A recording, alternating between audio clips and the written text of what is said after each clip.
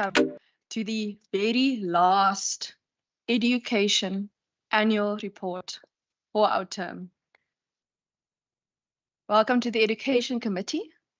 I believe the members already know the rules of the committee and how annual reports work. There was also a whole briefing in Budget Committee as to how to read an annual report, which happens every year. So I believe everyone is well versed in the method and format of the content. As usual, I'm going to start with the introduction of the members. I will then hand over for introduction by Minister and departmental officials. We will then be followed by short introductory remarks, because there's a whole book that expands on introductory remarks. I will then deal with questions and answers on the annual report in the following manner. So members, please write this down. Part A, we will take in its totality first. Part A is pages 5 to 20. I will then take part B. I'm going to split part B into 6 sections of 20 pages each. So we will start by page 21 to 40. And then we will do page 41 to 60. We will then do pages 61 to 80. We will then do pages 81 to 100. And then part B will conclude with pages 101 to 124. We will then deal with part B in 2 sections. The page numbers will be 141 where it starts until 160. And then we will deal 161 to 174. I would just also like to remind members that a errata was published on 9 October in ATC 110 for pages 183 to page 206 of the annual report, and which was resent by the procedural officer to members on the 16th of October as well. However, that errata deals with part E, and the reminder is also that part C, E, and F will be dealt with in scope. With that, I'm going to ask that members please introduce themselves. My name is Deirdre Thortman, Chairperson of the committee. Good morning, Chair. Good morning, officials. Good morning, everybody. My name is Christopher Fry. I'm a member of this committee. Morning, Chairperson. My name is Khalid Sayed. I'm a member of the committee. Good morning, Chairperson. Foreign Christians, member of this committee. Thank you. Good morning, Chair. Good morning, colleagues. Khalil Brankes. Good morning, Chair. Dan Plato. Good morning, Chair and the department and members. My name is Mesuli Kama, alternate member to the committee. Thank you so much. And our procedural officer for today is Ms. Hassan Musa, as always. I just want to check if there's any members online. I don't see many faces online, so I'm going to hand over to Minister and Department for introductions. Thank you. David Mania, Minister of Education. Good morning. Morning, everybody. My name is Brent Walters, HOD for the WCD. Morning, Chairperson. Leon Inai, CFO for Education. Thank you. Good morning, Chair, members, officials. My name is Salih Abrams, Deputy Director General, Education Planning. Good morning, everyone. Harun Mohammed, TDG for Curriculum and Assessment. Thank you. Good morning, everybody. Sigamani Naika. Good morning, colleagues. Bertram Lauriston, Chief Director, Assessment and Examinations. Good morning, everyone. Heather van Ster, Chief Director, Districts. Good morning, everyone. Ruth Lucas, Director, Early Childhood. Good morning, Washula Sali, Director, Internal Control. Good morning, everyone. Juan Benjamin, Chief Director, Curriculum Management and Teacher Development.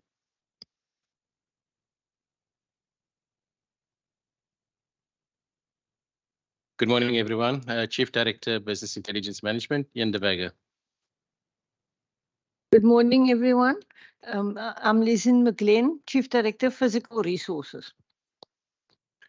Morning, everyone. Matthijs Cronje, Chief Director, People Management Practices.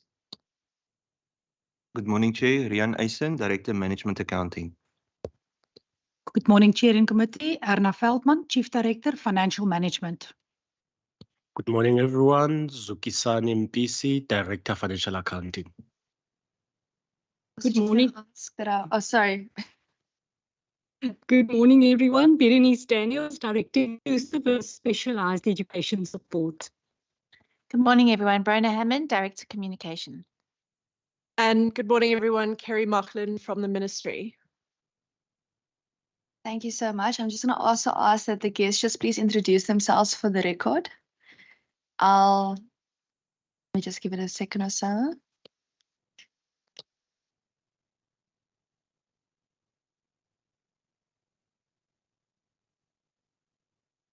Okay, I'll start on my left. So with the navy blue blazer at the front. You can just introduce yourself, please.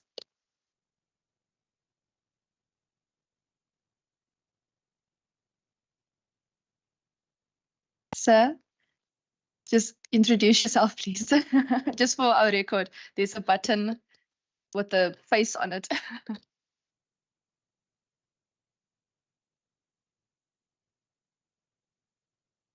Oh, good morning.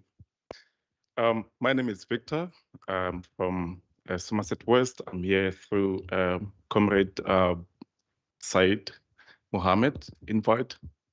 Thank you.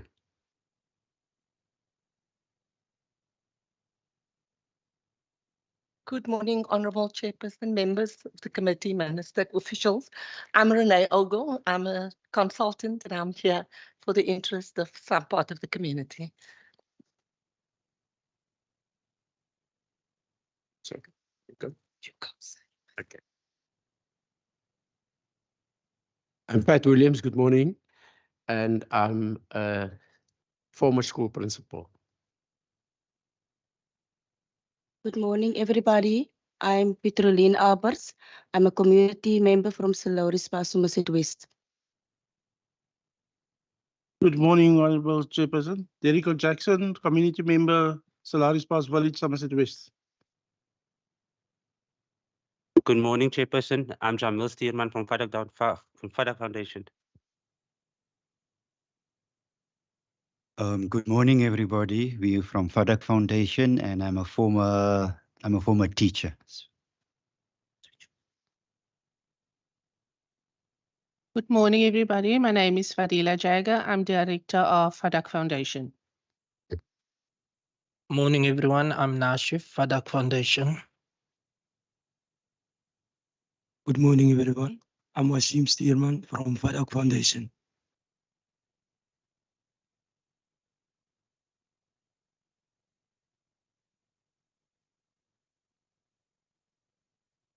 Extra seats as well with mics if you wish to come forward.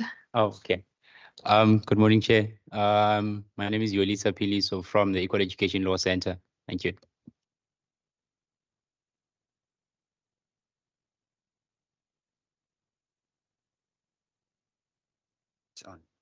Good morning, all. I'm Chandra Steelman, attorney at Eco Education Law Center.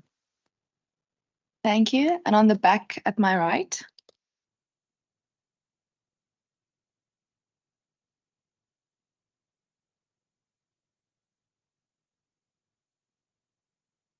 Good morning, everyone. My name is Johan van Tonder. I am an independent education consultant, but previously worked for 50 years for this department. Thank you.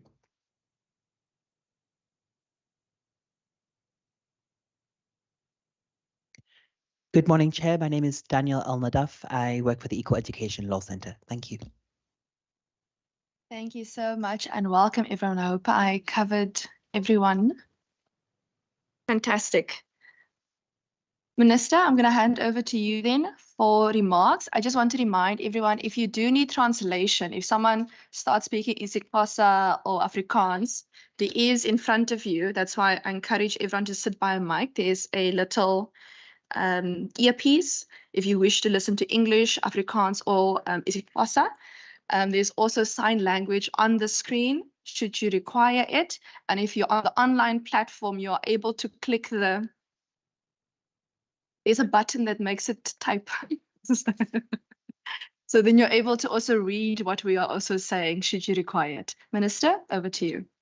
Thank you, Chairperson. Good morning to you. Good morning to the members, and of course, good morning to the guests. You did open in your opening remarks say that these remarks should be brief, and I'll obviously stick to that. I want to begin by thanking, obviously, the committee for the opportunity to present our 2022-2023 annual report. And of course, committee members will be aware that we faced significant challenges in the year under review, but at the same time, we made some very exciting and I think innovative changes to our education system, with the initial work on our Back on Track program to reverse learning losses, and also, of course, our Rapid School Build program to expand access to education here in the Western Cape. I think all the members will be aware that our Back on Track program was launched this year. But of course, the first step and the initial work by extending time for mathematics and languages in the foundation phase was in fact a step implemented in the year under review. And we're delighted that national government decided to implement very similar changes across the country to provide more time for maths and languages in the foundation phase. Of course, we also invested a lot in expanding access to education in our province with the Rapid School Build program, which of course was an incredible ask as we started to build schools in a shorter time frame than ever before, using, I think, very innovative designs and methods and partnerships. Of course, we faced many challenges, which we have discussed with the department and, of course, with the committee. But to have built a junior high school in 65 days, I think, was a huge achievement and credit to the department. And I think that the Rapid School Build program not only provides places for learners, but I really think it demonstrated in the year under review what can be achieved when everybody works together to get the job done. I also want to compliment my department chairperson, who during the year under review, I really put under immense pressure. And I really want to say to them this morning how much I appreciate the hard work that was put in to deliver on our key programs, including our Back on Track program, and especially the Rapid School Build program. They have done an incredible job and worked incredibly hard over the year under review, and it's much appreciated by me, and I'm sure that the committee would associate themselves with that view. Thank you very much. Thank you very much, Chairperson. Thank you, Minister. Good morning, everybody. Thank you very much for the opportunity to speak with you today and to present our annual report. I just want to start off by saying that I think I've got to appreciate how large the system is. It is very, very, very large. And so therefore, when we try and do things at scale, there is always a challenge. But I think the department has risen to the challenge in relation to all the factors that actually influence how we deliver things, where we deliver them, sticking within our budget and making sure that in the end we do the best that we can under the circumstances. Our focus for the year, as the Minister has indicated before, for the year under review was mainly on the delivery of spaces and making sure that every learner is placed. And we achieved that, Chairperson. Every learner was placed, and that came at I think, a great cost to the officials of the department, because we put the department under pressure to build those classrooms, as the Minister indicated, and some of the members may not know, but the officials and everyone else dealing with that construction, they worked through the December holiday to be able to make sure that those classrooms were actually ready in January. So thank you to all of them for doing that. think the idea is to make sure that we have greater access. We increased the teachers, we dealt with growth, sorry. We delivered classrooms throughout the December period, and I think that is commendable. The budget of the department is very large, it's more than 28 billion rand. It's probably amongst the biggest institutional budgets of any institution in the Western Cape, even in the private sector, if you were to look in terms of, and so that makes it very large. As far as our targets are concerned, we met 62% fully, our targets 27% partially, and 11% we did not achieve what we set out to do. We spent 99.9% of the adjusted budget, and we received an unqualified audit with a finding, no findings on our financials. For the future, as we go forward, our systemic testing that we've conducted together with Pearls, they're showing small upticks, and it shows that what we're doing with our focus on the foundation phase and also on mathematics and language, these are all good things to be able to make sure that our learners can actually read, write, and calculate to a level of expertise as they go forward. As we go forward into the new year, we once again will focus on placement, learning losses and access, and then emphasize the foundational pedagogy. But I think, Chairperson, to keep my remarks brief, to say that I think what we did do in this year is there is no doubt that that building of those schools in the days that, as the Minister indicated, that was something quite phenomenal inside the sector that hasn't been seen before. And I think also the fact that we, on the admission stuff, we basically placed every learner. Those are big things that I think the department must take credit for. And obviously, everything isn't perfect, and that's why we're here today to account for perhaps some of the missteps. But maybe to just thank the committee also for oversight and for the opportunity to present ourselves to you and your teams and the teams here today. Thank you very much. Thank you. With that, colleagues, I'm taking the introductory remarks with pages 5 to 20, which is part A. And I've just asked the procedural officer's assistant for the committee, Mary Ann, if you could just assist with handing out extra annual reports for those who wish to have them and reference them for should you have a question for in the public stage. It just makes it a little bit easier. And if there isn't enough, I would encourage if we can start with one per organization, and then we can hand out extra as we have them. Thank you. Members, with that, I'm going to take questions now.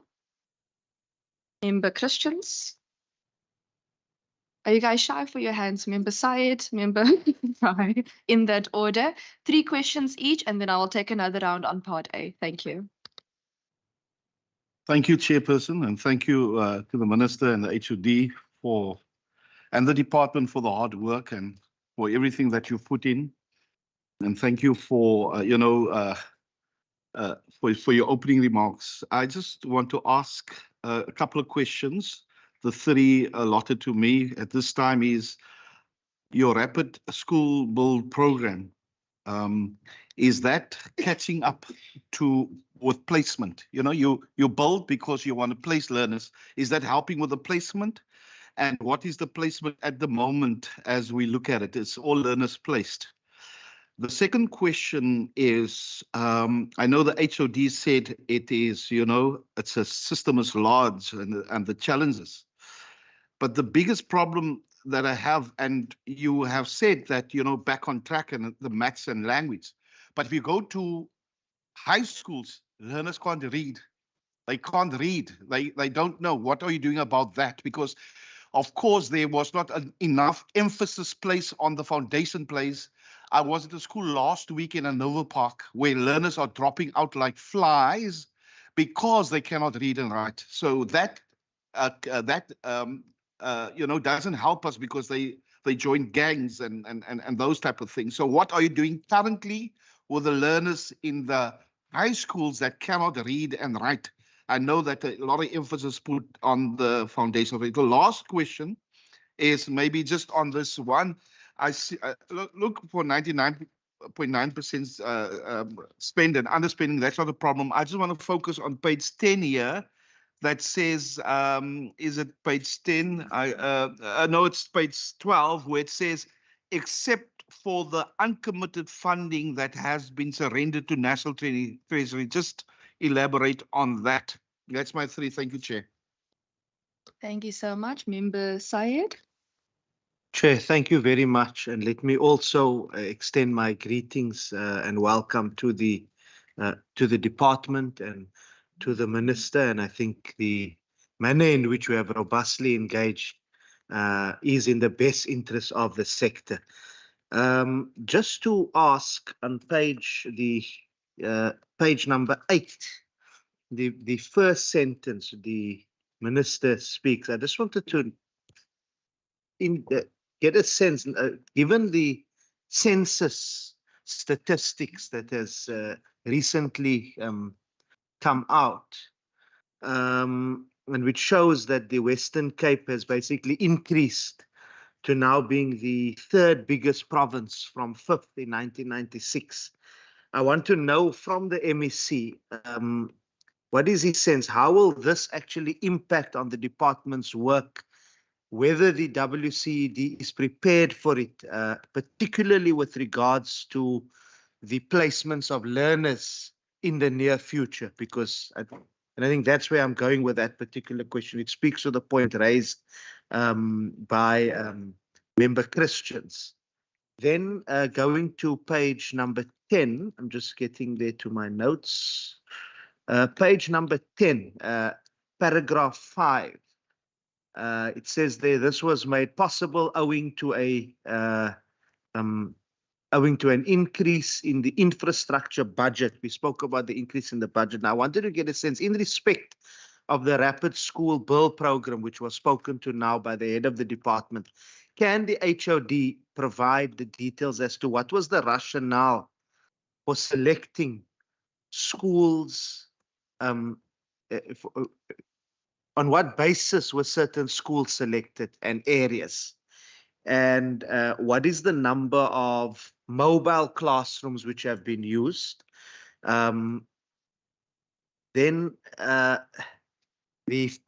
My final question, I've got so many on this section, but I will stick to 3 now. Member Syed, there will be a second round. Don't worry. Yeah, so this is my final one on this page number 13.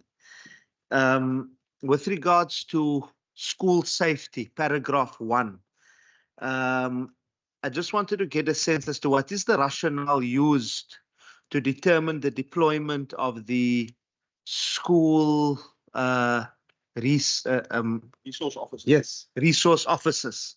I just wanted to get a sense of that. Thank you. Thank you so much. And just before Member Fry goes, the department did set up a table outside. Should there be any education queries that are unrelated to the annual report? I do know that sometimes we get questions based on the current financial year instead of the previous financial year. But in order to assist with many of those queries, we have asked that the department send some officials to assist with current financial year matters as well, should you require the assistance. Thank you. Member Fry. Thank you, Chair. I have 3 questions, or 2 questions and a comment maybe. Page 11, the 11.439 million that will be surrendered to Provincial Treasury for the mod furniture. Is that money, can that money not be ring-fenced? Can't we keep it and make a new tender for the smart furniture, because it was on the national tender, but on the tender's expired? Is there no way that we can keep that money, because budgets are going to be very tight this year?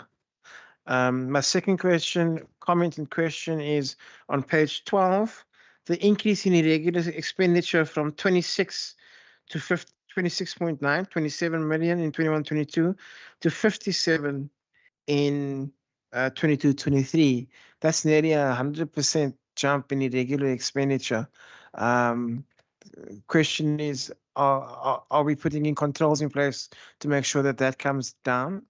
And then page 13, the policy priorities that underpin the performance of the department with 4 performance indicators. Looking at those 4 performance indicators, like how will this be done? How will it be implemented? Because I look at the technical agricultural subjects. I mean, we were in Calitzdorp. It was Calitzdorp. We went to that agricultural school. And the agricultural, I mean, maybe I can hear me out. The agricultural management had 89 children in the one class, and they had to have it in the hall because they didn't have a big enough classroom. So how will this be implemented so that we can have adequate and quality education even in the agricultural sector? Thank you, Chair. Thank you so much. Minister and HOD can allocate to whoever in the department accordingly. Thank you. The way we're going to do it is I'm going to hand to the HOD and I will then supplement after the department. Okay, so we'll go through our attempt to answer the questions. There are lots of questions. Let us go through them as we go along, and I will just direct my colleagues if they could also prepare, Mr. Abraham, some of the questions, infrastructure, Mr. Eli, some of the questions on the expenditure. But maybe just, Mr. Christians, the first question just in relation to Rapid School Board, is it helping with admissions? The answer is unreservedly yes.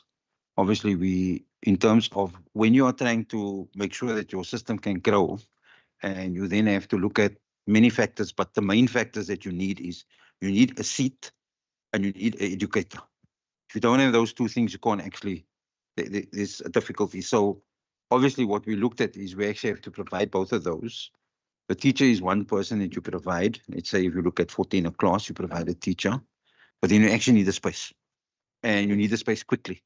And so our response in relation to the growth patterns that we've seen, and as Mr. Said indicated, we are now the third largest province, as you indicated. So clearly we're on the right track to be able to have foreseen that. I think second question, just in relation to this question of reading.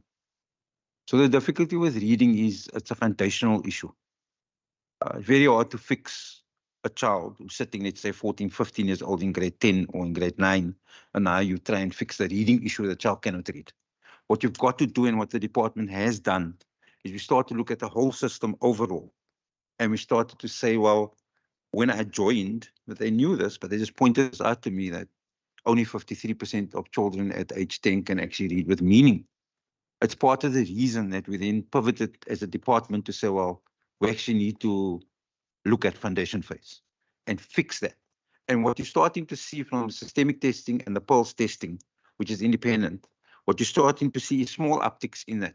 We suspect that this year's systemic test that we do this year should show some of the fruits in 3, because that's a 3-year program that we then start. So this group of grade 3s would have benefited from our focus on foundation phase 3 years ago. And so now they will be testing. We will keep an eye out and see where that is. But just that focus, that idea that reading is foundational, that's the way in which you can fix it. When a child is sitting as a teenager, as an older teenager, and cannot read or write, then you have to put all the other, let's just say, accommodations in place, and it becomes quite difficult. System is large, but if we actually want to fix it for the future, we do actually have to start at the bottom, and therefore that's what we have done. We believe as a department. If you also look at the program Back on Track, which is sort of, it was in the planning stages in the year under review, but they say we're fully actually, implementing it. If you look at Back on Track, foundational basis of Back on Track is on the mathematics and languages. It's basically on the reading, the issue with the reading. Even because these two are the pillars on which all education rests. All these other subjects that we speak about, you mentioned agriculture, sciences, and many others. If the foundational things aren't there, then clearly they collapse. And so the department, just from, I think from a point of view of just making sure that we can actually get to this point that you have raised about reading, we actually have intervened, we think, systemically. And we start to see those green shoots coming out at the bottom. I'm going to ask Mr. Eli, if you can just answer the question on uncommitted funding. If Mr. Eli, if you want to just go with that one, please, for now. Come back. Yeah, I think, Chairperson, just to say that obviously as a department, I think we pride ourselves with our expenditure in terms of 99.9%. I note the members' concerns around those funds that we haven't unspent, although most of those funds are actually, we have applied for rollover. So we're hoping through our application to Provincial Treasury that some of those funds will be returned to us. especially on the conditional grants. In this particular case, what happened there is the MOD program that member Chris is referring to, the uncommitted funding. Because we're part of a transversal contract for equipment and relates to sports equipment, because that's what the MOD program is doing. The tender lapsed. We were on the impression that that tender will be renewed, and therefore we found ourselves wanting in terms of that the funds were uncommitted. So by definition, if your funds are uncommitted, you can't apply for rollover and you have to surrender that funding to Provincial Treasury. The challenge here is the funding is earmarked as well, so we can't use it for other purposes.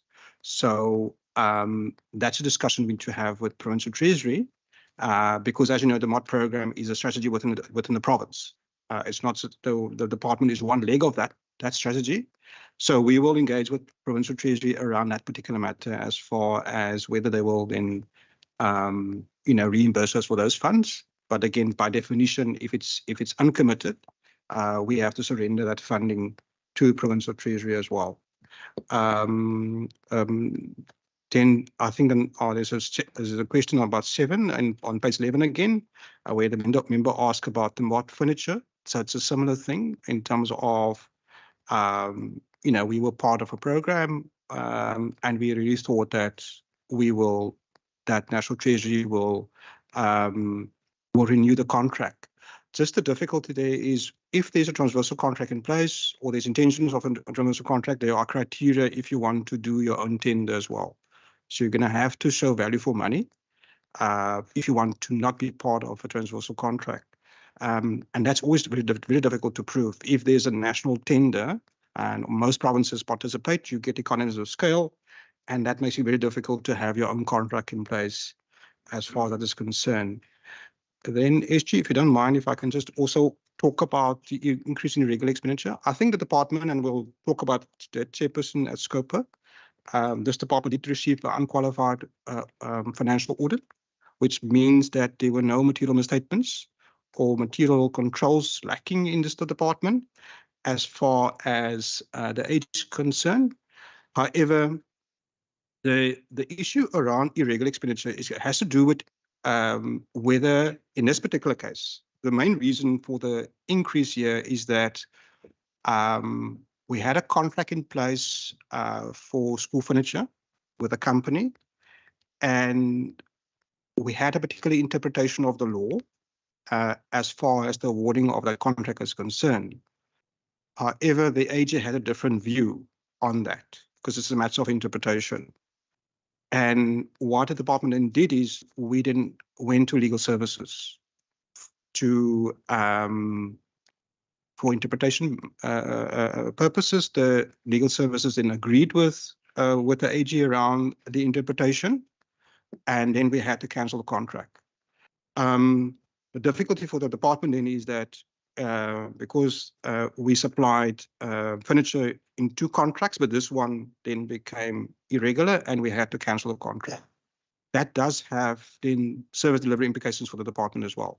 The difficulty we have with the timing of this is that obviously it's, the contract has been running for quite a while because as you know, the AG comes in after year in and after we've done most of our actions during the course of the year.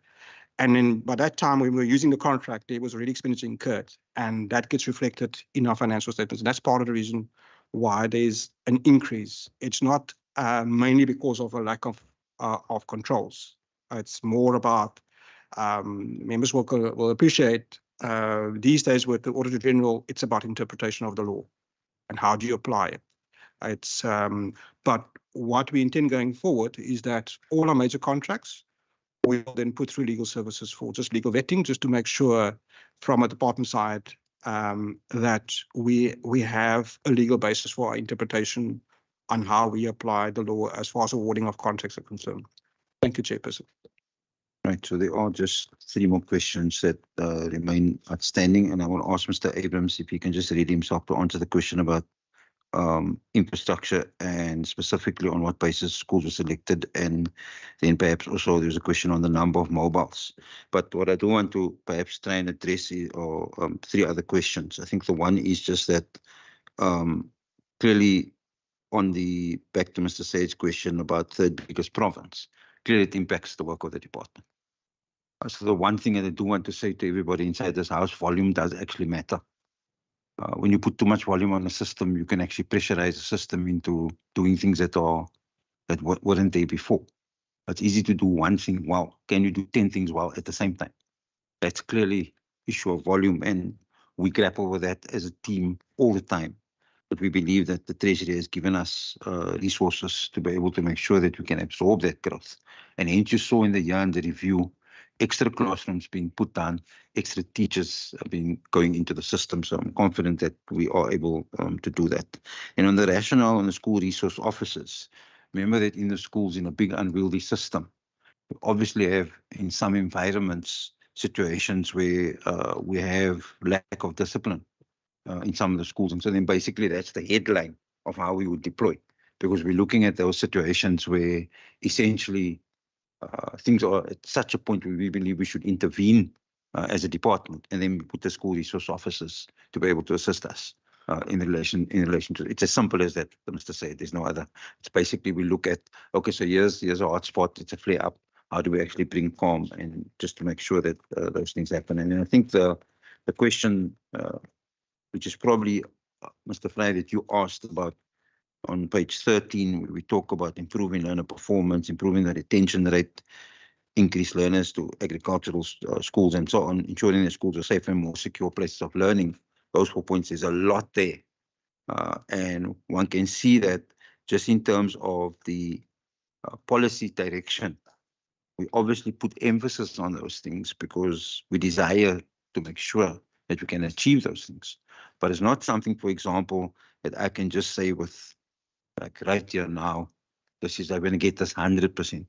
What that is our intention to make sure that, we, for example, if you take agricultural education, which you mentioned, technical agricultural vocational and skill subjects, while we know as a department that that is the direction in which we need to go, it's a function of resources. And the resources go not just in relation to land and availability, they go also admission pressure, because schools like that take very many fewer students than what ordinary school potentially can take. And so then it's a question of how do we actually rise to that? So that's one. And then there's the issue of the ability to actually have people working inside those areas that you can actually take into consideration. For example, just give one example, some of the challenges we face in the legislation that's not under our control. But for example, the qualifications of teachers and how you become a teacher. Now you want to teach, let's say in a school of skills, welding.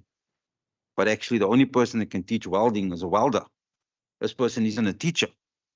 Now you sit in a conundrum because basically how do you employ that person? Why I'm raising those things is to say that that paragraph there is something that almost as a department we keep on having to chip away at it to make sure that in the end we can actually improve the learner performance, that we can ensure that there is the retention rate, which, as best as we can, ensure that learners have access and ensure that schools are safer and more secure places of learning. That will always be on our agenda.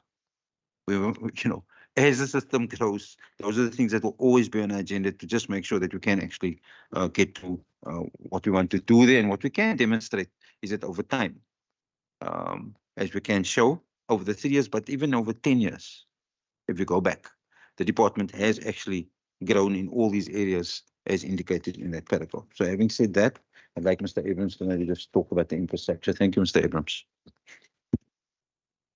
Thank you, HOD. Chair, with your permission, I'll thread through a number of questions from the members on the rapid school build program. On Member Christian's question, the relationship between the program and admissions, the primary driver for the program is to deal decisively with the unplaced learners. And we use the metrics of exactly the admissions, but also class sizes to determine the impact. And I think the HOD has covered off on that as well. We can share the details on the relationship between the classes and schools delivered and its positive influence on admissions. The consideration around growth at the systems levels, to Member Said's question, we've seen since 2006 the relationship between total population and the 7 to 15-year-old age cohort that we're obviously interested in. Over the last 5 years, 2017 to 2022, the DB confirms that the Western Cape has grown faster than any other province, 2.52% on average per year. And what that means is that, of course, we consider the 18 to 20,000 children that seek access to the system every year, but it's also a function of the mobility in terms of human settlement patterns and where people locate. Our challenge in education, of course, to get as close as possible to where the learner lives. So the challenge from a planning and the complexity of the planning of new schools, which speaks to the question of what is the rationale for selecting those schools. And right on top, given the profile of the Western Cape, urban and rural, but also specifically in the city of Cape Town, the environmental and other restrictions, the availability of land is a primary consideration. It's a function of money, of course, the budget framework that we operate within, but it is at the top of the decision tree is where we have land, because we understand the sensitivity to the environmental concerns and, of course, the town planning and some of the other challenges the city of Cape Town engages. But we have built a credible pipeline of projects. The rationale is based on a mission statement to build beautiful schools in underserved or in poor areas.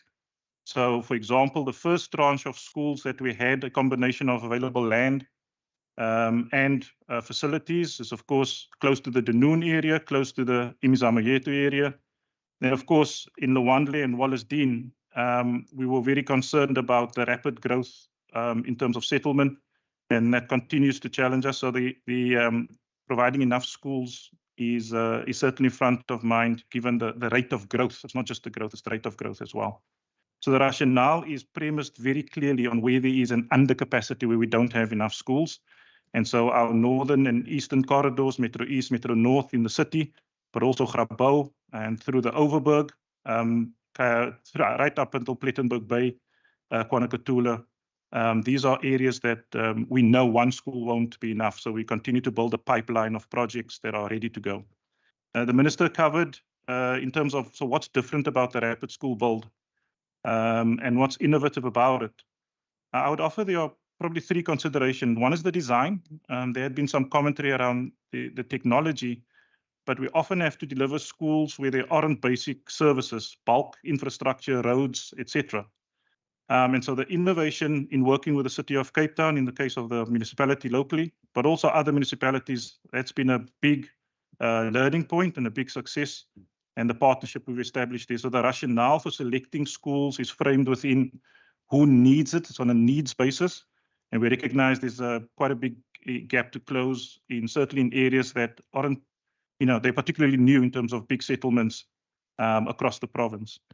In terms of, so what technology did we use? The question that I alluded to was around the number of mobiles, Member Said, which we'll offer in writing.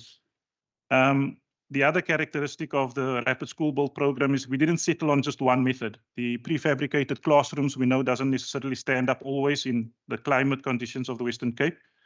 So we used other technologies, a quick setting concrete technology, which we are still evaluating through winter and summer. I mean, time will tell us whether that is going to stand, but we have not compromised safety and quality. So we have a different set of building technologies that we've used, but we'll certainly provide answers on brick and mortar, prefabricated mobiles, as well as these new technologies that we've deployed, so that there's transparency around that. And we obviously have qualified engineers who will guide us on improvements we need to constantly make in that regard. And then just finally on the question around the agricultural school, I should have added that, of course, the rationale is placement, but there's a very close link with the types of schools that we develop.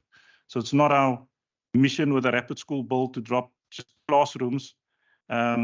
Within the budget framework, we think about capacity, but also the type of school. And to Member Christian's question, just to close out on that first question, we believe we covered from an enrollment and admissions perspective at the primary school level. Our immediate focus is on high schools and particularly the skills and functionality that our high school needs, like labs and workshops for our skills-based schools as well. We can share more detail on the exact plans that wraps around those particular elements of the program. Thanks, Chair. Thank you. The question on the census 2022, I think, is an excellent question. As you correctly say, Honourable Member, 7.4 million residents, the third biggest province now in the country. And I think based on the early data that we see from census 2022, bearing in mind that more data is going to be progressively released over time, I think a very safe assumption we can all make is that the admissions pressure in this province is going to intensify, probably well beyond that 8-year average of about 23,000 additional learners. And of course, our policy response to that, I think, is going to have to be that we're going to have to intensify our rapid school build program over the next 5 years, so to ensure not only that we build more schools, but that we build more schools consistently over 3 to 5 years to deal with the pressure. But in order to do that, Honourable Member, we are going to have to mobilize additional finance. We will not be able to rely simply on, infrastructure grants from national government. We are going to have to look for alternative sources of finance to sustain that rate and pace of build. And we will be looking, obviously, in the National Treasury environment at the Budget Facility for Infrastructure, but also we may well need to start to, in partnership with Provincial Treasury, look at sources of funding from international financial institutions.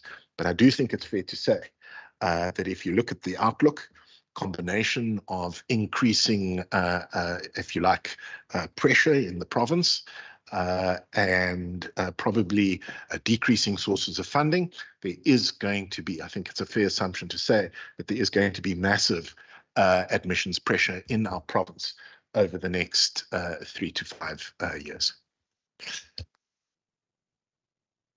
Thank you so much. I saw Member Karma's hand first for the second round, and then Member Syed's hand, and then Member Christian's hand. 3 questions each. I'll open up for another round after that. Thank you. Thank you very much, Chair. Let me appreciate the responses that have been given so far. I think my first question was partly covered, Chair, but I want to perhaps as a follow-up around the 11 million rand that was surrendered. I just want to check as to when did this transversal contract expire in that financial year, so that we get an understanding as to why the transaction was not completed earlier in the reporting year, and perhaps if we can get an understanding of what has been the impact of this on the MOD program. Secondly, Chair, on page 11, around the 140 million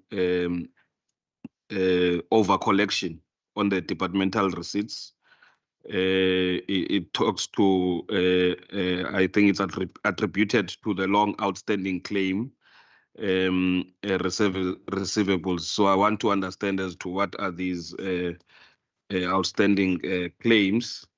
The third question, Chair, on page 18 and 19, in terms of the organizational structure, I just want to get an understanding there around the vacancies as to how long were these vacancies, and whether as an update, have they been filled? And additionally to that, there's I think there are acting, there's an acting chief director and acting directors. Have these positions been permanently filled, and how long did these positions remain as acting positions? Thanks, Chair.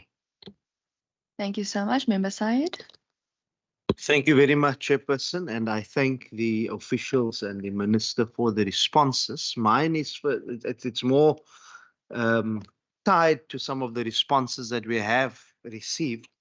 So just towards the end, Mr. Sali Abrams responded on the issue of the rapid build and the minister as well, and the increased learner.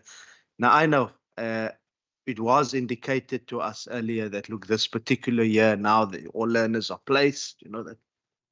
But we are receiving, and we'll get to that later, the pressure for next year. Is the department able to give us an indication at this moment in time how many learners are unplaced for next year? Just wanted to get that sense. Then link to page number 8 in the second sentence, and it's also linked to what was said now about the population increase and the rapid build. I would like to just draw the attention, and I know we'll get to page 32 later, but it speaks directly to what's raised on page 8 in terms of being able to improve learning and provide learners with opportunities, equitable access. If you tie it to page 32, you see a table displaying the number of schools and learners per circuit. Now, the table highlights there that the Metro East has the highest learner population with over 208,000 learners. Yet, there are only 191 schools. Now, the number is fewer than that of the Cape Winelands, which has 279 schools, over 156,000 learners. Similarly, Metro Central has 201 schools and over 128,000 learners. So my question there is therefore, how does this particular situation perpetuate the challenges which contributes to learner placement crisis, the actual inequality that also perpetuates that? And regarding the rapid build program, did the department take this specific challenge into account when taking decisions on the new construction, and where, because it links to my question that I asked, where do you decide to build? And finally, on the issue of learner safety, which I have posed on page 13 on the resource officers, school resource officers, I've heard that and I think it's good. I mean, just in terms of the rationale behind deployment, it's important. But what would be, and I'm not sure whether the CFO will be able to give me that, but what would be the total cost of deploying the school resource officers to every school in the 13 priority areas for LEAP deployment? Because there have been priority areas which have been highlighted. And then linked to that in the West Coast, and that's just one example.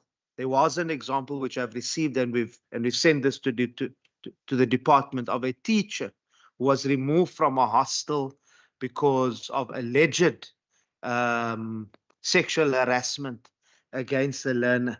But the teacher is still employed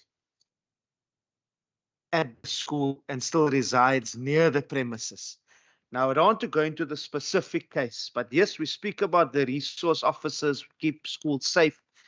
Is there a strategy? And I understand that the law is also there, but is there a strategy to deal with cases where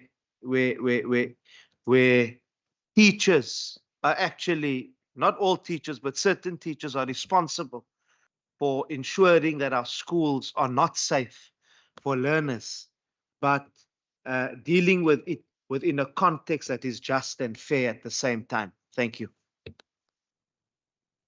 Thank you, Member Syed. That was technically 4 questions, but your first question related to the current financial year, not the previous financial year, so I'm going to allow that. If the department has the current financial year information available, please do share. If not, members, please remember we're dealing with the previous financial year. I then have Member Christians down. Just on a point of order, Chair, I know we are dealing with the previous financial year, but the nature of the sector is such, and the issues and what's in the annual report, that it will most certainly link to the contemporary challenges, which speaks to what's happening in the current financial. So I don't want us to be too restrictive. Thank you. Thank you, Member Syed. We do have other types of sessions also for current financial year. My indication was if the department has the information available, please do share. That's what I said. If not, we can always get the information. Thank you. Member Christians? Thank you, Chair. I'm just going to delve a bit into the safety. And I want to say well done to the department for the school resource officers. I visited some of the schools and it is making a difference. And I know the responsibility of the department is not safety, but education. But safety is so important at our schools. So I just want to throw this out, Chair.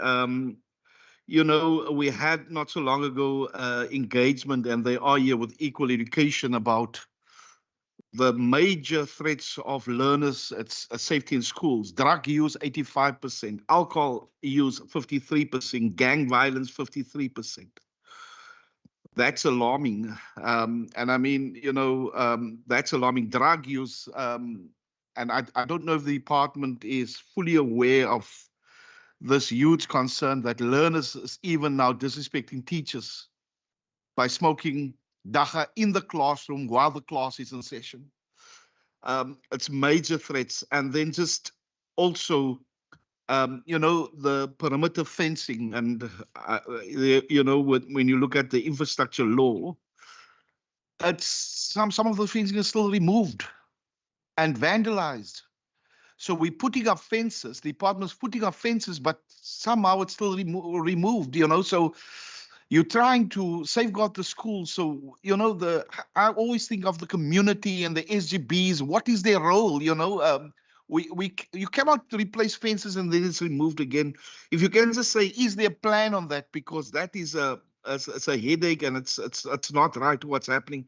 Maybe the last one on security is the fact, you know, and I know when it comes to school holidays, the schools are vandalized and we hear it. Can't we, and like Member Syed said, the high risk areas, do you have security personnel, guards in when it's vacation times? Because we just read it in the papers all the time.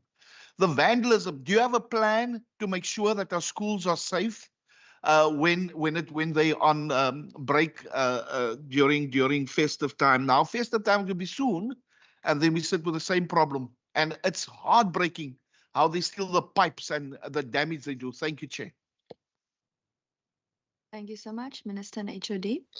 Thank you very much. So we start with Mr. Kama. If I can just ask Mr. Eli to just speak to the issue of the 11 million surrendered. That was our question. The question that was asked. I'm just going to go through it quickly, and then Mr. Eli, if you could also answer about the overcollection on departmental receipts.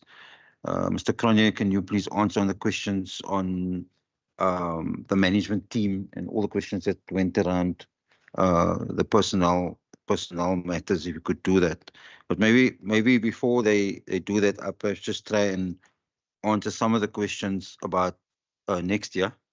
And just to say, we're in the process of placing, and to give you the assurance we will place. That's what I'm able to say at this time of the year. Because essentially, as we go forward, as we move to the place, and thank you very much, Mr. Said, you and others who raise issues with us, to be able to just make sure that in the end we do actually place learner. But I want to give the assurance to the committee that we will place every learner as we have done last year, Chairperson. We're on track to do that. I think we need to also just on this question of, you know, you sort of quote statistics to sort of make an argument about East, but I just want to remind colleagues inside the room, we have three growth areas, it's North, East and South. Certainly East is under pressure, but if you look also at the infrastructure plan and where we're actually putting down infrastructure to be able to meet that demand, Mr. Abrams did answer earlier. It's also a function of land availability and zonings and all the other legal stuff that go in relation to the land, with the land. But what we're trying to do there is just make sure we provide the places where people live. That's it. So there's a commitment from our side overall, but the constraints, land, availability of land, the You know, that's really our issue. And obviously Mr. Abrams and his team, I think they certainly are equipped to be able to deal with it.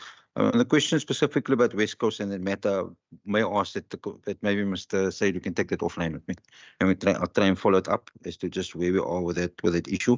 And then I'm not sure that we're able to provide the total cost of every school for redeployment. I don't think we have that answer here, but I think we can try and attempt to give the answer to you in writing, Chairperson, while we do a little bit of digging in relation to that. Now, the questions you have asked, I'm going to ask my colleague to prepare himself, Dr. Naika, to answer the questions on security and school holidays and whether we, what is our plan in relation to that. If Dr. Naika could answer that question. But I do want to speak a little bit about your input on the threats to the school system and discipline of learners. So the discipline issue is an issue. And essentially what we are trying to do, without going to, you mentioned things about drug use, 85%. I'm not going to question that. I'm thinking that you're meaning that in 85% of schools, perhaps you have that. I don't know what that means. But essentially all these matters that you mentioned, they present themselves at various times inside the schools. And clearly we have a system of dealing with that. There's an escalation system.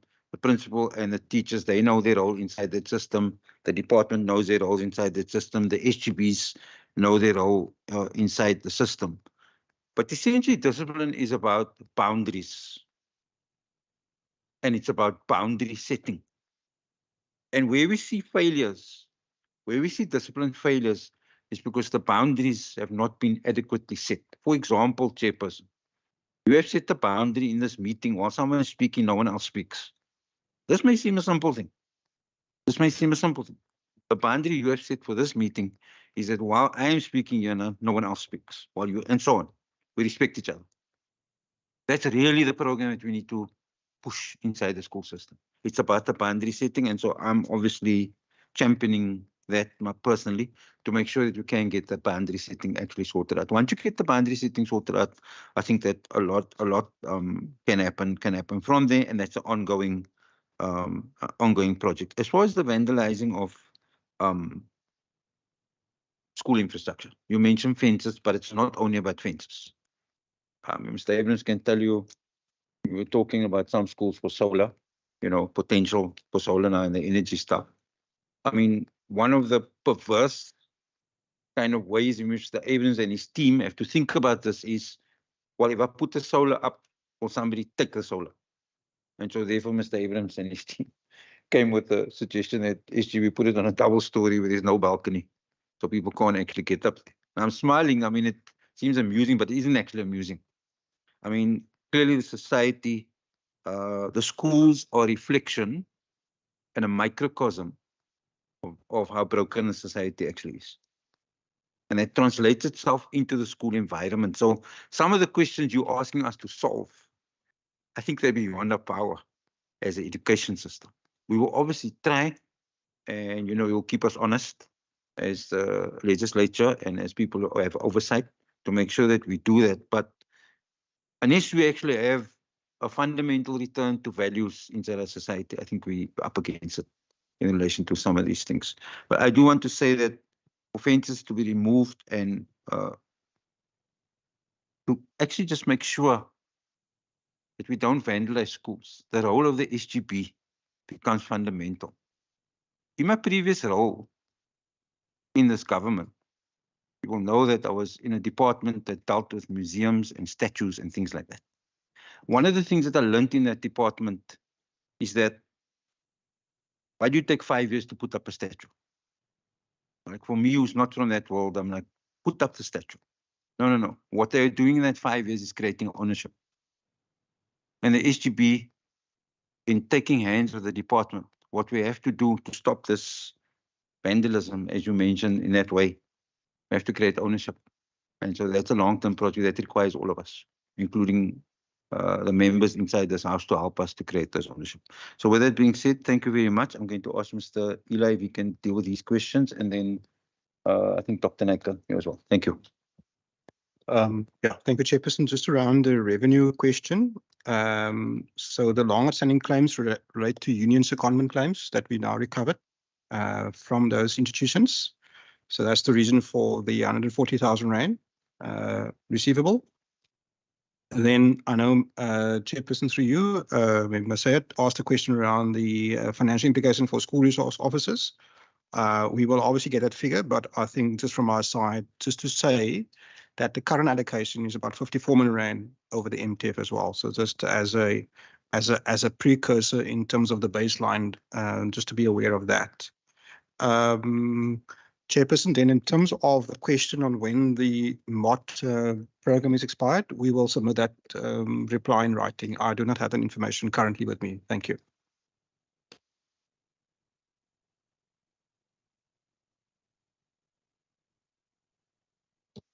Thank you, Chairperson. So, we've had many discussions with the Standing Committee around this issue, and we've been around the province. So I think Minister Christians is aware of that. But I just want to say, at a universal level, any context that presents itself the way it is in the Western Cape, you're going to have these challenges, and it's a sad situation. I mean, if you look at Los Angeles and if you look at Philadelphia in the United States, they're first world countries, and you look at New Zealand, if you look at the youth, I mean, their behavior is quite extraordinary. I mean, they go into shops and they smash the shop down and they take whatever they want to.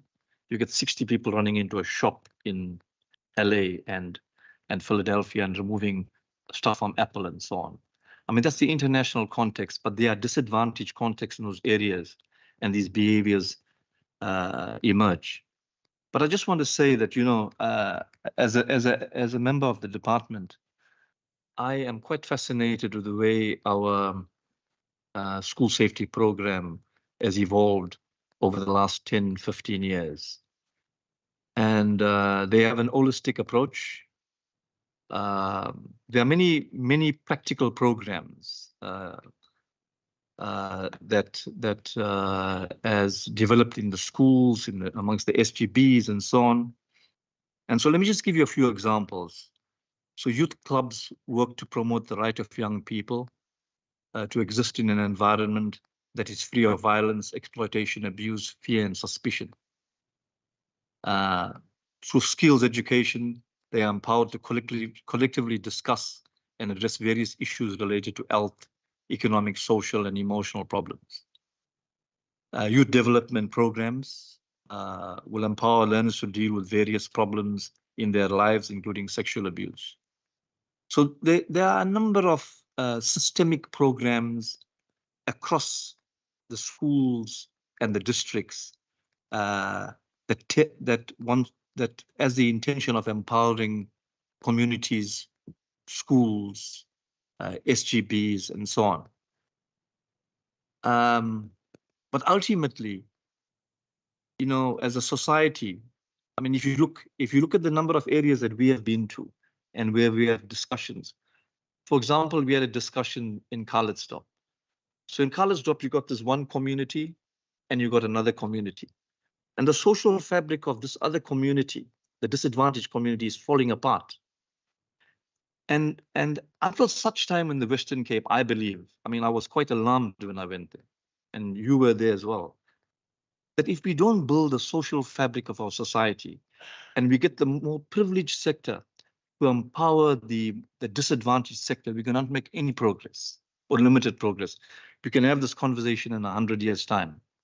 And I think this school safety program is excellent in terms of that empowerment, providing the knowledge, the skills and values.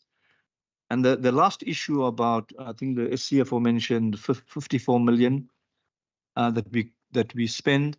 I think we need to look at the costing of it, because ultimately, I don't think there's any education in the education department in the world that is responsible for school safety, right? So it's something that we need to look at. We have to be creative, and I think we'll have to have a departmental discussion about the risks attached to this. Thank you, Chairperson. Thank you, HOD. Chair, I'd just like to respond to the question from Honourable Member Sait about the planning and the question is interpreted as how do we rationally prioritize and decide where we build a school? And there were references to page 8 and the table on page 32, which I'd like to speak directly to. So the table shows the distribution of schools across the educational jurisdictions, our districts, the 8 districts, and it does that, of course, spatially for the urban and the rural context. And my inserts are meant to do 2 things. One is to recognize that if we use that frame of the 8 districts and where we have the demand represented by the number of learners, either out of school or in school, then Metro East is clearly, in that context, undercapacitated, and our priority and the weighted priority, as we talk about a pipeline, is to bring more schools to that particular jurisdiction, Metro East, represented by the Helderberg, whether that is Strand, Somerset West, Makassar, but also Kuilsrivier, Eersterivier, going right up north to Kraaifontein, Brackenfell, etc. So it's definitely a key consideration where the schools are distributed. But that's one dimension, Chair. And I think the other consideration, of course, is if we consider the demand. We said earlier that it's about dealing decisively with the demand for places. Metro North has benefited from more schools. And as we had reported earlier, the West Coast in Maritzburg, Saldanha, Darling, whilst we recognize generally in our rural context, which is important to us, there's only one high school typically in those particular jurisdictions. That in itself doesn't create, sustain this notion of driving for equitable access. So it's not just the numbers, although that's the biggest consideration, of course. The metrics are class sizes, school sizes. But across the province, our challenge is how do we prioritize? And for all those factors that needs to be in place, the stars need to align. It is consideration that every corner of the province is, of course, important. So hopefully that balances our consideration for Metro East and some of the higher volume numbers. Also, the typically Plettenberg Bay, Eden Central Karoo, is critically important, but so is Vredenburg or other smaller rural contexts where rapid human settlement happens. So I'd be happy to share our plans in the context of 2 dimensions, the numbers, so that we deal decisively with placement, given what the MEC had also referenced earlier in terms of the volume of that. But the spatial consideration, and this is where the innovative partnerships with the municipalities are key. We can't go into Malmesbury, we can't go into Plettenberg Bay if there aren't roads or there aren't bulk services. And I think we have a more detailed engagement now as part of our planning process with local governments and also the, particularly in the Western Cape, I should say, in the City of Cape Town, Metro East, we've really strengthened our collaboration with the district officers of the City of Cape Town. But I wanted to assure members say that there is a big consideration for the obvious shortfall of schools in the Metro East and Metro North regions. Thank you. Chairperson, just in relation to Member Kana's question around the organizational structure, I think assurance can be provided that we do not compromise on service delivery with these various positions, so that the Chief Director District post was filled 1st of September, and those indicated as acting was also advertised, as well as the vacancy indicated. Unfortunately, we had a untimely passing of the previous incumbent there of the Directorate Strategic People Management, Masishi. There was also a kind of organizational restructuring, and that post has now also been advertised.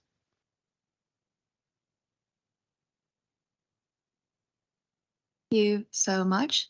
Colleagues, I'm going to open up for one last round of questions on part A. I see Member Kalma's hand. And if there's none others, I have some follow-up questions as well. Thank you. Thank you very much, Chair.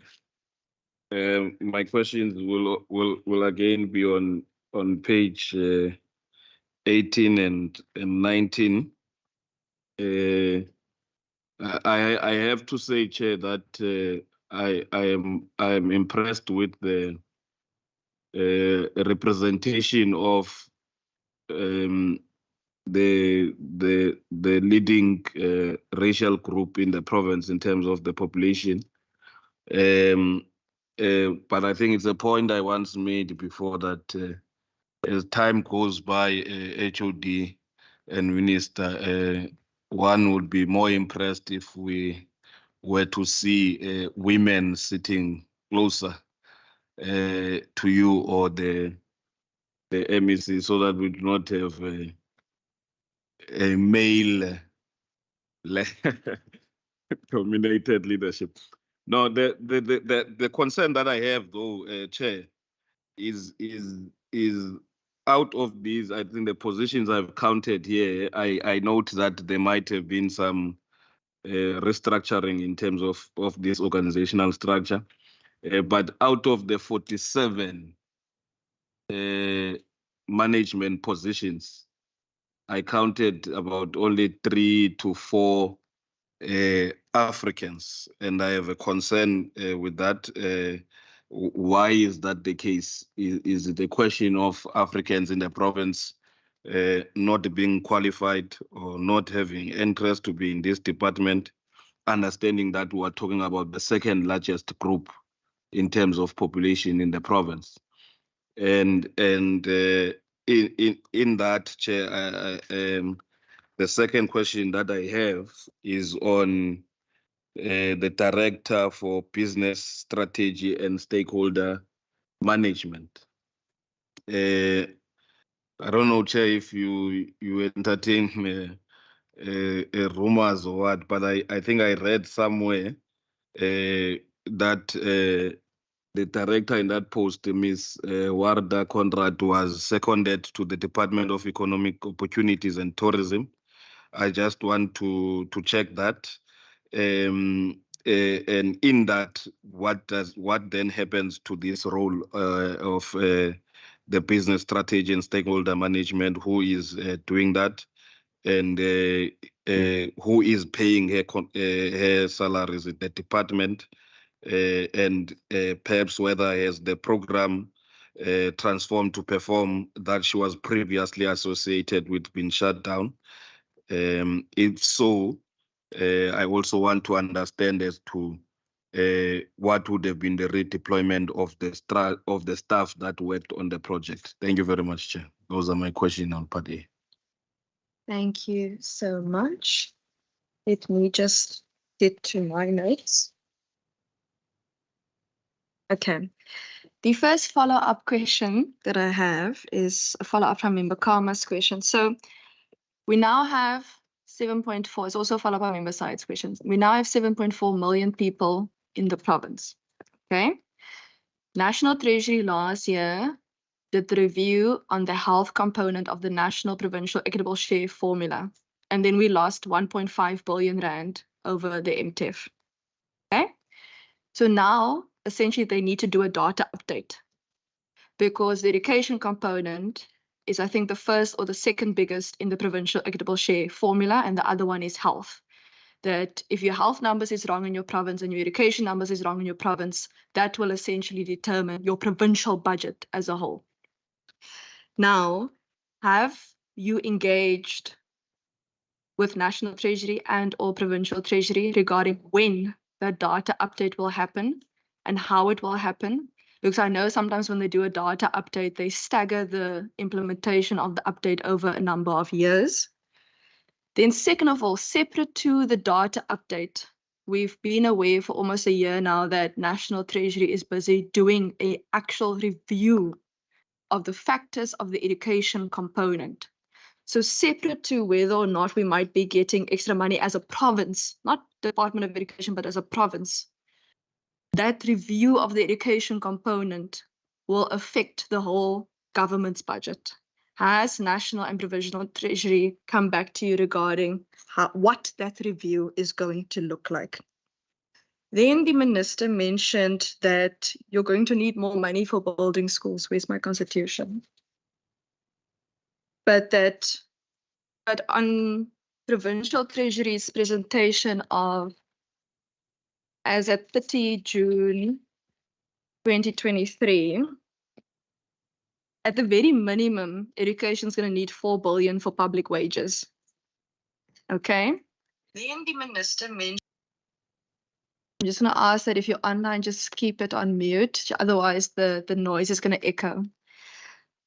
So, yeah. I don't know where sorry, this is 4 million. Yes, 4 million. Now, in total, the government requires 3 billion rand for public wages, which has already started being implemented and which National Treasury has not paid provinces back for yet, which means we are currently carrying this out of our own budget.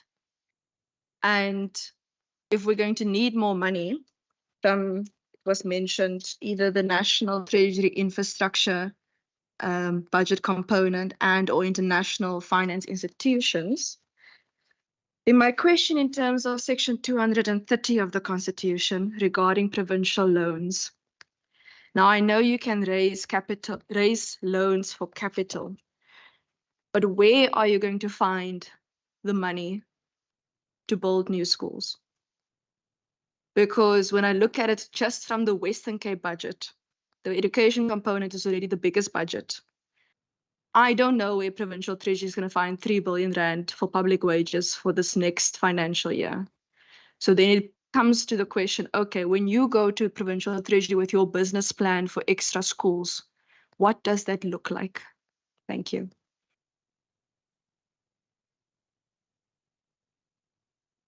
Thank you. Thank you very much for those questions. Let me first start off with Member Kama. Maybe just to say on the equity stuff, clearly we obviously can strive to do better, but I think you're aware, sir, that there are always many factors that determine whether someone gets placed in a post or not. But you have pointed us in a direction, so let me take that comment and say, well, obviously we strive to do better. I think just on the secondment issue, we have seconded Ms. Conrad on request from Economic Development to be able to assist them with certain projects that they are busy with. We had agreed to do that because we felt that the work that was being done, it's sufficiently developed in terms of the deputy directors who are there to be able to carry that work forward. So the simple, short answer is we seconded Ms. Conrad. We are funding that. That's obviously been carried against our establishment. Okay, and on request from a sister department, which is a much smaller department. And so we have agreed to that. And I think the issue then just is that in terms of the work for that section, Mr. De Vega is the chief director there, and he obviously has, let's just say, reassigned the work to make sure that in the end we can actually, there's no break in our service. So that's just that one. And then, Chairperson, just to, on your questions that you have asked, on the 7.4 million people in the province and the data update. So I think you sort of also answered it, that there is a stagger between how quickly that can actually be implemented. Clearly that information is just fresh. So in my experience, it sometimes takes 2 to 3 years before that stuff actually gets itself into the system. Obviously now with budget crunch as it is, and if you look at some of the fiscal issues going on in the public domain in relation to our country, I'm sure that this thing will maybe be accelerated in relation to, because there's now pressure to be able to say, well, resources aren't as bountiful as perhaps they were in the past. I think that will now be highlighted to say, well, actually look, as mentioned by members in the legislature here, we are actually now the 3rd largest province and there is pressure on us. And I think our commitment for the Minister, MEC and others is to make sure that we just keep that debate up front to start to talk about, you know, where these numbers are. And certainly in the numbers we have submitted just on the provincial learner numbers growth, we can obviously see massive growth there. Then on the review of the formula and the education component of the formula, we have, let me say it in this way. We have actually interrogated it, and we have also raised our objections on parts that we can't see. So there are parts inside there in the formula. I'm a mathematician. I was a mathematician. Maybe I'm not a mathematician anymore, Mr. Fry. It's eons ago, but at least I can read a formula. And there are two things in that formula, your alpha and a omega sign, that hide some factor which we can't see. And so obviously what we want to know, and here's just the headline of what we said to our National Treasury. It will be an injustice if provinces that grow in number, after you have applied that formula, actually are negatively affected. The provinces that grow in number, after you have applied the formula, they must be positively affected by the formula. Otherwise, why change that? Because, I mean, we're not the only province growing. Gauteng their numbers are worse than ours on the growth. So if those two provinces don't benefit from that formula, then that formula clearly something wrong with the formula. And that's what we said, because we can't see what is in that alpha and in the omega inside the formula. They presented the formula to us. We can't get to, what that is. It's a question of a factor, but we have registered that. And I think now we can only just wait and see. I think I've answered the questions. I'm not sure if the Minister wants to add anything overall. Thank you, Minister.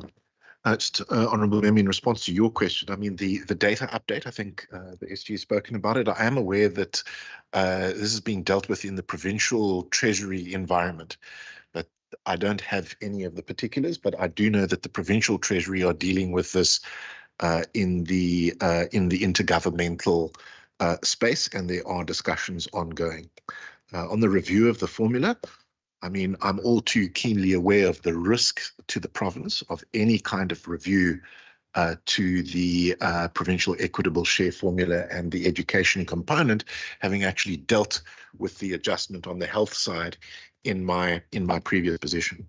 I have to say that my preliminary view is that although there's now a discussion underway about the review of the education component, I think it would be unlikely, and I'm just speculating now, that any review would be implemented before the 2025-26 financial year. I can't say that for certain. I'm speculating. And part of that is obviously going to be a discussion about a complex set of formulas and proposals, but at the heart of this is going to have to be a discussion about the quintile system. And that is something that we have debated in the House and in this committee. But I would expect the new formula only to kick in the 2025-26 financial year. But it's precisely because of the budget constraints that you point out correctly. If you take a 3-year view, it's precisely for that reason that increasingly I think we will have to look for alternative sources of finance. It's early work. We'd have to explore this, but as you correctly say, provinces under certain conditions are permitted to borrow. But this is early work. But certainly we've got to start to, I think, look at this.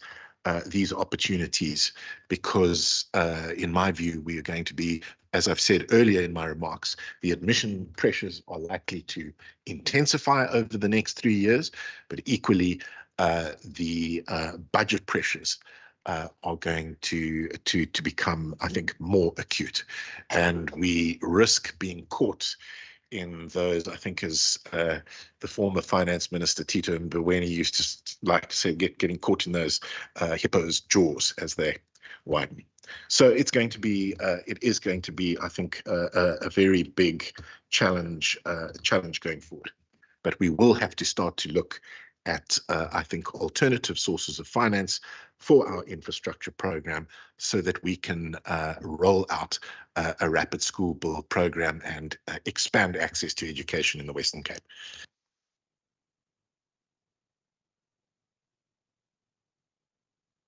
And just Member Kama's question on pages 18 and 19 regarding representation. Who's dealing with that? Already dealt with.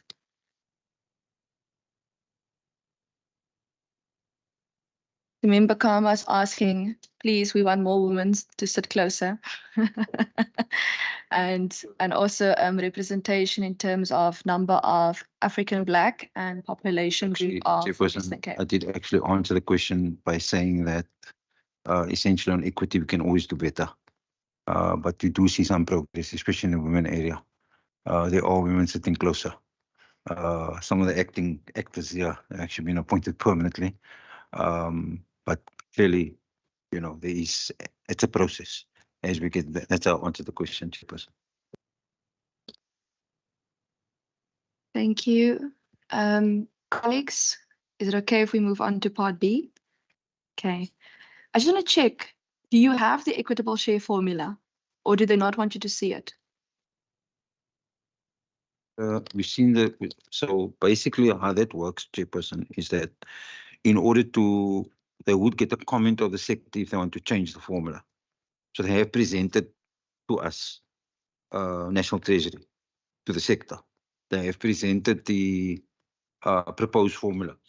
They presented a proposed formula to us, and I just had indicated that inside the formula we have concerns, and the headline is basically this, that it can't be that you apply a formula and provinces that show growth lose a share. That can't be right. So that really was my comment, and basically to say, because there are these alphas and omegas, there's two factors that they multiply, but they're not showing us what those factors are. Because it's, they feel that if provinces see that they're going to go down, they're going to object. That was the reason.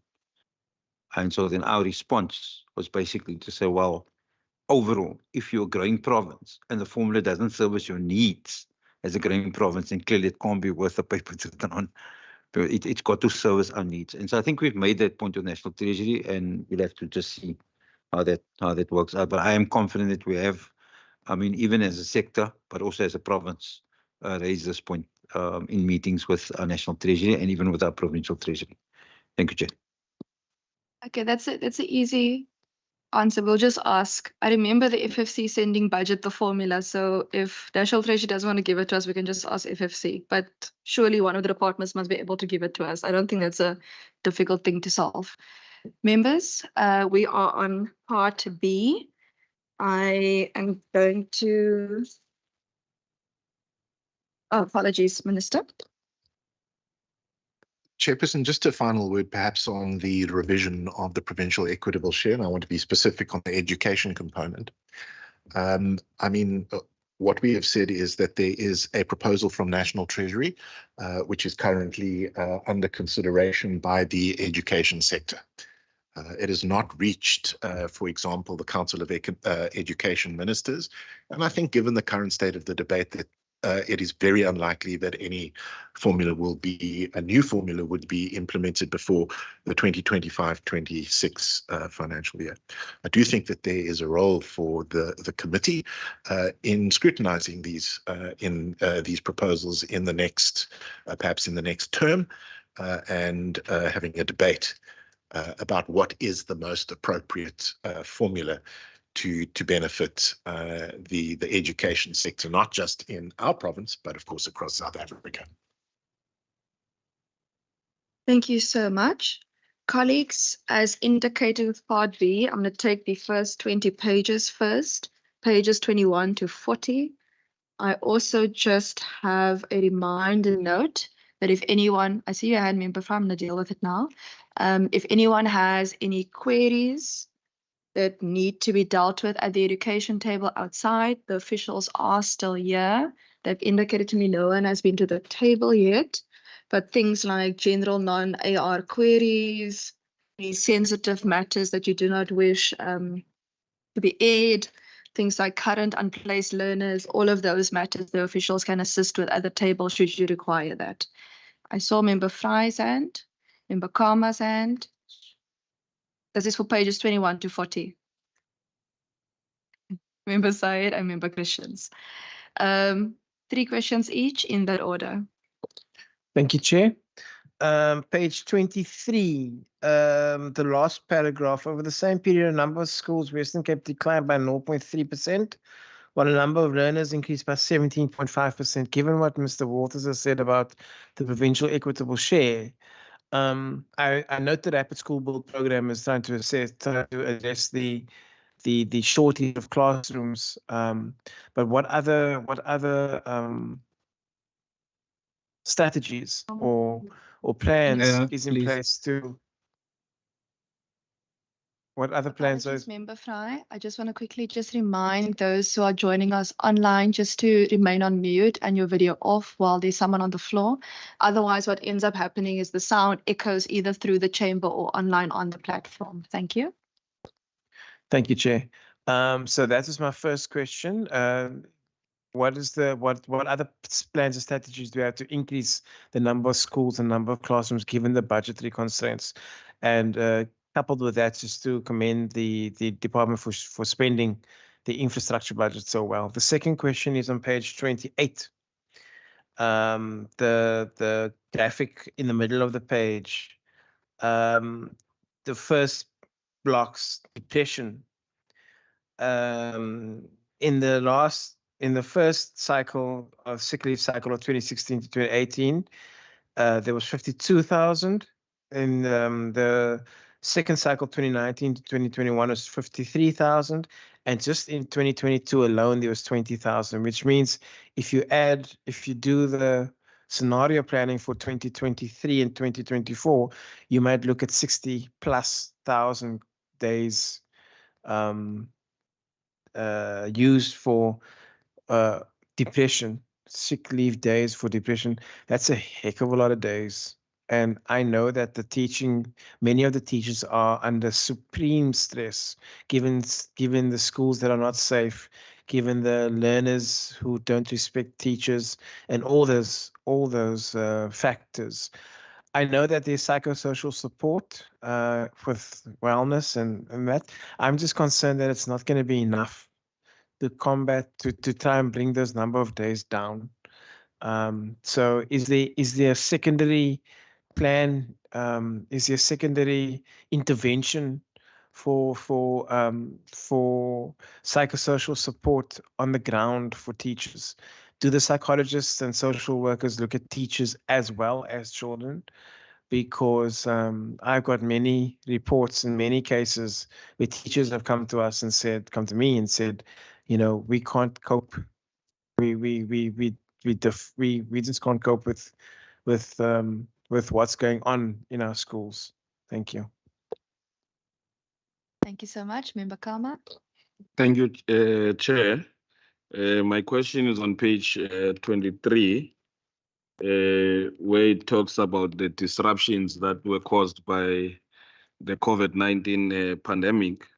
In that, Chair, the matric of 2023, I believe, is one of the groups that were affected by trimmed curriculum and reduced learning times as a result of the pandemic. I therefore want to check how much of an impact did this have on them? Has it affected their readiness for the grade 12 examination in any way, and how much contribution would be given to COVID-19 on the outcomes of their results? And in that, if you can talk to the catch-up programs that you had and the effectiveness of them. I know there was a backward track program that was mentioned. The second question, Chair, on page 24, where it talked about the in-migration. I think the last sentence there says over the same period, the population of the Western Cape increased by 624,000, meaning that the net in-migration contributed 46.8% of the total growth. Now, I just want to get an understanding as to whether the department, I think I once asked this question before, whether the department has information of the number of learners that leave our school system to other provinces in the same period that is reported there. And if there is a way of getting that information, because this will be crucial, Chair, in interrogating whether some of these challenges are really true to in migration. You know, we used to fight, Minister, a lot with your predecessor or what? Yes, predecessor, because every time we ask a question, we're told about people who are coming from another province to the Western Cape. You ask this, we are given the same answer. So we want to be better equipped to really interrogate this and perhaps even give some suggestions and assistance in that. The last question, Chair, is on page 27 for this round. I think perhaps maybe just to note firstly on the map that is there, I see that Northern Cape has even taken the space of Western Cape, so there's just a typing error there because for Western Cape it's also written as Northern Cape, just for noting. But the question there is around I think the first sentence in the last paragraph, where it talks about the NSNP. Now, I want to check that in respect of mod feeding and the NSNP grant, how do local businesses benefit from that allocation?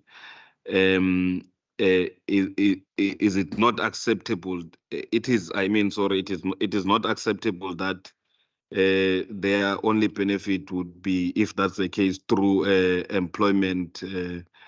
And I want to check whether the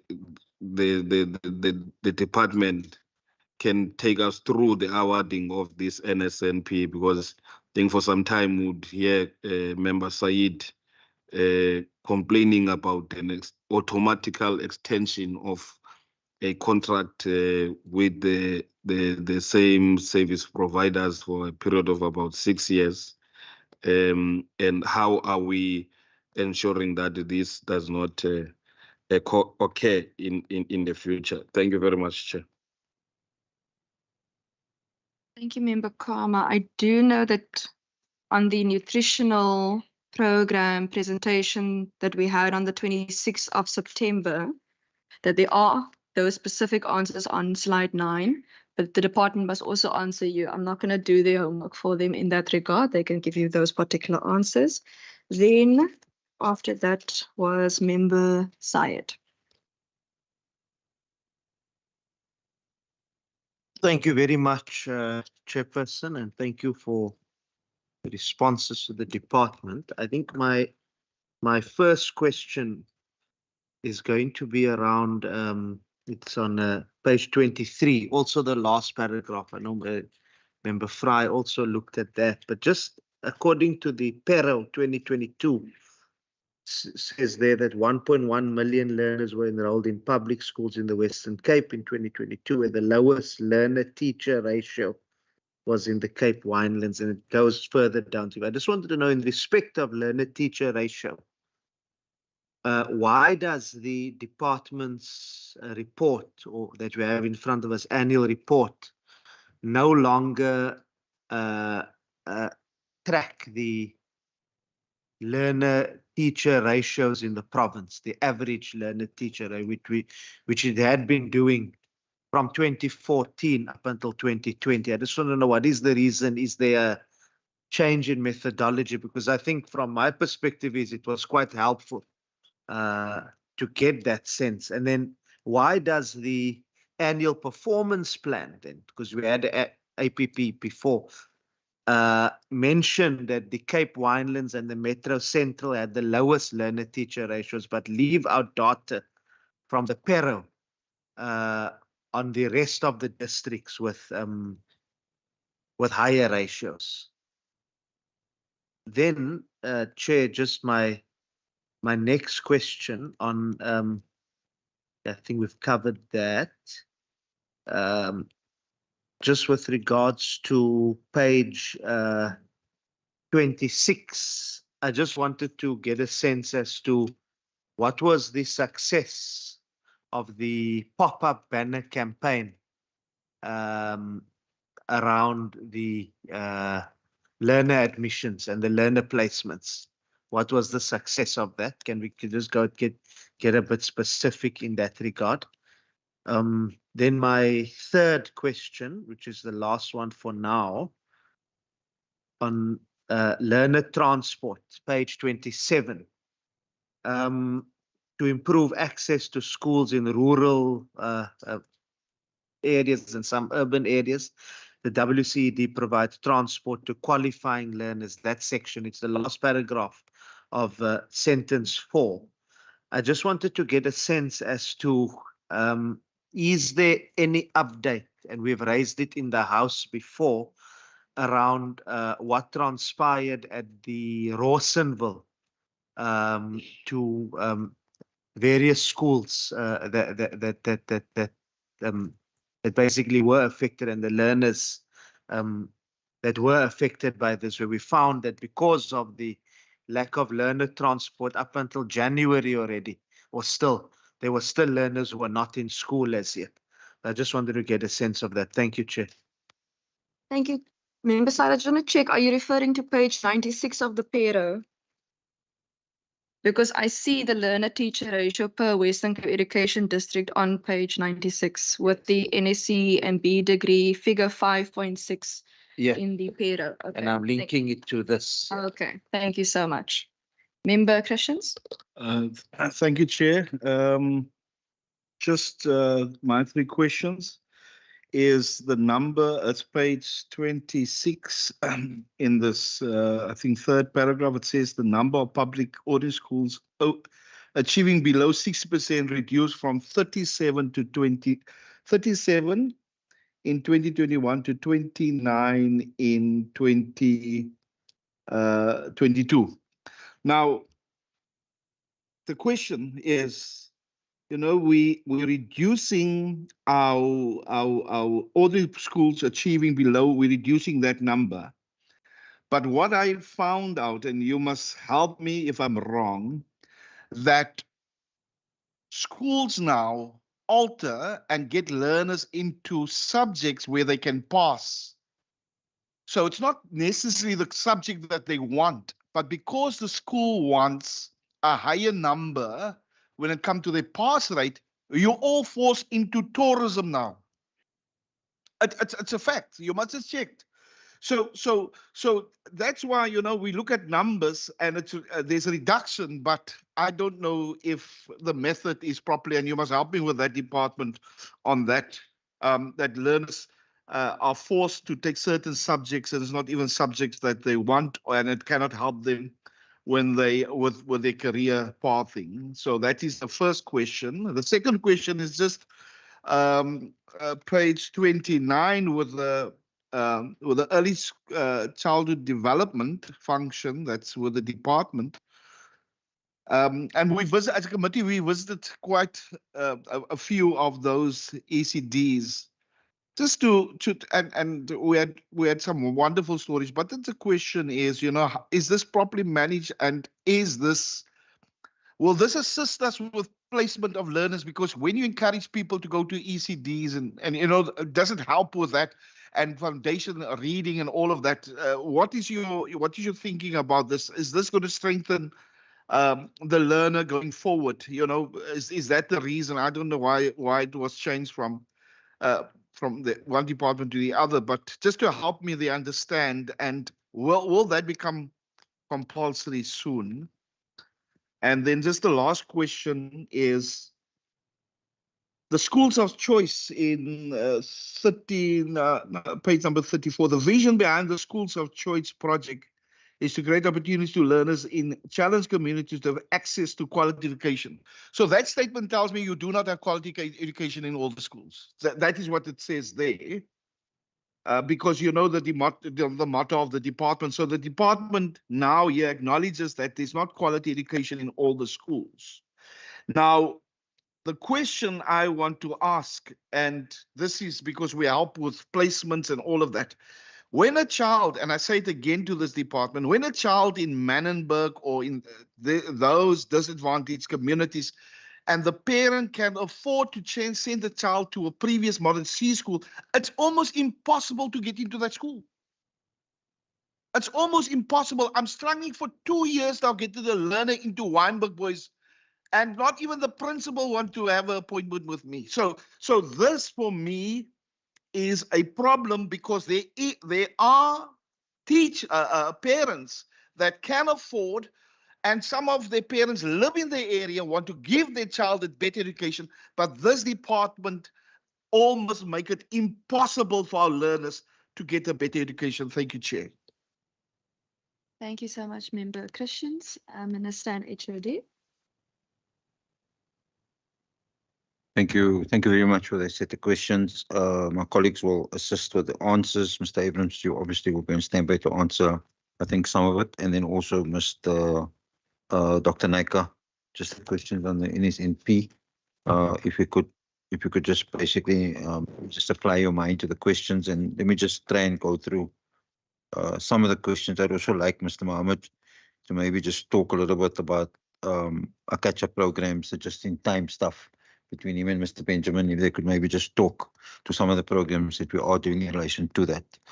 But maybe just to start with Mr. Fry first, it asked about historical legacy.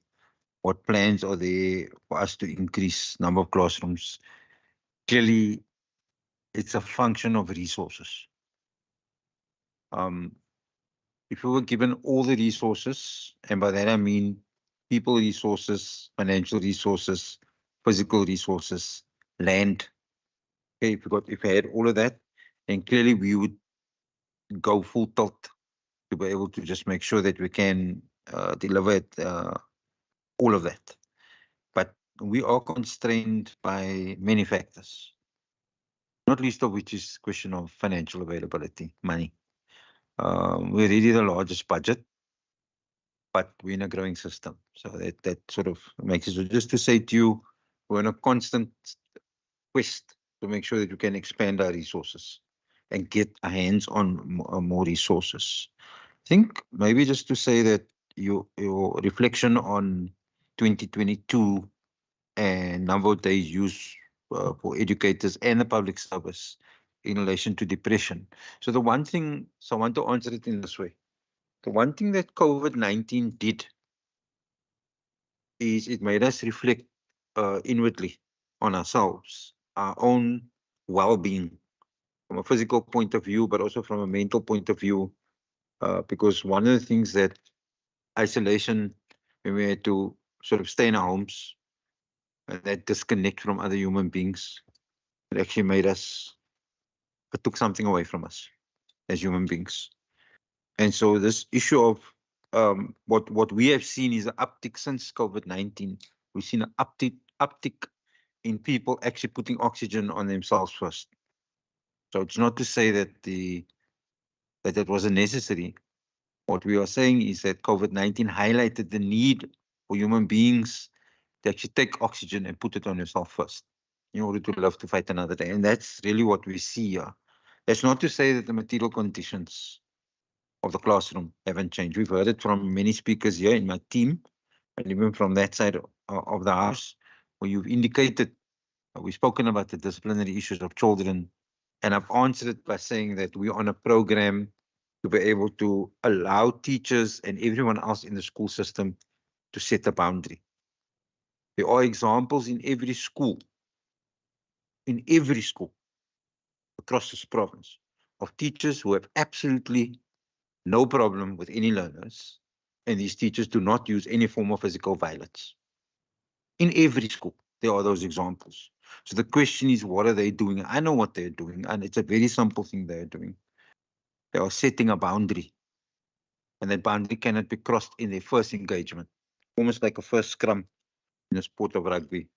You establish the rules of the game, and that's really what we have to maybe just strengthen our system to be able to do that. So Mr. Kronia and others, they are in charge of the psychosocial support program, the well-being for our educators and also our public service. We have also promoted the concept of reaching out if you feel that you are under pressure. So we see a lot more uptake of the programs that we have actually engaged in. I think maybe just if Mr. Mohammed can just talk about our the impact of our catch-up programs. Was the question, Mr. Kamal, that you had raised was the class of 2023 or the class of 20, were they affected by the COVID? They were in grade 9 in 2020 and in grade 8 in 2019, but in grade 9 in 2020 and in grade 10 in 2021. So just on the face of it, the answer would be yes, because obviously it's foundational. But I think we also have to balance that with the fact that for 21 roughly most of 21, 22, and 23, we've largely had our school year. We managed to get through our 205 school days or whatever that is. And so that can only be of benefit to our learners. But I do want my colleagues to perhaps just talk about the programs that we do have for the matrics, just to make sure to give you a level of assurance of some of the inputs that we have made to make sure that our learners are prepared for the examination. So then in migration and the question of the school system and so on, Sally, if I can, Mr. Evans, if I can ask you to perhaps just deal with that question. Dr. Naika, if you can just deal with the question on the NSNP. And the member side, you ask questions about learner-teacher ratios that we have excluded from the report. I don't think there's anything that's deliberately done by us, right? So you just made an observation. So clearly we'll give you that information, what it is, and we'll also take it under advice as to whether we shouldn't put that stuff back. But the assurance I want to give you is whatever is missing, it may just have been a formatting thing, maybe a structural thing. There was no intention to be able to exclude that. And then on the pop-up situation, learner placements and so on, clearly that was a very successful program because we got more learners to actually apply in time. And again, we're in progress, Chairperson, as I have said before, in relation to placement for next year. And the assurance I again want to give the committee that all those learners who have applied on time will find a place for them.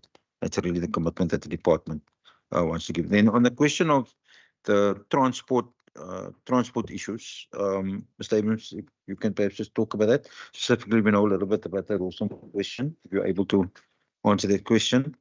And then underperforming schools, it was asked in this way by Mr. Christians, and he said that it went from 37 to 29, but that wasn't actually his point. Your point was that principals are forcing children to take certain subject choices. So these things could be going on. And obviously the department needs to, people who can see that should raise those matters with the department. We try to provide a broad enough education. If you look at the system of South Africa, there are, I speak under correction now, but I think there are 95 subjects, of which we do 67, something like that. Mr. Mohammed can correct me. But what you're trying to do is give a broad mix that the child can actually, based on their orientation and also on their capability, that they can actually just, do the best that they can. I think the issue for us is, because there was another question asked about quality. So it's linked, these two things are linked. And what I just wanted to say to you, sir, is that the quality education is a vision of the department. So, you made a harsh statement to say, does this mean we're not delivering quality education in the school? I would say, no, that's unfair. Because there would be pockets where we, inside that school where quality education is being delivered. And in every school that we go, in whatever environment, you can see that quality education is being delivered. But it remains a vision of the department. Something that we strive towards, that everybody can say, I've been in a school and I actually received a quality education. And we have some ways to be able to go to that. I did start off my comments in the beginning of the hearing today, say that the system is large and it is unwieldy. It is also uneven. And I also made the comment that the schools only mimic and copy what the disjunctures in the society, and find their way into the schools. The schools are not anything different from what we see inside the society. And the School of Choice project is, we shouldn't misunderstand it. What this is about, let me go back and say this. So we sit on the oldest historical estate of schools, education, formal education inside this province. And in the beginning, primary school education was, I'm talking, decades ago and so on, 100 years ago, 200 years ago. Education, in terms of its development, was in the primary school, basically primary schools. As we then moved on, the demand for high school places became greater. And so, therefore, what we have been trying to do is to make sure we can increase these high school places. But you mentioned one school's name, but let's just mention a school that I come from. I was a student at Livingston High School. They only have 180 places or whatever it is for grade 8, and they're unable to make 500 places. So the 180 places will always remain 180 places. It's a good school and everybody wants to get into that school. We don't have the capability to make that 180 places 500 places inside that school. Because for us, when we increase a grade 8 number, we must be able to carry that through to grade 12. That's a function of the size of the school, the classrooms, the teacher cohort, and all the other things that you're aware of. So what we started to talk about is there are these schools of choice. I mentioned Livingston as one of them because they're always oversubscribed. That's what we mean. Another one that you may be aware of is like Mondale High School, for example. Spinal that you may be, for example. So on those schools, also look into them to see, can you expand? But then it is about trying to make sure that our parents have more choices, that they can say this actually is a school of choice. So if you've got a Mondale, you want to say there's another school, maybe down the road, a few kilometers away. What is going on at Mondale that we can actually package and try and make sure that we can develop that at another school? And that's what schools of choice mean. We have to provide more opportunities for learners. Besides the traditional opportunities like Livingston High School, that has been there for a long time, we have to provide others and strengthen others. Because a school like Livingston High School can only take 180 learners in grade 8. It can't take 1,800. And so obviously as a system, that's what that school of choice program is about. It's about creating more opportunities for parents to actually have quality spaces. But let me stop there. We've tried to answer most. I've tried to answer most of it, but I can just ask my colleagues now if they can just fill in where there are gaps. Thank you. Thank you very much, SG Chairperson. On the question of the catch-up program, so as SG has mentioned, that cohort was in grade 9 in 2020. In the interprovincial discussions that we've had, all the provinces are indicating that the results coming through is showing that this cohort, this 2023 cohort, is likely to perform less well than previous cohorts. We anticipated that in the province.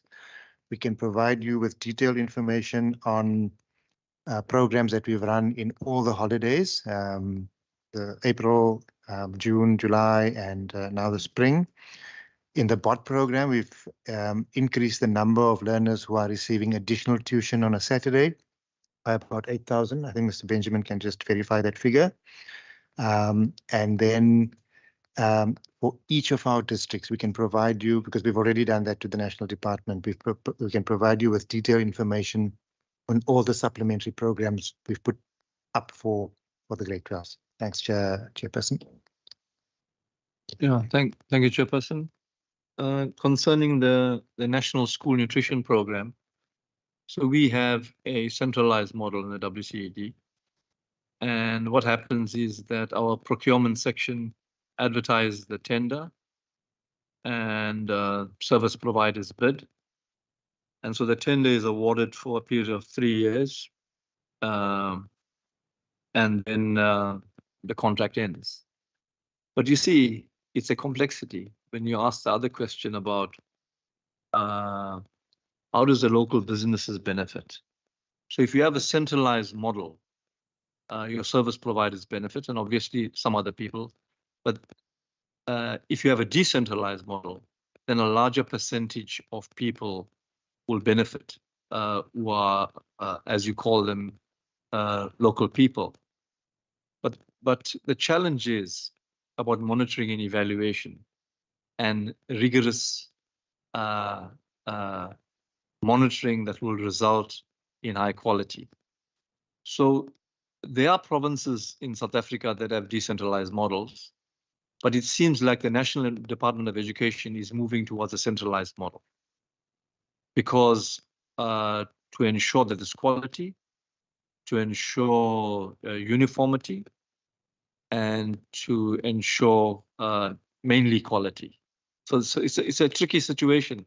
I understand where you're coming from, but it's difficult. I don't know, HOD, should I respond to the ECD question? Yeah.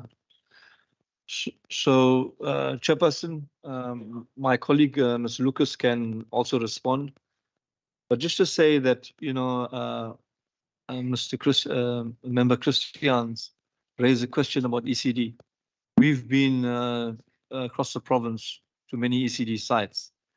And the reason why ECD has been shifted to from DSD to education is that you want to improve literacy and numeracy. You want it to impact on the foundation phase. You want it to impact on the throughput rate. And you want to limit the number of children that drop out. And you want to improve grade 12 passes. So you want to improve the overall quality of education. But of course, systems need to be put into place, and it's a evolution. It'll take time, because you need to, for example, ensure that the curriculum in the ECD phase is able to develop a level of sophistication so that your literacy and numeracy is directly impacted by the pedagogy you adopt. And I think that's a challenge that faces South African education, is a mismatch between the lived reality of the people and the education programs. And I think as a developing country, we are young, it'll take us some time. But if you have a quality ECD, many of your poor children, that's 60% of the school population, you want the programs to impact on the self-confidence, on their motivation, on the possibilities of education in their minds. Because, you know, education doesn't work for working class kids. Because education hasn't worked for their siblings, for their parents, for their grandparents, and their great-grandparents. So you want to create an ECD that creates those pedagogical possibilities. And so we can impact on the social-emotional development of learners as well. And when they go into the foundation phase, and when they from grade R, from ECD, when they go into the foundation phase, they would see education differently. And that's our problem in our country. Our problem in our country is that we have too many poor people, and they are not socialized sufficiently into education so that they can succeed in a schooling system. So that's why we have to support ECD. We'll have problems in the next few years, but we have to give it our best shot. Thank you, Chairperson. Ms. Lucas? Thank you, Madam Chair and Dr. Naika. I think that you succinctly put in perspective what early childhood development is doing in education, in that we are about putting processes in place and also just informing that the quality of teaching and learning happens within the space of 0 to 4. And I think that is the eventual goal, is for us to see that across the system, our children are all receiving a quality offering. Thank you.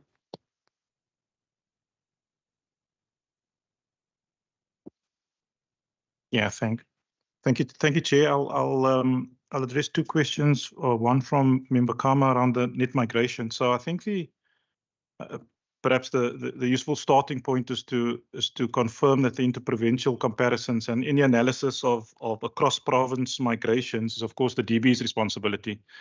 And so by process, what we do is we track first-time registrations in our province on our system and subject that to scrutiny by our national counterparts with access to our database. And any duplicates of learners that might, for example, be registered in the Eastern Cape and Western Cape, I think we have a process to determine that, and the DB, in fact, rules on that in terms of where the duplicate might be and answer that quickly now. But your question was a more nuanced one. I think two things we'd want to point out. One, it's about net migration. It's in and out. We're not quite sure, obviously, whether a learner who might leave the system leaves for another province or leaves completely. And the same would be true if there was a learner in the Eastern Cape or the Northern Cape moving to the Western Cape. That learner might have dropped out first from that system and then came into the Western Cape system a year later. So it's quite nuanced. That goes to the point around how do we ensure that we know the net migration of 18,000 learners are actually there. We have a data assurance process that looks at first-time registrations that we then do a head count on a particular data assurance piece on. So we want to ensure that any first-time registrations didn't leave our own system 3 years ago and then came back and then got a new ID, and we call that an in-migration. So There are data assurance processes for that. And what's positive, Member Kama, is that we have now been assured by the national DBE that we'll get access to national data sets anonymized. So it's not necessarily about the learner, it's the identifier, so that we can do our own analysis. So we were very interested when a researcher from the DB, is not with the DB itself, but Professor Gustafsson had showed us, net migrations based on actual research done specifically over a period of time, not for this period under review, but for 2021, we'll replicate that so that we can get closer to assuring that the net migration is actually that. So it's not just hypothetical about the population growth. It is actually first-time registrations that we evidence on our system in that regard. So we are, again, informing our projections of future years, looking at the actual data of learners. So we know our learners that were in the system and that we have the documentation, either a transfer record from another department, like the Eastern Cape or the Northern Cape. We assure ourselves of that. So again, constant scrutiny of are those learners actually there, and it's not just a relationship to population census counts, etc. In a sense, I trust that answer that question, Member Kama. I think there weren't specifics on the second question around the transport in Rawsonville. So let me, from an administrator perspective, just share with the House that we of course process applications that we receive from schools by a bus committee. And the statement on page 27 was that as we attempt to improve access for qualifying learners. Now, in our policy framework for transport, it's of course the 5-kilometer radius. Now that in reality, for safety and other reasons, also proximity to the available school, that particular premise would disqualify a number of learners, the 5-kilometer radius. So we subject that to decisions by the decision makers, by the delegated authority. And suffice it to say, offering transport is obviously not a condition of accepting a placement. I mean, we look at qualifying learners and discretion is applied, but I'm assured that for learners who identify having come from Rawsonville, that Breë Rivier Hoërskool processed a learner application, transport application for 48 learners, as did Esalen Park, 29. And there's an outstanding review for 48 learners at Worcester Hoër. I think that's the data. We're more than happy to write specifically on learners that identified as being from Rawsonville. But the general statement is our intent to move with discretion to provide learner transport, state subsidized transport to learners, even though they live in less than 5 kilometers from a school. There are conditions under which that is approved, but that is not always the case. So there might be learners that didn't qualify in a sense as well. So we'll get the data if the member could be more specific around a set of learners, but the routes and the transport requests around Rawsonville had been resolved. We learned from that, obviously, in terms of processing times, but I think the bigger issue was around who qualified and who didn't qualify in that sense. Thank you. Thank you. Just on the question on pop-ups, of course, just to remind the honourable member that all of that intervention was part of a broader Don't Wait campaign, which I think was quite extraordinary. I mean, 42,000, I think, YouTube views, 1,600 odd posters, 304,000 leaflets, 800,000 sort of people reached through radio, 400,000 through print. It was a campaign, I think, executed on a larger scale than ever before. And I think that it was part of our relative success with admissions in 2022, 2023. And of course, the particulars are set out on page 44 of the annual report, which I think we'll still get to. Thank you. Thank you, Member Kama. We could always just, to supplement your question, ask Stats SA. I know part of your answer is on page 58 of the annual report.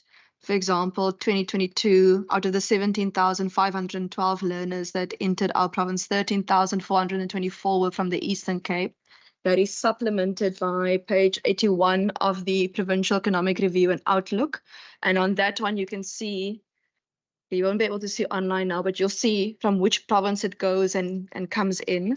And it's also supplemented by page 17 it's not page 17, apologies, slide 17 of the PERO presentation in Budget Committee on the 21st of September, the net migration.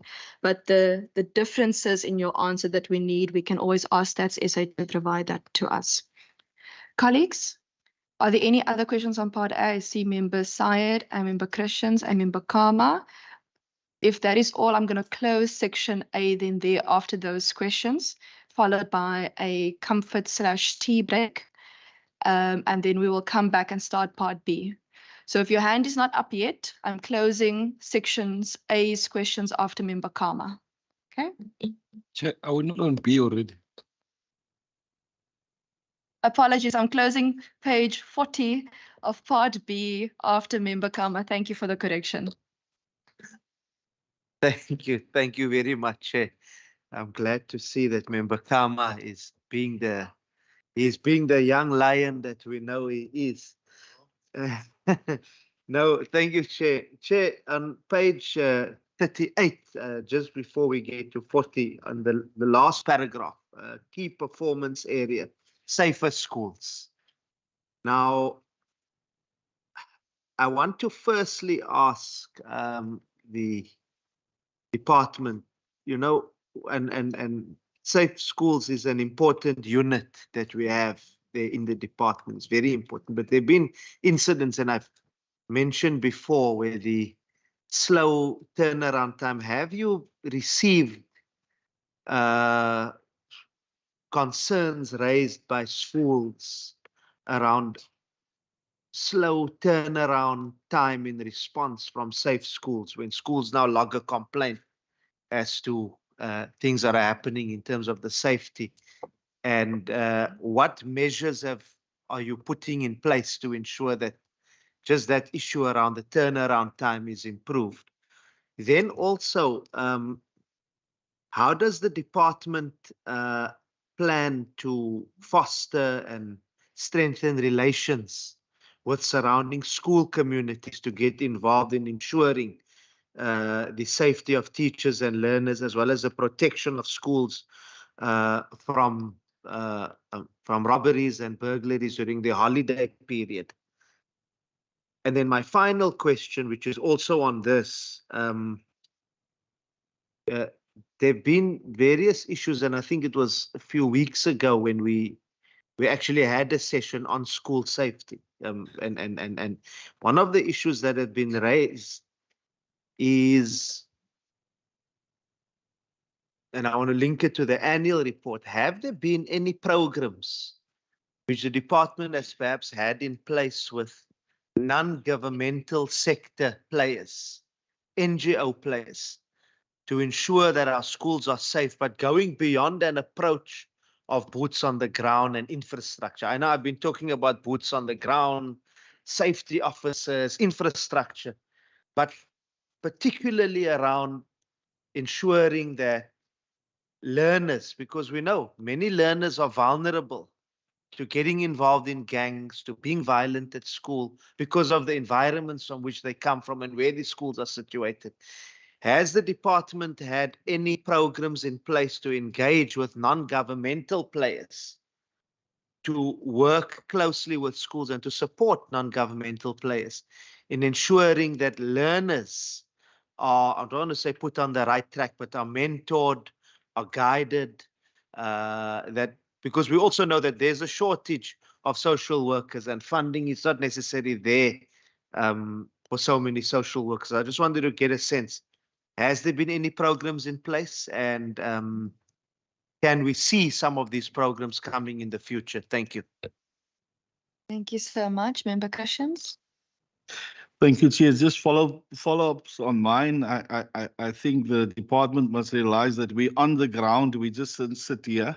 So I actually understand the choice of schools, and we've been to Mondale and all these schools. So we know the dynamics of the school. Mondale, I mean, 2,000 applicants for 200 places. We know these things. So you don't have to tell us these things. We understand these things.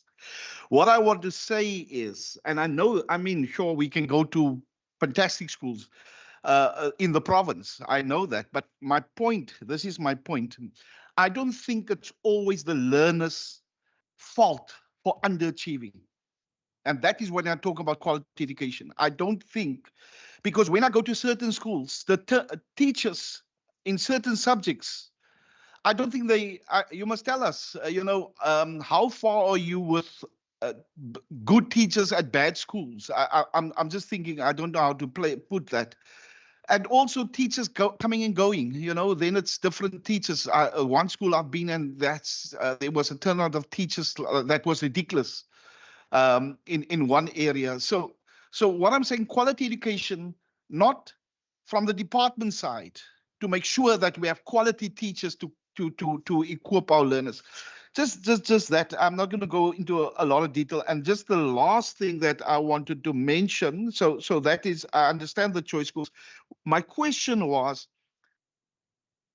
learners that want to excel, and the parents have the financial resources to get them into a good school, but they don't reside in that area. It's difficult. That is the point that was not answered. They want to, the parent work. There was one parent working in Cape Town and they wanted to get their child into one of schools here, but they couldn't do that. So I'm talking about merit. I'm not talking blanket. I'm talking about merit cases. And and the minister's office has been helpful, because I know Mr. Mark Maffelkem, the education specialist. Minister, are you listening to this? Are you listening to this? I'm saying that your ministry has helped me, Mr. Sorry, Chair. I don't know if the minister was talking, so I wanted him to get this point. So I have exhausted to speak to your educational specialist, Mr. Mark Maffelking, that helped us on numerous occasions, spoke to the department with the placements, that, all of that. But you must remember, I think I speak from all of us, our job is just to see the improvement of our learners. It's not us. We're not driving an agenda here.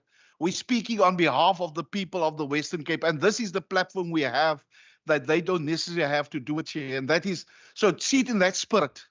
See it in that spirit that we're doing it in that regard. I don't want to be funny. I'm just saying this is my almost 10th year in this committee. So I know what I'm talking about. The minister will always say I'm the veteran. So I'm the veteran, so I know what I'm talking about. So it's just to get the department to understand where we're coming from. Thank you, Chair. Thank you, Member Christians. Do you want to be chacharig? Because I still have another hand. I just wanted to apologize to the honourable member. He is a veteran of this committee. I was, in fact, rarely, because I'm not very good at this multitasking, not only listening to your question, but simultaneously dealing with how we might respond. Okay, we're going to keep responses to when you respond. Member Kama. No, thank you very much, Chair. I like you, Member Christians, these days. Nothing they all say. No. Thanks, thanks, Chair.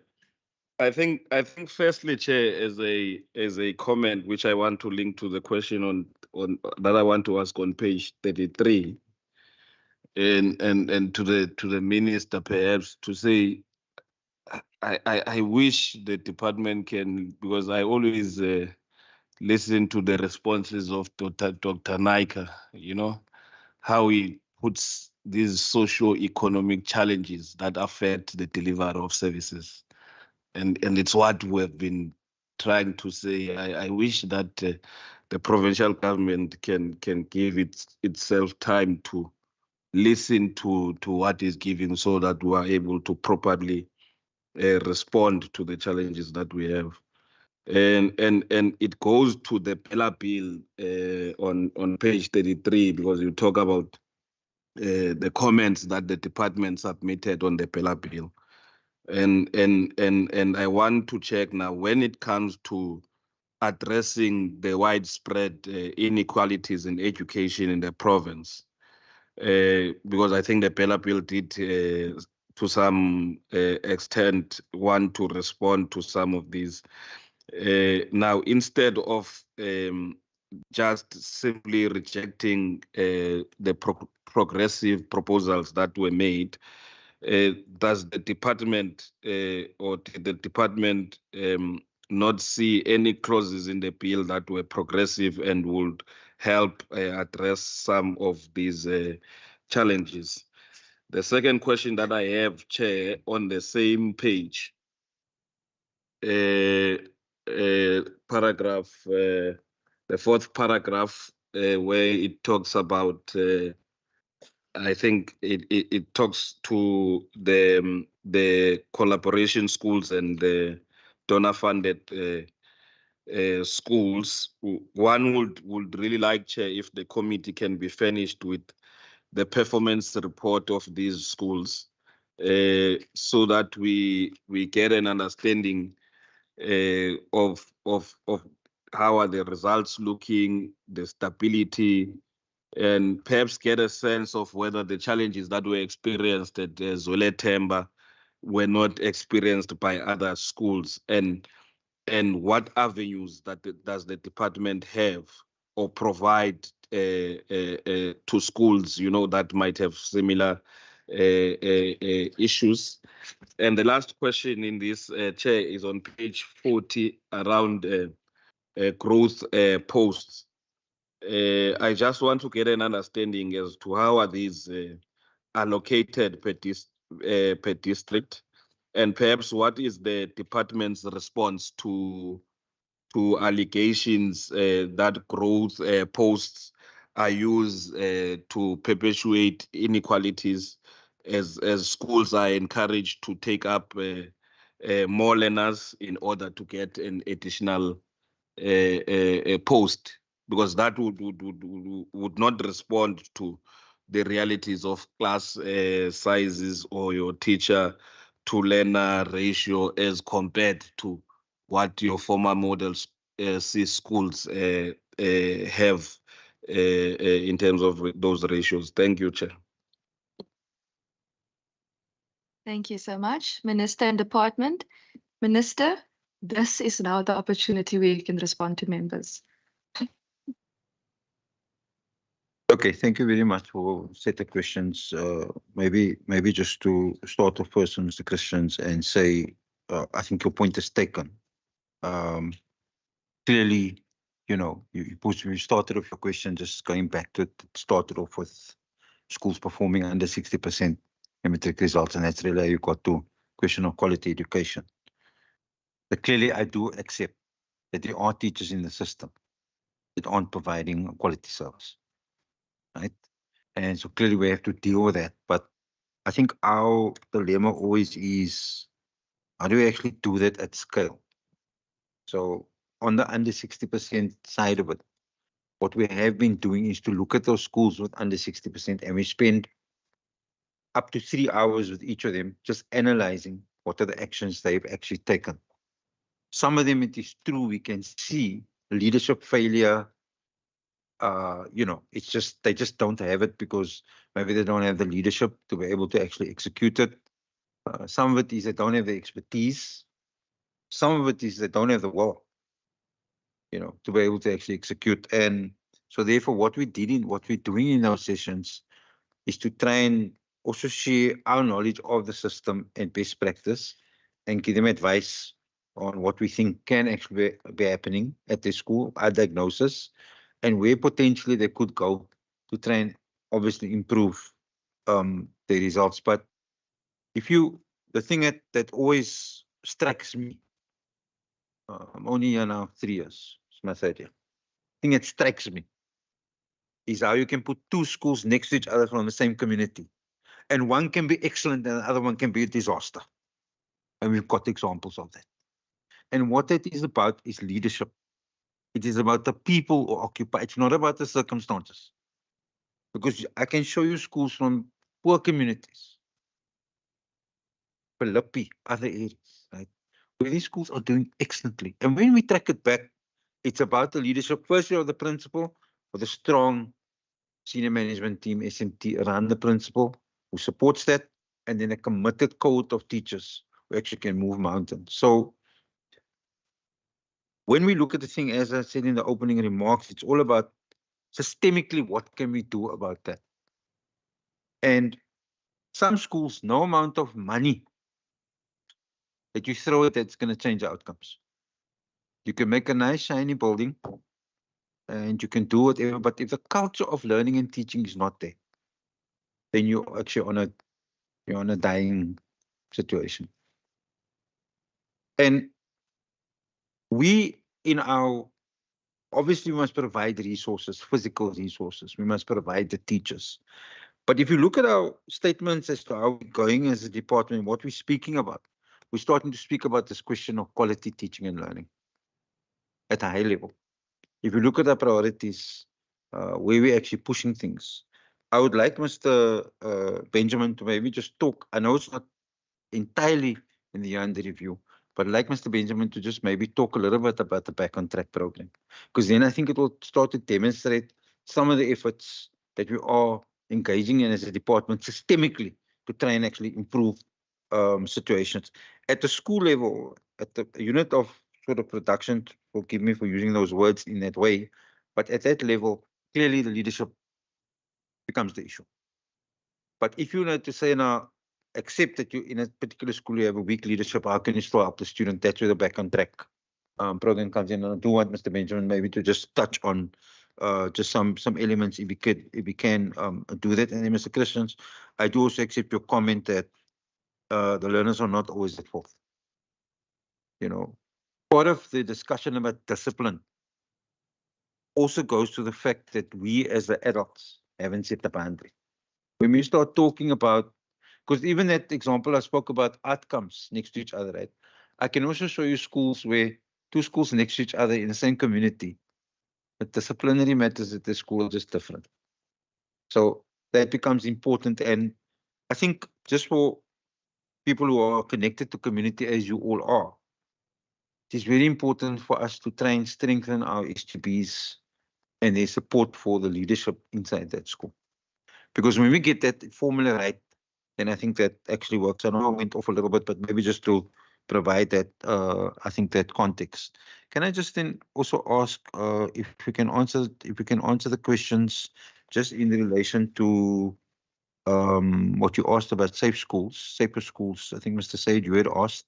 Dr. Naika, I think you're in a position to speak about that, and then I will also say something about our work with NGOs in a minute. But let me just start with Dr. Naika, and then I'll move through the others. Thank you, HOD. So, Chairperson, Member Said spoke about the issue of turnaround time. Turnaround time, we have a call center, and test the call center if you want to. It works.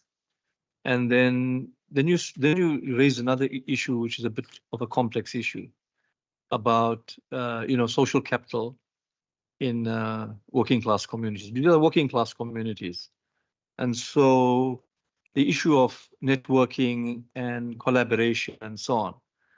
Now, there could be examples of that, but it's limited.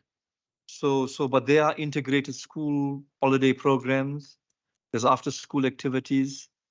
There are cleaning up campaigns. There are debating teams. There are creative and constructive approaches to conflict resolution. There's sports. There's art, culture, drama, music, poetry, youth camps, charity activities, and life skills programs.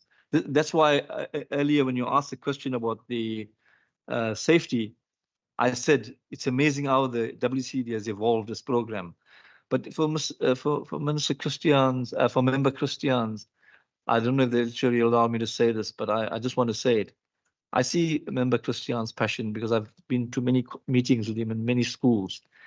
So Member Christians, I suggest you read Pauls and Gintis, and I suggest you read Miseducation, and I'm very serious. Miseducation has been written by a British sociologist, and she explains why working class children fail and why middle class children succeed. And so when you read that, it helps us to understand the context we're in, that it's a difficult, challenging context. And education is not an easy thing. There's an assumption that it's easy. Like, when we were young, they told us about Cinderella and so on, we're going to succeed, but it's hard. Life is not Cinderella. For working class children, it's a massive effort on society mainly, I think. So we are 30 years old. I would say in another 100 years, some of these issues will still be with us because you have to have a systemic intervention with working class children. Thank you, Chairperson. Thank you, HOD. Mr. Benjamin, perhaps you just want to talk about what we're doing across the system in relation to Back on Track, and you know how we targeted schools inside that area, in those areas, and obviously just to give a sense to the committee, please. I want to acknowledge the challenges that are raised around quality education, and so thanks for the opportunity, HOD and Chair. So we've been tasked out of the crisis of COVID-19 and the damage to the public education systems by the executive of our department and the ministry to look at how we impact on our most vulnerable areas and communities given the accentuated learning loss in terms of a recovery program. And one of the things that was a vexing question for us was, do we try and spray and pray, or do we target? Because the reports that we were getting out of an analysis of the impact of COVID was that we have to have a targeted approach, which does require us not to look at the entire system. And so out of those particular research inputs, the Back on Track is fundamentally premised on targeting learners in specific grades, and the grades are the transversal grade from 3 to 4, so grade 4, the exit grade in intermediate phase into senior phase at grade 7, and then the transversal into high school at grade 8, and then the base of FET at grade 10 as they move out of the GET band. And so we have identified learners that are sitting in codes 3, 4, and 5, which is the middle group of learners, which often are just accepted that they will be okay. But we find that those are the learners that are slipping out of the system as the complexity of the curriculum takes a hold as they move through the system. We also realized if we're going to improve classroom teaching and learning practice, we have to target the teachers that are associated with those learners. And so we have something called 1+9, where we now have dedicated days every 10th day where teachers targeted are pulled into our teaching and learning institute called the CTLI, and they are worked with by senior curriculum planners as well as subject advisors to understand the rollout of the curriculum and put in place not only an understanding of the content that must be taught, but how it has to be taught, with the intention of creating professional learning communities, which is now taking place across the entire province. And it's also allowing for a common language of conversation between teachers, whether they're sitting in George or on the West Coast, in the Winelands or in the Metro. We also, as a consequence of this advice out of research, focusing our attention on specific subjects. So in the primary school environment, obviously languages is a focus as well as mathematics. And then from the base of grade 10, we're focusing on mathematics plus five or six other subjects that are sitting within the gate pathways. We also realized there's a need, whilst we have learners in dedicated tutoring sessions on Saturdays over the extent of a year, to also target the parents associated or the caregivers associated with those learners, so that whilst we have their learners, that we also pay attention to the primary healthcare needs and the psychosocial needs of our learners, but deal with our parents who potentially don't have coping skills and don't know how to assist our learners in those particular environments. Early indications since the incubation of the program on the 26th of April is that it is the right thing to do. We are focusing in the classroom. We are focusing in our vulnerable communities. We are focusing in schools where the average student population is 1,000 and the average the educator establishment is between 30 to 50 learners. It's a hard slog because many of these schools, especially in the high school environment, have huge challenges associated with them, have historical underperformance at grade 12 level. And so there's even a push from within those environments that 6 months on, we should maybe change schools because they're not showing progress. And our commitment is that we will stick with those schools this year. We will stick with them next year because we have to change the culture of teaching and learning in those environments. Because you rightly point out, we're also discovering it is actually not the learner that is the challenge. It is the environment that is not conducive for learning and teaching. Thank you. Thank you very much, Mr. Benjamin. Ms. Mansteri, I can just ask you to speak about the NGO and the programs we have with NGOs. Thank you, and good morning again to everyone. So the WCD at provincial level, we serve on and chair a number of different safety committees. So, for example, the one on social and cultural ills, we will attend that. The anti-gang strategy committee, we would attend that. And then we chair the Prov joint on school safety. So in our terms of reference, there are various government, both provincial and national government departments which serve on the Prov joint for school safety committee. However, depending on a particular need at a time, we then have the liberty to co-opt a particular NGO, and there certainly are particular projects where we work closely with a variety of NGOs.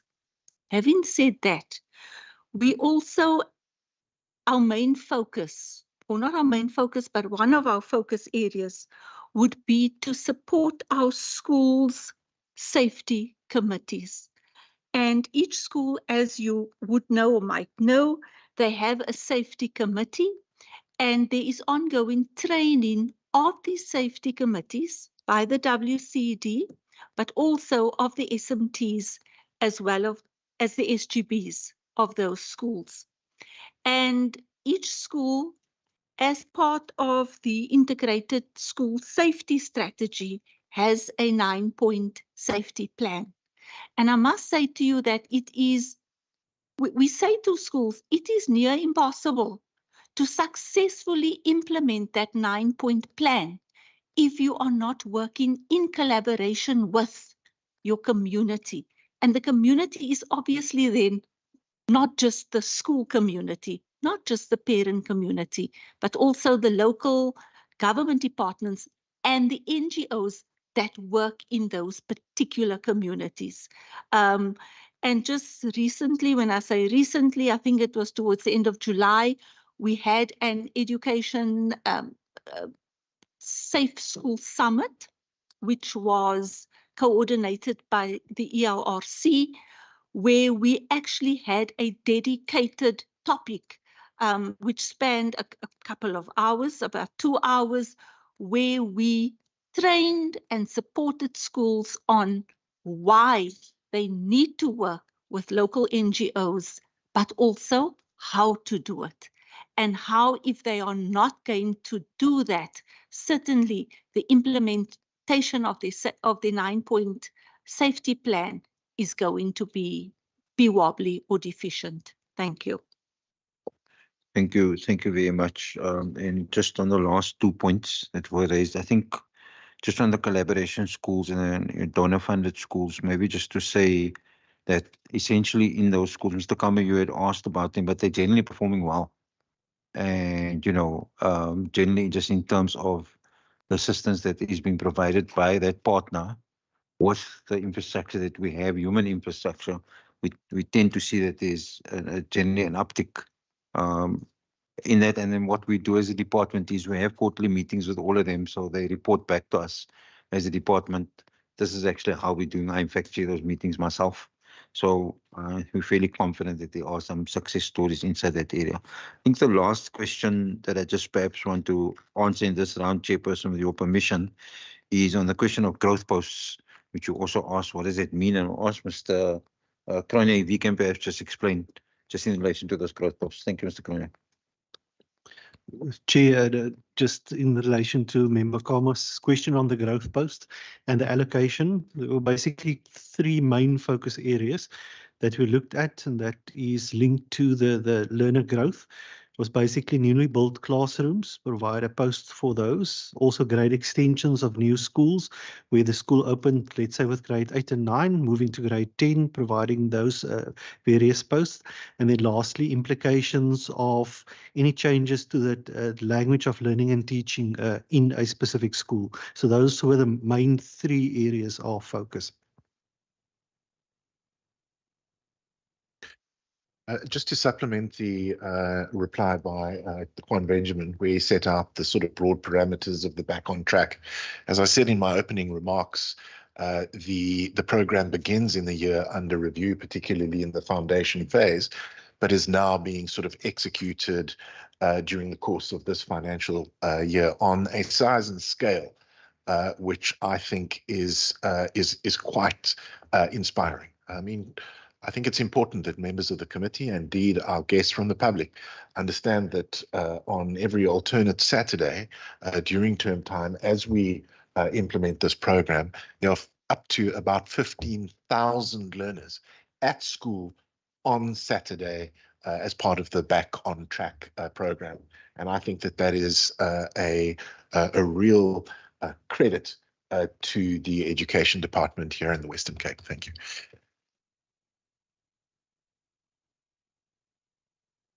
There's one question on Bella still left. Based on the comments submitted, page 33. It's a better question. You agree with some of the clauses? Bella Bill. Thank you. So, colleagues, I'm sure you're all aware that the Bella Bill is still in the National Assembly. I'm advised that it will be debated in the National Assembly, I think, on the 26th, and then will be referred to the NCOP and coming to our environment. And I'm quite sure that there's going to be a lot of opportunity to debate and merit the merits of the various clauses in the bill. But certainly one element of the bill, which I think will make, which I support and which I think will make a difference in a rolling back inequality in our system, of course, is the universalization and expansion of grade R. Our difficulty, and this is something we are going to have to debate as colleagues and settle, is of course that the financial constraint. Quite sort of unlike many bills, the cost of universalizing grade R is actually, and the financial implications of the bill are set out in quite some detail. And if I recall correctly, the price tag to universalize grade R is going to exceed, I think, about 12.6 billion. And under the current financial constraints, that money or those funds are unlikely to be appropriated. So we're going to have to have, I think, a very serious debate about an element of the bill which I think receives a lot of support across the House, but where there's a financial constraint, how indeed do we make progress? And I'm certainly looking forward to that debate in the coming weeks. Thank you. Did you say 12.6? Mm-hmm. In the current Western Cape government budget, the full budget? Nationally. Nationally, okay. I was just about to say. Geloof my vroeg hart aanval was hier. Okay. Colleagues, I did say we are going to break. It is 10:47, so I'm going to ask that colleagues return at 11:15. Okay? There's still a education table outstairs.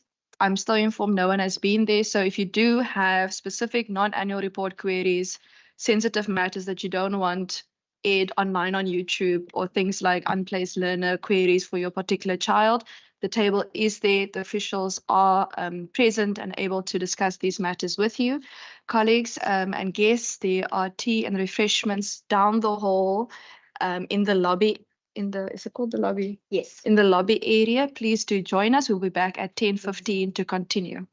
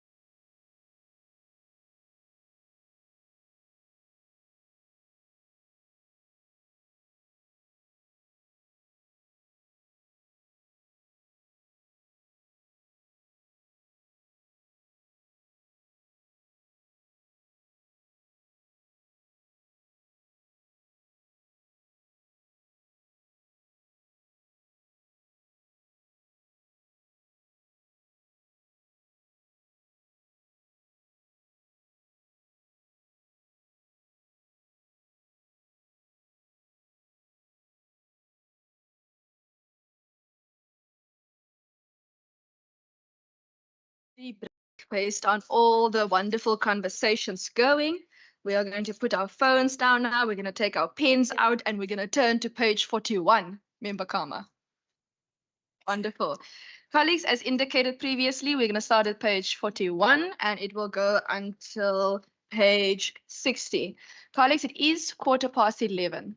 So I do wish to ask that as we go through the rest of the annual report, that we try to keep our questions brief, because I would like to give more than enough time for if there's questions from the public within the annual report, because as members will know that if we don't finish our sections, we are coming back after SCOPA this afternoon, and then in order to finish the annual report. The committee will work until it's done.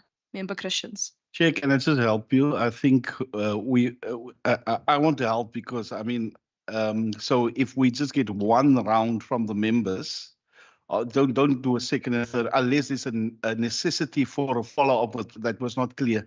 Just to help with time, because I don't think it's fair to the members of the public sitting here. And, you know, we also want to hear their side. So thank you. So I'm asking the members of this side to cooperate. So I endorse what you're saying. Thank you. Thank you so much, members. Member Christian has moved a motion that I'm going to do one round of questions. I will in that particular round, allow all of the hands from the members, because usually I allow 3 at a time. When you are done with your 3 questions for the next 20 pages, hulle is op. Okay, thank you. May I receive hands? I see Member Fry. I see Member Syed. I see Member Karma. I see Member Christians. Going once, going twice, sold. In that order, 3 questions each. Thank you, Chair. Page 57, the grade 11 learners and grade 12 on the table. We lost 10,000 learners between grades 11 and grades 12. Yeah, what is happening? Where have the people going? What's, you know, there's the department, there's dropouts, I know, but it's quite a lot of dropouts.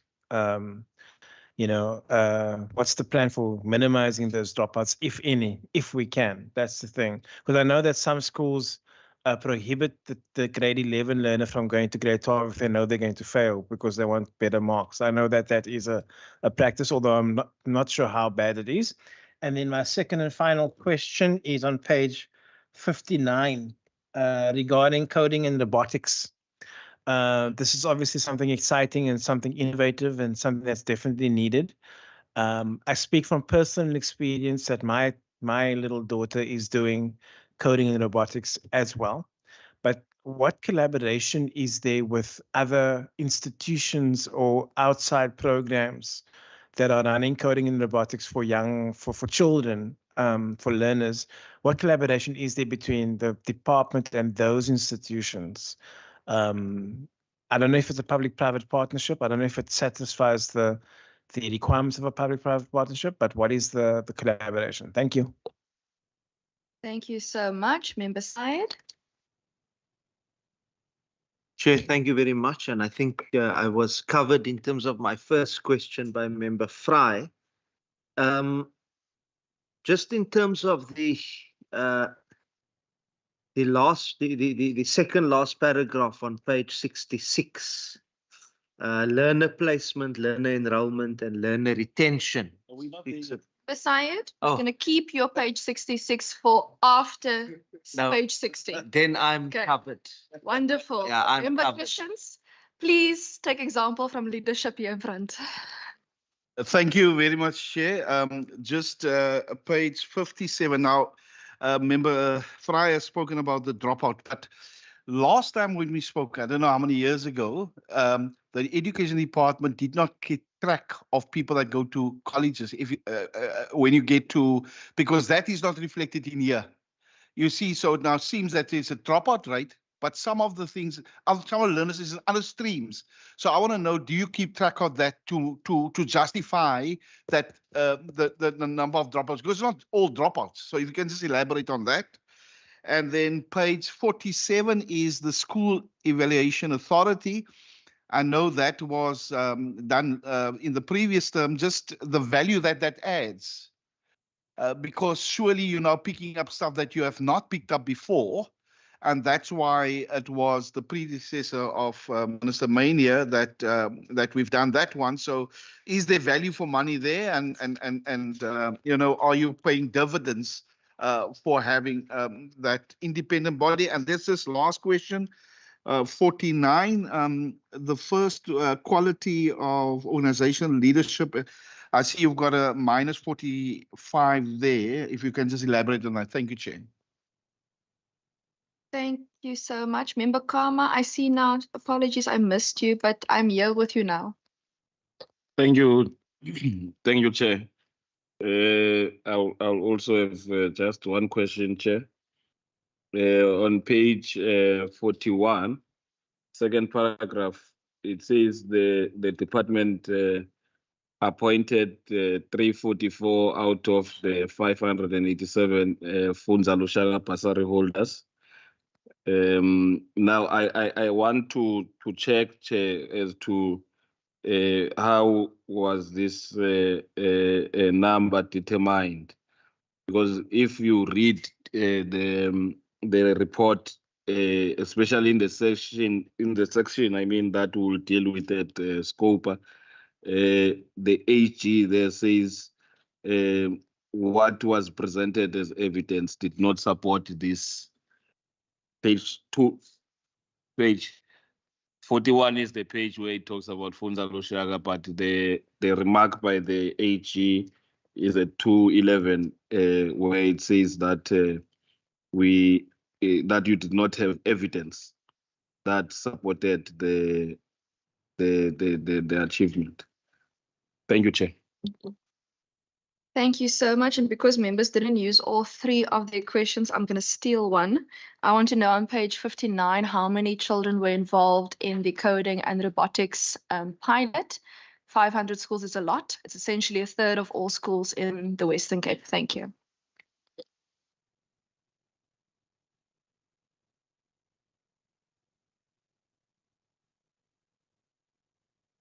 Okay, thank you very much, Chairperson. Mr. Lauriston, do you perhaps just want to talk about that grade variation?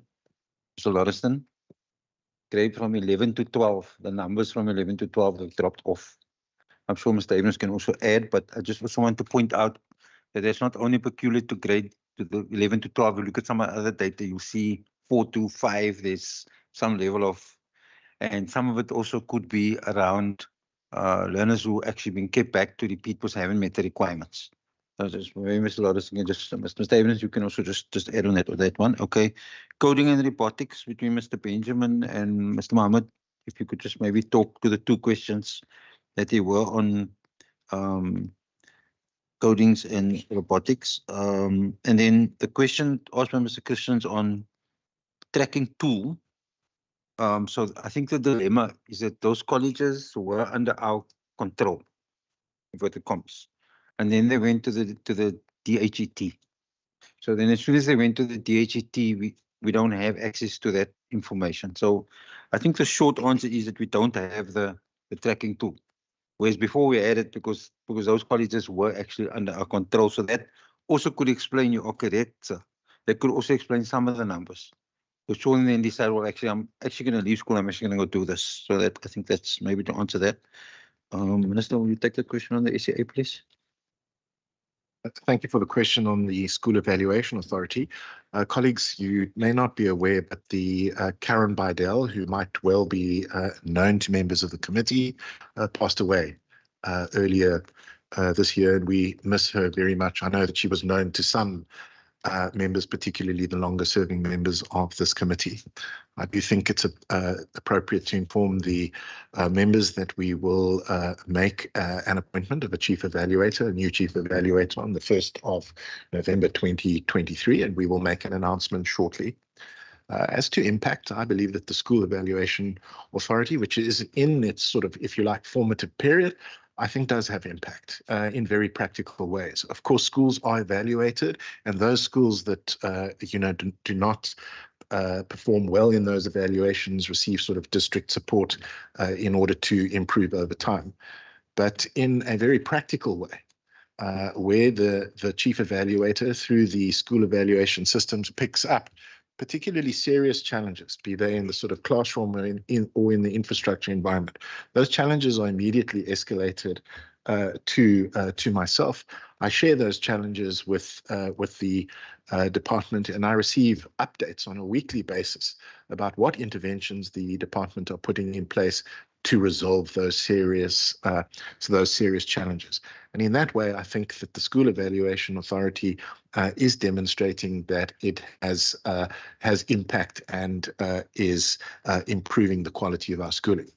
I think once we've made the new appointment, we will, be looking at the longer term 4-year strategy of the School Evaluation Authority to ensure that it has even more impact over the next 4 years. Thank you, Minister. Mr. Cronje, can I ask you to deal with the question on leadership development courses and also the question on Funza Lushaka?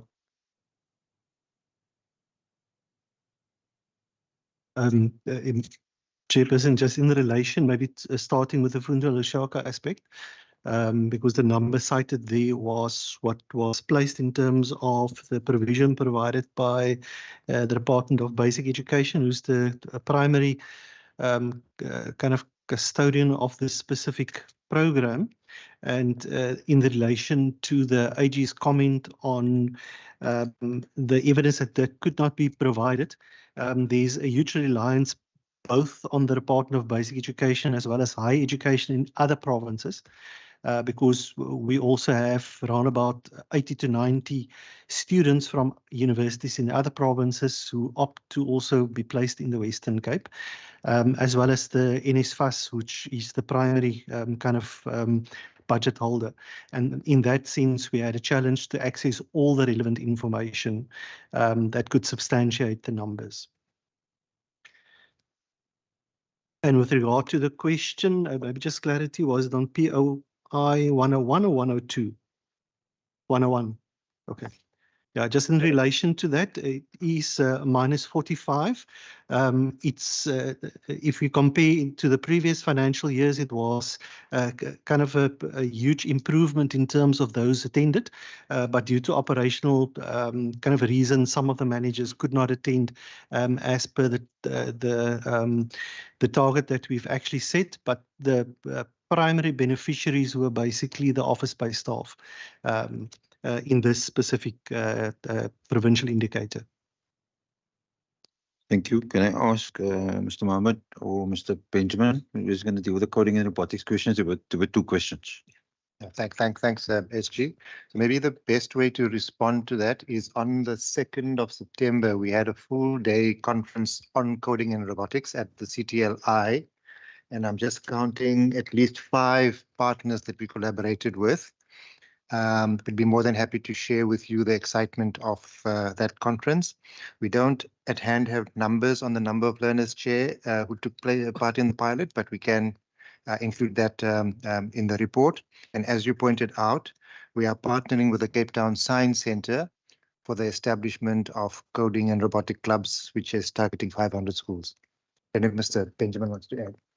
Yes, thanks, HOD. Just to also mention that we are extensively collaborating with HEIs in this particular environment, as well as with teacher unions and the DBE, who are also rolling out coding and robotics across the province. We also involved with Google and the AI elements of what they are doing in this space. And in conclusion, let me just say that it is in the extramural space at this point because there's no formalized curriculum. But as indicated in the report, it's in 500 schools currently, and the levels of enthusiasm, as you clearly are picking up yourself with your daughter, is certainly going to make sure that it is cemented properly as we move forward and the curriculum is finalized. So there's just one question left, Mr. Abrams. Can you, Mr. Lauderson, just on there was a question on the dropouts from grade 11 to 12. I did try and address it, but is there anything else you want to add? The numbers. Yes, thanks, HOD. Through the chair, I think so there's 2 parts there. Perhaps just a useful frame is, the relationship between one grade to the next. The way we look at it is obviously in cohort sizes. So the statement is more learners are attaining higher levels than before. And the numbers show that out. So in aggregate, the total numbers of learners enrolled in a grade is higher than it's been before. So the way we look at that is not necessarily the delta between grade 12 and 11 and then inferring that that's dropout. We are promoting and progressing more learners through the system. So the efficiency is better and they're getting to higher levels. And it's also a function of the cohort size. So if I just draw the attention to, for the members' attention to, we're 12% higher in aggregate on grade 10 than we were 3 years ago. So 87,000 learners enrolled in grade 10 in the year under review, 77,000 3 years ago. Those kind of double-digit numbers suggest two things. One, there was a bigger cohort size, and we know with the birth spike in 2004-5, and they were in grade 1 in 2011. That bubble is moving through the system, so they are at grade 10, 11, and 12 now. So on the under review, 70,000 grade 11s, 59,000 grade 12s. That is a massive up if you just look three years prior from typical enrollment numbers. So it's a bigger cohort size, and then secondly, better promotion progression. Learners are flowing through the system. What does that mean? It doesn't actually mean that they're dropping out. There is dropout at that higher levels, but the learners who are sticking in the system, even with not being promoted or progressed, they stay in the system. And so there's also retention. So if it's not necessarily that they're not there, they just stayed behind in that grade. I make that point, Chair, because the way we'd want to set the expectation of what this table represents is in aggregate, the number of learners that we now have to accommodate and provide access to, equitable opportunities is at that 10 to 12 level. The big pressure is at that FET 10 to 12. The indicator one would need to look at in terms of all learners dropping out. We report the grade 10 to 12 retention rate, that's at 73%. Well, I stand to be corrected, 72.5% for the year under review, and that's increasing. That's a massively positive sign in the way we're keeping learners in the system. And I think it looks optically like there's a big gap, but actually it's because the aggregates are that high. Thanks, Shane.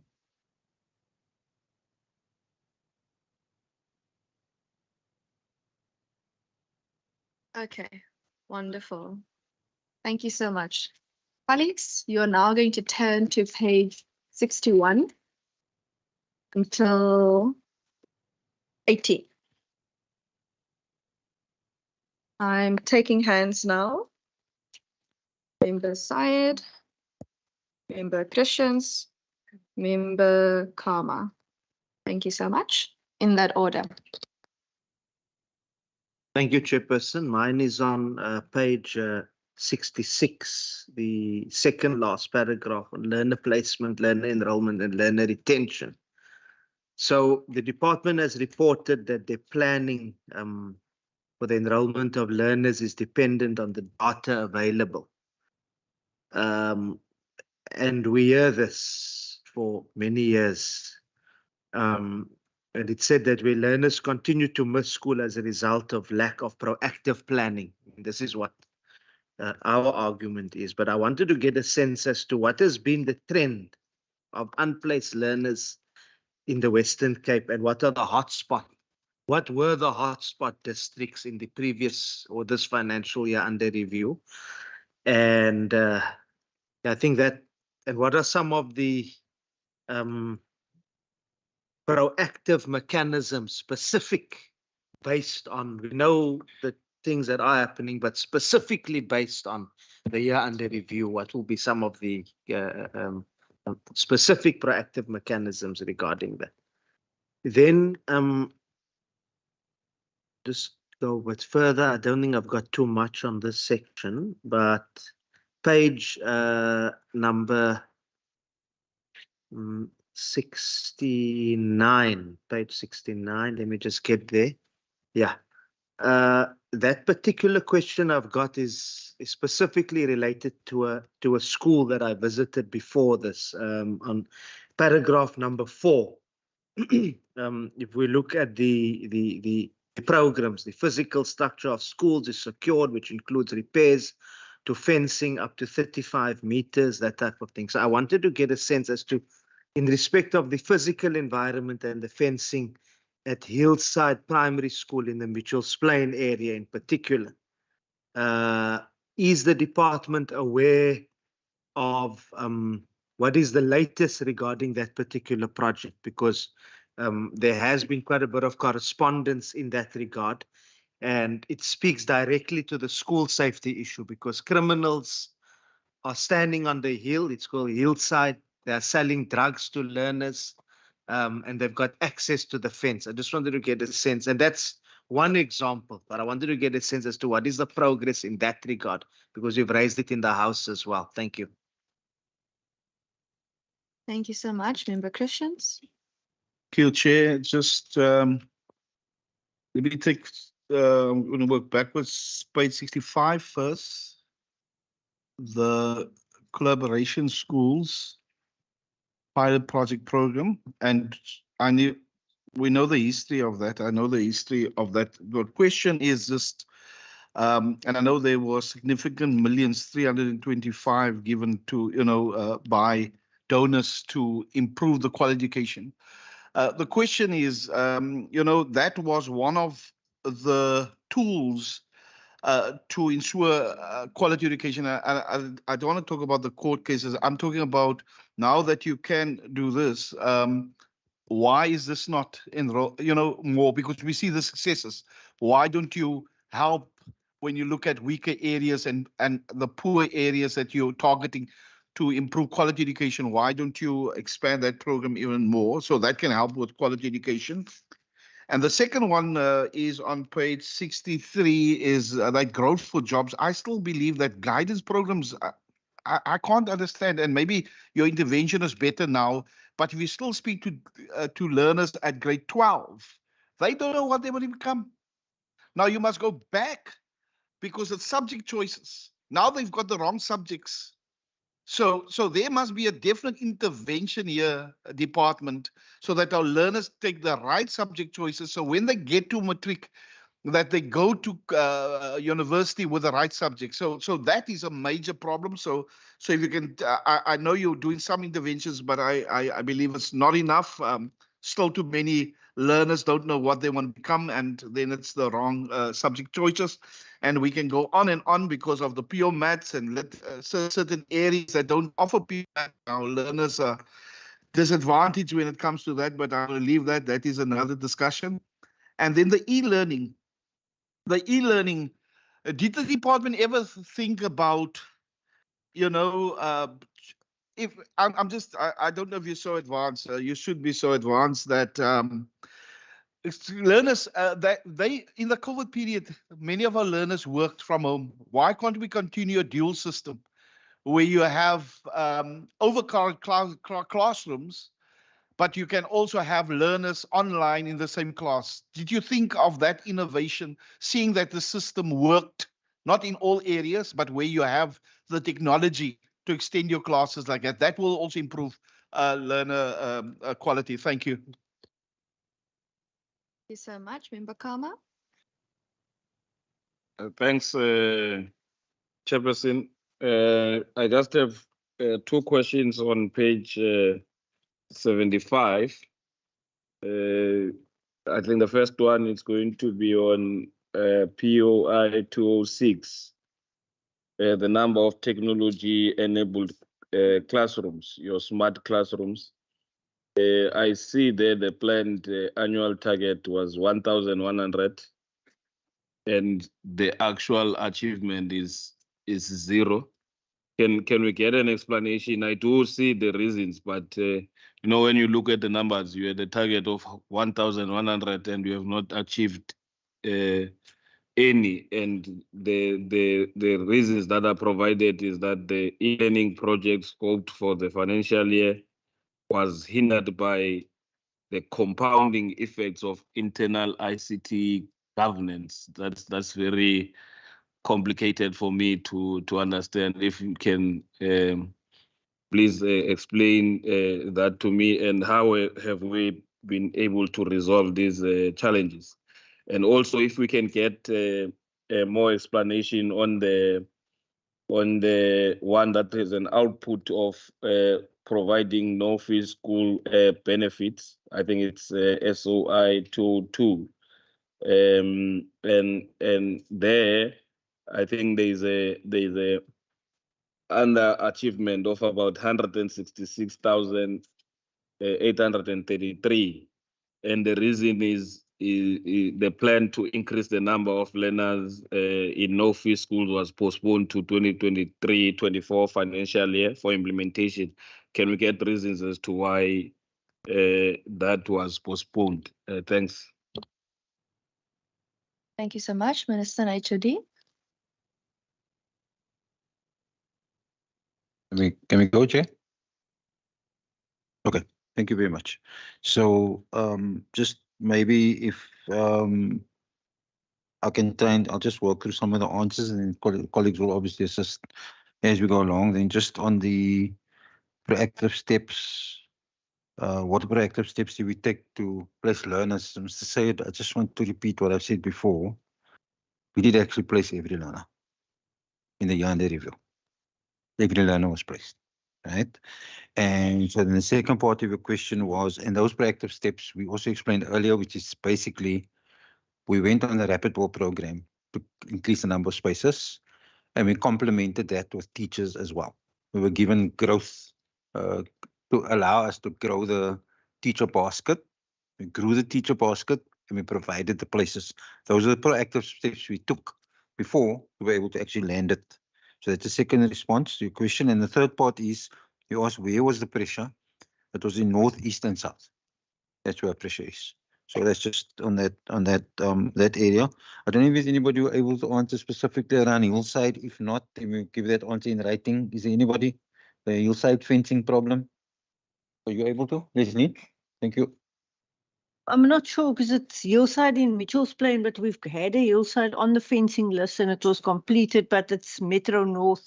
So we'll go back and see about hillside in Mitchell's Plain because I don't have details of Mitchell's Plain. Just clarity. Check. Beside?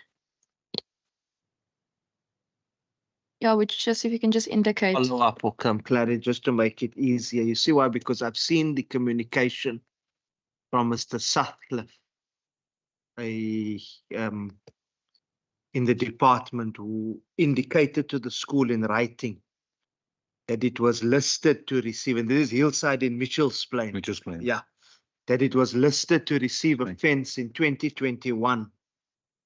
We are now in 2023. So that is why I just, and that I've seen that correspondence. Thank you. Okay, Chairperson, so we'll follow it up. So just make sure you get all the facts, Mr. Sayed, in relation to that.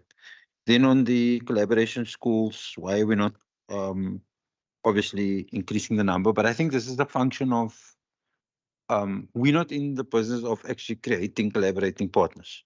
We don't create. So they would come themselves and say, this is actually what we have to offer. And on the ones that they have to offer, those are the ones we are working with currently.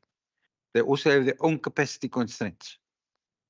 The problem in education is when you do a thing that's bespoke, that's quite easy. When you try and put volume on that, that becomes quite hard. So you can tell a collaborating partner, well, can you do 5 schools? And they'll say yes. Can you do 50? It's a different equation. So it's about, here's the assurance I want to give you. Any collaborating partner that potentially has walked into our doors, we seriously consider them and put them into the group. I meet personally, I chair the meetings once a quarter with all those partners, where they report on all the schools that they have under sort of their joint management with us. And they start speaking about what are the successes and what are the failures in relation to what they're doing. So I'm pretty confident that, you know, things are going well there. Your point is taken, though, that how do you obviously want to expand it, but in the end, the only expansion can come from people from the outside need to come to us and say. So there are people that have, you know, have joined over time, and as we get more collaborating partners, we bring them in to the various things. So that's just our answer in relation to that. I don't know if Mr. Mohammed can answer the question about the grade 9 choices, or Mr. Benjamin on the grade 9 choices. And, you know, the question that was raised by Member Christians, which is that young people find out too late that they've made the wrong choices. Don't even one of you perhaps just want to address it. Mr. Mohammed, can I ask you, please? Thank you. Thanks, SG. Thanks, Chair. So I think the member is correct in saying that there is a disjunct between what is contained in the curriculum, what the teachers are supposed to do, and the effect we're getting in the system. So, there's a lot of young people making wrong choices, etc., etc. But it's a national problem. And the G4J document, the analysis confirms what you're saying. In response to that, what the department has done is we motivated last year for additional budget to be allocated to this particular item. So if you look at the G4J documents, you'll see life orientation career clubs as a flagship project for the next few years. We did manage to get additional budget, and with that budget, we are aiming to have 400,000 learners in grades 8 to 12 in the coming years, reached more deeply than we're currently able to do, 2,000 teachers, and then specifically for grade 9 and 12, 150,000. So the grade 9 is where they have to make the choices into grade 10, and then the grade 12s, they're exiting the system. So hopefully, and the intention is to have career clubs in all the secondary schools set up specifically for this, and training for the life orientation teachers to enhance their ability to be able to share the information. The G4J project, as you may know, or strategy, as you may know, is a whole of society, whole of government. So we've already had a session where we invited all the relevant stakeholders in the province to a discussion. Obviously, it's metro biased, and we had Cape Chamber representatives, etc., with a view to getting the private sector also involved in the process of strengthening the pipeline process, given that it's very spaghetti-like. Thanks, Chair. Thank you. Thank you, Mr. Mohammed. And to go on to the question about e-learning, I think the issue here is that we've quoted from the reason, but the punchline has been left out, Mr. Kama. The punchline is it resulted in delays to the project timelines.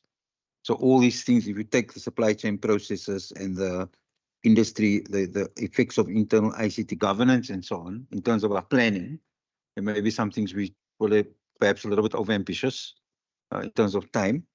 But then the industry themselves also had problems in actually delivering products. So it's just about the time delays in delivering that thing, which is why that thing came out as a zero. And if I speak under correction, we did get that in the next financial year. Is that correct, Mr. Benjamin? Do you want to just maybe add to that, please? Sure. Thanks, HOD. Just to mention in terms of that governance issue that the state IT agency had changed the rules of engagement during the course of the financial year, which put a hold on supply chain while that was being sorted out. But delivery did take place 2 months into the next reporting period. And if we need to provide further feedback on that, we're willing to do so. Just to sum up that, we did actually get to that target, but it didn't happen in the year under review. That's it. And then on the issue of SOI 202, the number of learners and the decrease, just remember that's also a timing issue. That's about when we classified, we just had a little bit of a situation where we re-looked at it. But that number, the -16, is again a timing issue, just like the previous one. We have actually included all those learners into the no fee, just to give you that assurance. Just a timing issue, because we had to draw a line at some point in the year, and that was because of the reporting nature of this document. Thank you. Thank you, Chairperson. I just want to touch on the issue. I have to say that I think that the department's coordination, planning and execution when it comes to particularly admissions and infrastructure has really never been better. I'm not sure if honourable members are aware, but every second week I chair what we call a war room. That war room has representation both from the provincial head office, but also the districts.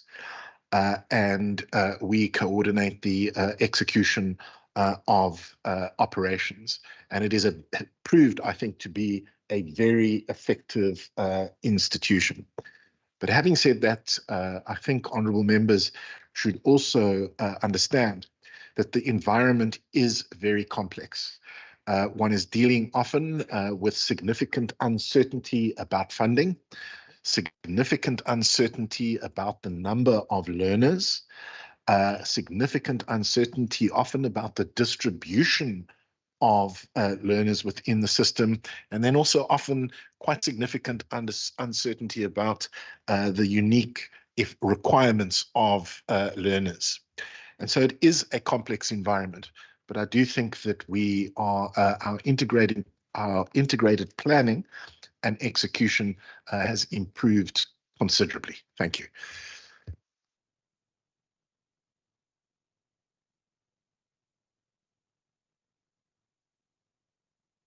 Colleagues? No follow-ups.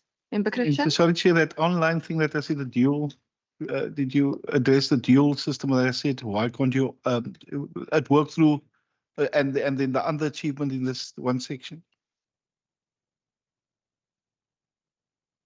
So the underachievement was spoken about, if you can just repeat that, but basically, can we innovate? Can we teach kids from home? So there's two sides to this on opinions about whether that worked or not in COVID.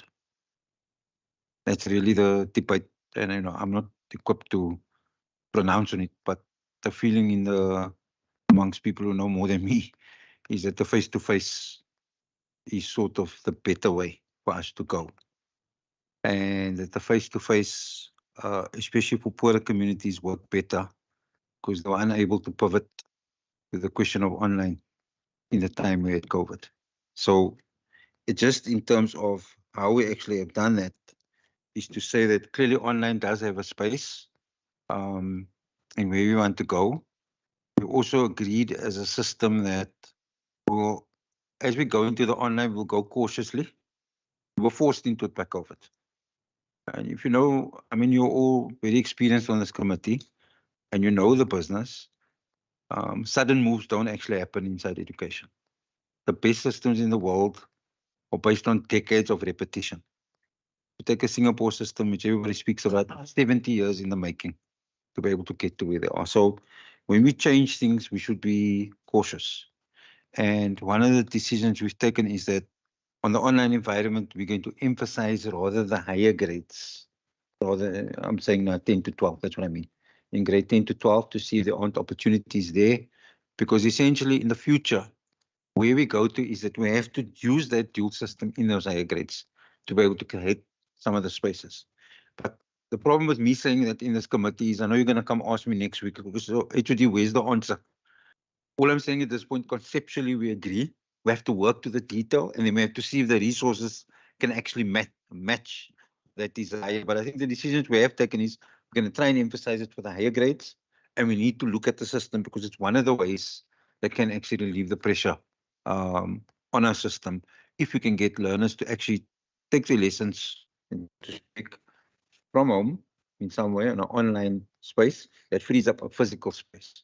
But we're working on that. I mean, I think we're just not ready to be able, I don't want to be called to the next hearing, Chair, and they say, okay, HOD, you said that in the hearing, where is it? It's in the making. I'm just protecting ourselves. Okay. I hope that answers it. Thank you. Thank you so much. I think from my side, just what I would like you guys to take into account if you're going to explore increase in online learning is, I think when it comes to children, play is important, and relationships with other children and being able to foster. I see some youth growing up today who don't phone their colleague or their neighbor or go speak to their neighbor when they're upset with them. It's all just social media and I'm upset, and you deal with it on social media. But no one actually picks up the phone and say, David, I have a problem. This is my problem. This is how I feel about my problem. This is how I feel about my problem. This is what I think should have been done better and how I would like to go forward. No one does that anymore. So I do think that when you take online learning, and don't get me wrong, when you see me in budget committee, I'm one of the biggest proponents of e-governance. But there are also, with that context, there are those type of things that we need to take into consideration. Relationships between human beings and being able to have honest conversations. Questions? No, Chair, I just want to emphasize, I mean, like the HOD said, you can't apply it across board. There's limitations. But what I'm saying is, I know of online learners that's very successful, and the parents then make time for them to play and other groups. So I know it's working already, and that's why I'm asking. It's not the Western Cape Education Department. It's, people go elsewhere to do online learning. And then the parents say, listen, because they do online learning, you belong to that group, and they have those excursions. So I know it's working, and that's why I'm asking the question. But I know there's limitations and all of those type of things and so on. So I'm not talking about, but that is future thinking. If we're under pressure and you can do it, then that is an option. That is just my thinking. Thank you. Thank you so much. I know my neighbor homeschools all of her children. So she's been asking me about the homeschooling and the new bill that is coming. And I have so much respect for her being able to superwoman through life, homeschooling all of her children. Colleagues, I'm going to go to page 81 now until page 100. And I'm just going to indicate that I'm just going to indicate if by 12:30 we don't get to the end of the report, that I'm going to at 12:30 open up for public questions. And if we are not done with the end of the report, we will come back after Scopa. Thank you. Colleagues, page 81 until 100.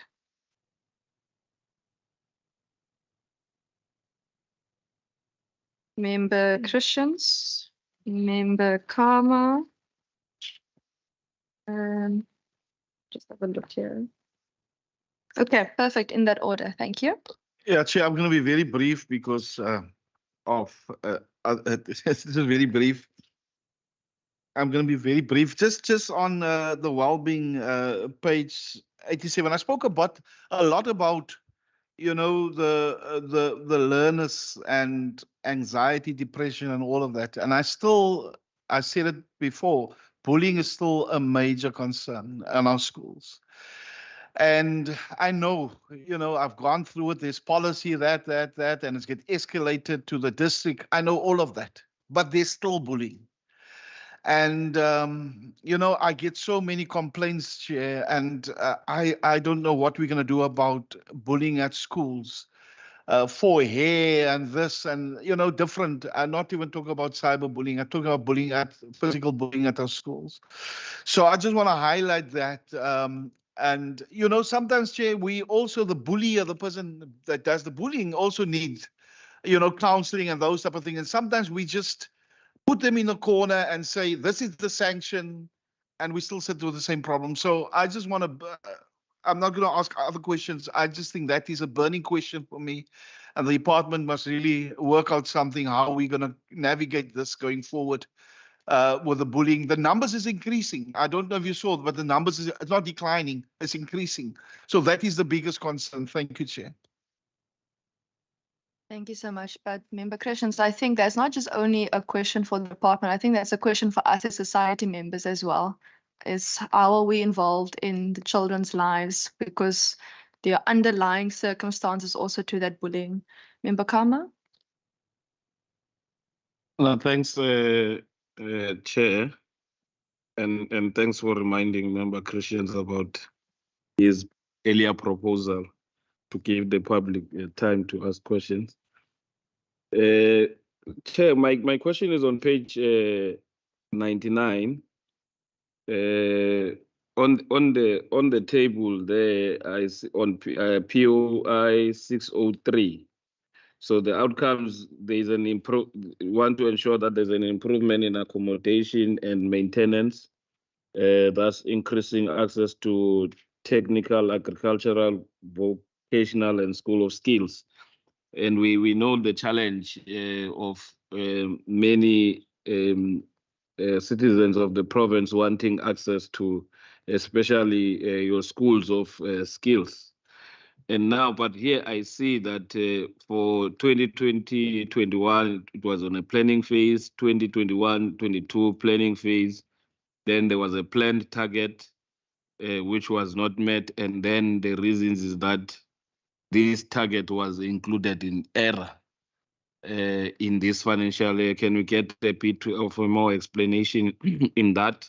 What was supposed to be the target, or was it still in the planning phase? If we can really get an explanation to that, was the one-off added in error? It's not convincing, Chair. I don't know if you are convinced. Thank you very much. HOD? Thank you, Chairperson. I'm going to ask on the bullying question. You can ask Ms. Berenice Daniels. She can maybe just talk to some of the programs that we're doing in relation to the bullying. I do want to agree with Mr. Christians. It is actually an issue. And you make an important point, Mr. Christians, that it's not only the victim, but the child bullying is also a victim in some way, acting something up. So, Ms. Daniels, if you could do that, and I'll ask Mr. Abrams if he can please answer the question about POI 603. Those two. Thank you. Thank you. Good morning to the chairperson and all the members. On the question of bullying, I'm glad the chairperson mentioned that bullying is actually a societal issue. Adults also bully. And so we really need a different culture. And so we deal with it in a proactive way, but also when it happens, we need to deal with it in a particular way. And member Christians, when we have incidents of bullying that are referred to the district office, someone will see the bully and another person will see the child who's been bullied. It's that acknowledgement that something has happened to them that also needs attention. So I just want to say that is our approach. But dealing with it proactively, we have to acknowledge that children are differently abled. They look different. And that valuing of diversity is something that we're trying to inculcate, that culture in the schools. So we do have programs. We have, in every circuit now, we have 2 schools that we are developing to be more inclusive or full service. And we always start our programs there to see how it works and see whether we want to roll it out. So I want to mention 2 of those programs. The one is on persona dolls. Those of you who don't know about persona dolls, it's dolls, cloth dolls, that are different. Some dolls are in wheelchairs, some wear spectacles, some are dolls with albinism, other dolls have curly and straight hair, but each one's got a persona and each one has got a story. And it's very effective in primary schools where the teacher uses some reading material around the doll just to develop that understanding amongst children that we're all different and develop that sensitivity. So that is the Persona Dolls Addressing Diversity project, which we are doing in our schools and obviously rolling it out incrementally. The other project that we're running in the schools is a project on social emotional learning. I'm going to talk first about the program that is running in our primary and high schools. We are partnering with the Mahatma Gandhi Institute for the Education of Peace, who has an online program on social emotional learning. And their belief is that children are not born unkind. They are not born bullies. They learn that. So then they can also learn to be kind and to be considerate. And so the slogan is building kinder brains. And last year we had a project running with about 50 teachers, where teachers are first exposed to the material. And then once they're looking after their own social and emotional well-being, then they go on to the second part, which is about how do you inculcate that in your classroom. And I think it's been a revelation for the teachers that they need to look after themselves. And I think the SG also mentioned that there is, after COVID now, I think there's more of a realization about looking after your own well-being. So that is what we're doing. And this year, because of the success of the program last year, we are now offering it at our Cape Teaching and Leadership Institute, with more of our full service schools, and next year it will also be available to any teacher that wants to do the course. And then I believe Ms. Lucas wants to talk about this. We also have a program on social emotional learning with 3 to 6-year-olds in the ECD space, because research has found that if you do the social emotional learning with that age group, it's never lost. Those children are set for life in terms of having those values. But maybe if we could just ask Ms. Lucas just to talk about that pilot. Thank you. Thank you very much, Chairperson and SJ. The program that we will roll out is to 100 ECD sites where we will be speaking about diversity, teaching children, young children, how to treat each other, and it's through a Think Equal program based. It's based on a story, and that is what children remember, and they like to enact that at such a young age. So we have decided that if the program, it's a pilot, if the program is successful, we'd like to roll that out in future, depending on obviously availability of funds. Thank you. Mr. Abrams. Thanks, HOD. Through the chair, so the target is the outcome is valid. I mean, we have prioritized developing and repurposing buildings to accommodate more technical and vocational skills offering. In simple terms, the 9 it was planned for made an assumption the department would endeavor to build these facilities.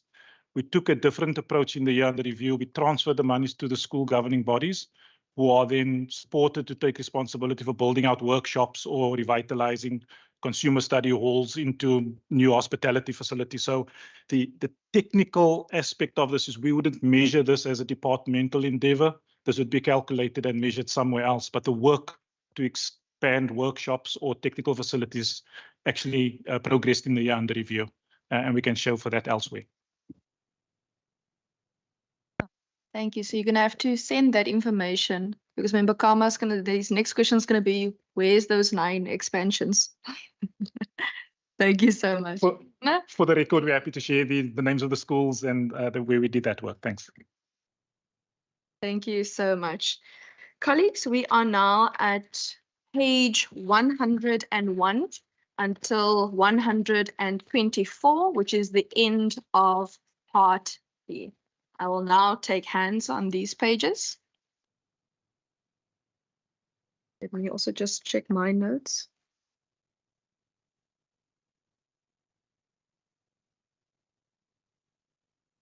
Okay, I just have one question then on page 112. Member Christians, for example, spoke about parents and the children in terms of the Back on Track program. And what I would like to know is what has the parents' response been to the Back on Track program? Obviously, children have to be in school for longer. They have to be on weekends at school, perhaps, and these types of groups. What has the feedback been on the ground from the parents? Thank you. Yeah, thanks, Chairperson, for that. It's a fairly short answer. Phenomenal. We have had not one parent complaining. In fact, we've had learners who are sick insisting that the parents take them to the extra classes on a Saturday.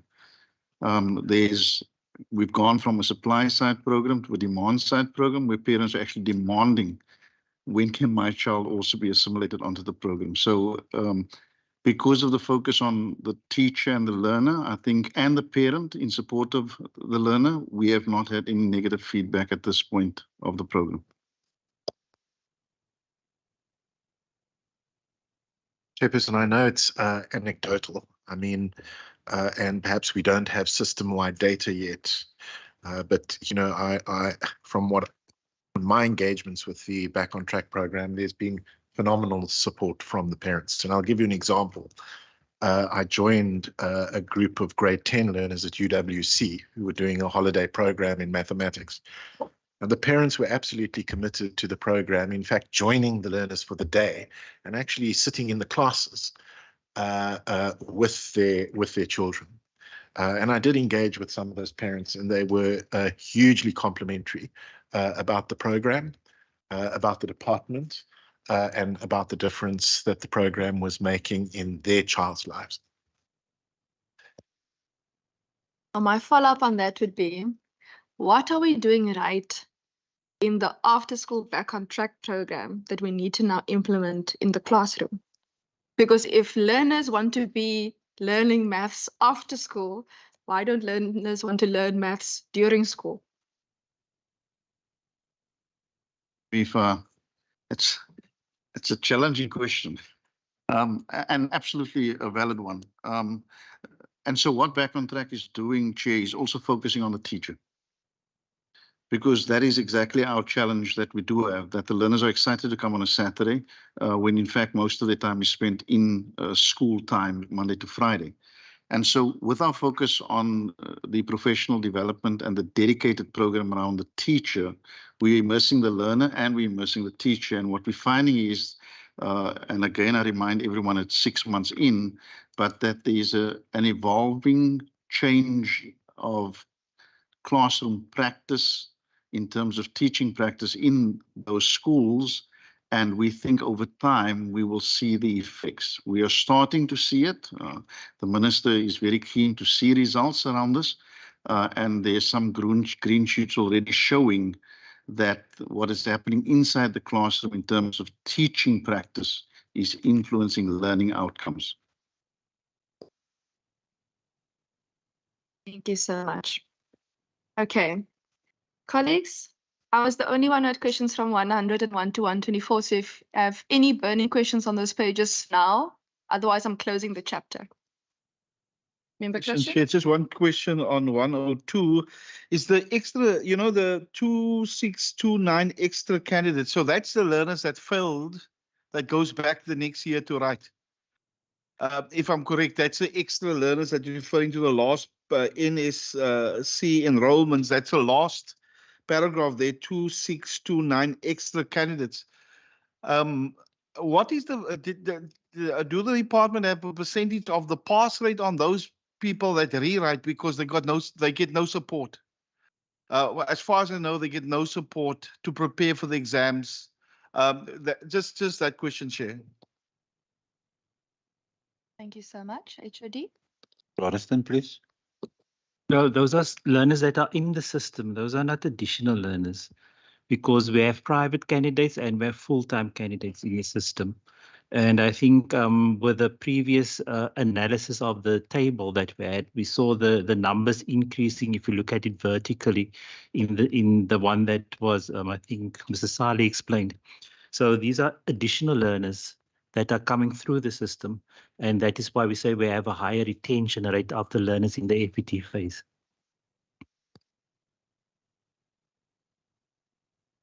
Thank you so much. And as indicated previously, I'm taking part D in 2 sections, page 141 until page 160. I'll just give you a second to go to the page. Okay. Any questions on pages 141 until 160? Going once?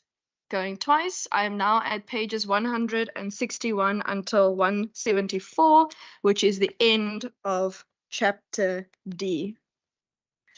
Any questions? I'll just check my notes as well. Member Christians. Member Kama. Sorry, I'm just taking the names down in that order. Thank you. I'm not going to ask a lot of questions. It's just, and I'm just rushing through my notes here, but I'll just take one here. It's just on page 169, types of misconduct at disciplinary hearings, and improper, disgraceful, and unacceptable conduct is 25, is 13.74%. Assaults or attempts, attempt or threats to assault is 97, it's 53%.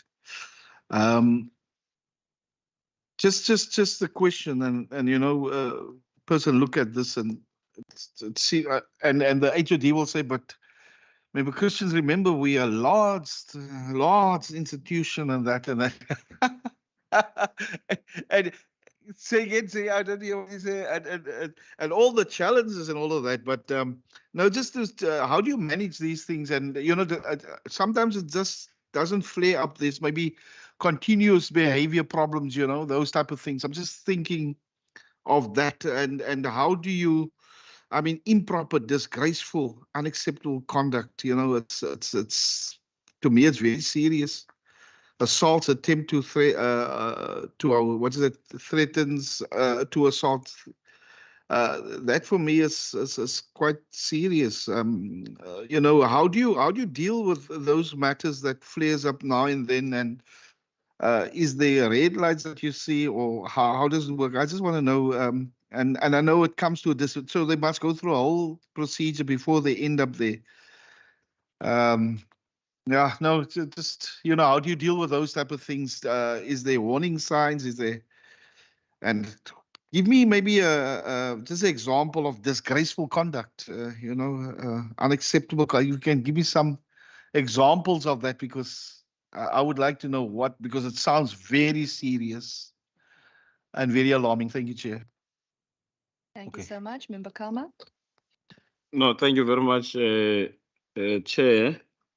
Chair, on page 170, the first table there, you understand, Chair, we're closer to lunch, so my reading of the table might be affected. When we finish at 1, it will be after the public input, which we have 13 minutes left.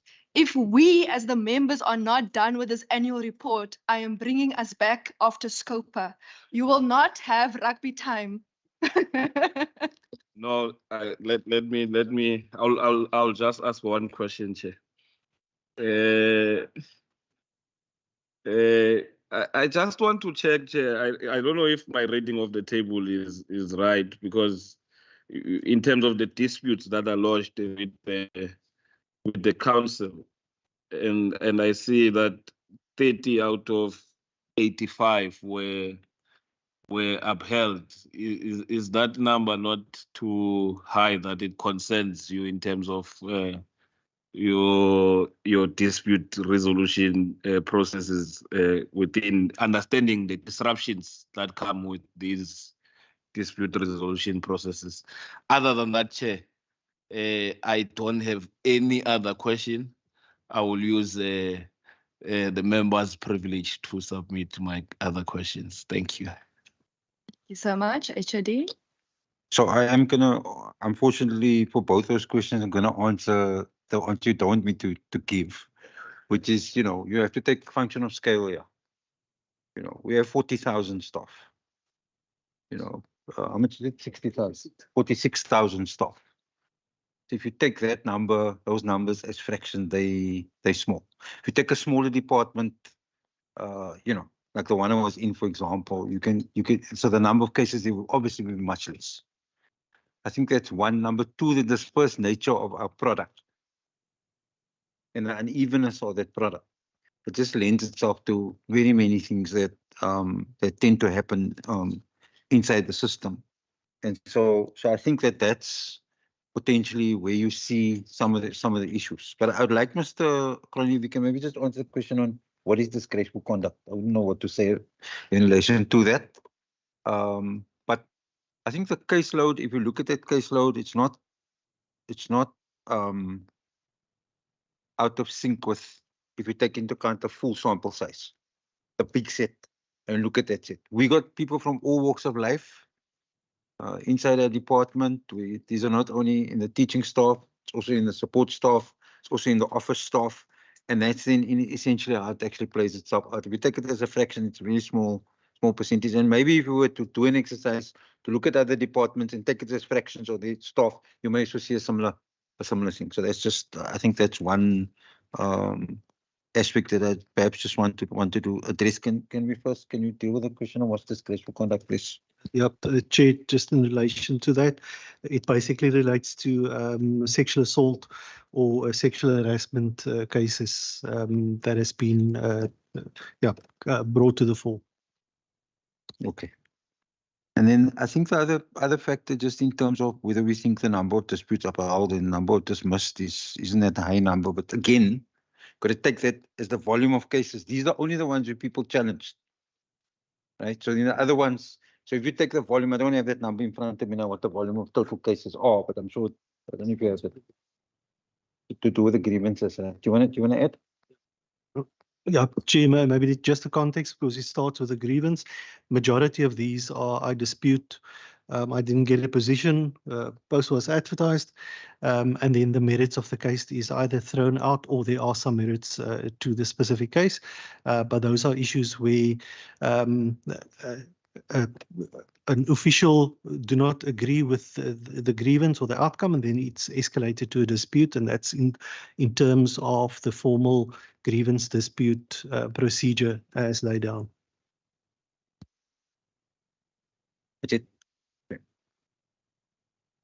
D, or actually Mr. Cronje, what makes the improper, disgraceful, and unacceptable conduct different to the sexual assault? Because that is also listed separately. I just need a bit of clarification there.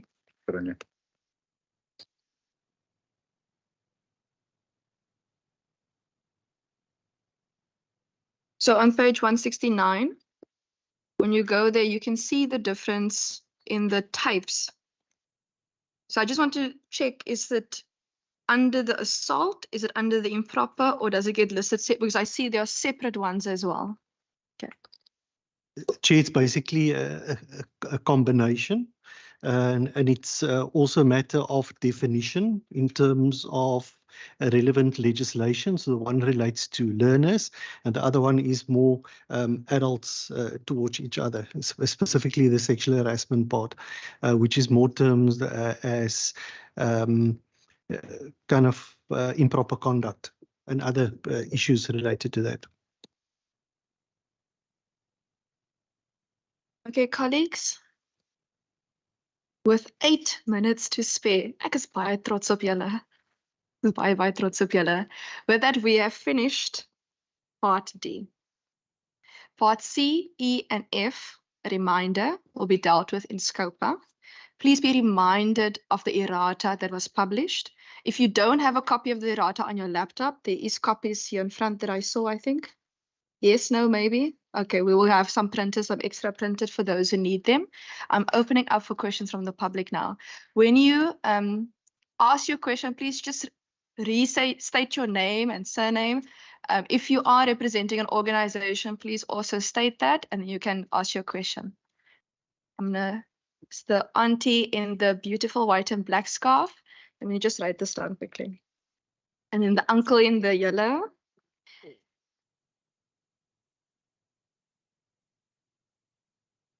And auntie in the black blazer.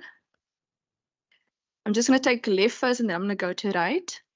Okay. White and green stripes. Sorry, I'm just going by blue blazer. I think it's Yoliswa. Yoliso. Okay, I remembered correctly. And the auntie in the black top and the blue shirt. I just want to check, are those all the hands on this side? Because then once these are done, I'm going to go to the right. Okay, in that order, auntie with the white and black scarf. Thank you. I just have 2 questions. The one is in connection with the Rapid Build program. Is it only for ordinary schools in areas where there are population growth? That is my first question. The second question pertains to the schools of skills.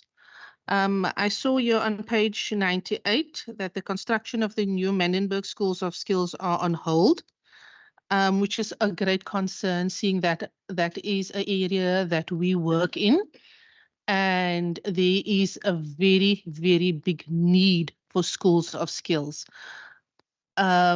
We've engaged with parents who are struggling to get their children into these schools because the schools cannot accommodate the amount of applications that they get. We have young men and women, extremely talented. We do engage with them on a weekly basis, but unfortunately they don't function in the mainstream public schools. But they are talented, they are extremely wise. It is just a major concern that the school is now on hold. And the school, and for the criteria that I saw to apply for these schools, if they're older than the age of 14, 15, and they have not been identified as having special needs, they fall through the cracks. Now, this one school is now on hold. That child that was supposed to probably apply this year or next year, because I don't know when will the school be up and running. By the time they're 16, 17, they can't get into the school. Now they fall through the cracks. It is a major concern. Can you please give me just some feedback on that? Thank you. Thank you. And just your name again, ma'am? Hi, I'm Fadila Jagger and I'm from the FADAC Foundation. So much. Uncle in the yellow, you must please come to one of our mics. Not sure if it's yellow or mustard. Thank you, Madam. Thank you, Madam Speaker. Madam Chair, I'm Simbongile Lokolo from Kaili Shaik. The NPO is called Island Ikasi too. Whilst I was on my way here, I got stopped by two different groups of parents. The first one, they are worried about the placement of their children at school, as the program does not give a clear answer as to where their children have been placed, as they applied earlier on this year. So that thing that start to give a question, is the system working properly? One of the parents applied earlier on. The school she applied for, they told her the school was full even last year. So what is the purpose of applying while the school is already full? That's one of the problems we are facing with this placement thing. We've got children, more than 50 children. Even now, they don't know where to go. From Kaili, Shanyang, and everywhere, they've got the same similar problem. The second group of parents, they stopped me as I walked through the taxi rank. There were a bunch of school children there who were smoking drugs and everything by the time they're supposed to be at school. So the concern of the parents, how safe are the teachers at school? Is the future of the children at school is safe, is in right future? Those are the concerns of the parents. Fortunately, I did raise this thing earlier by writing an email to some of the people inside here. They promised to take action, nothing has been done. So it's one of the concerns the parents are having. The school development, the skills development at school is still the challenge at our school. Kailisha is celebrating 40 years this year. We had Mastanda, Neomba, Injongo, there was first primary schools at Kailisha. As we grow up, there were special rooms that were built for the skills development that can do it, they can do it practically. Their first project was to try to develop a track, which is after 2 years, that thing collapsed. It was late 80s, early 90s that time. Homba and Mastanda, now they are closed. They've school been changed. Those classrooms are now used as a classrooms. Nothing's happening. Mvuze, which was Mvuze Comprehensive High School at Kailicha, later was renamed after Joslovo. That school, I was told early this year, that school is developing, is a school for engineering. As I know, that school had only one track engine that was there. Today, there's nothing like that at that school, which is our community in reality needs more things than saying we can go there. We need more skills. As our children start to get missing in our school because education is no longer fashionable.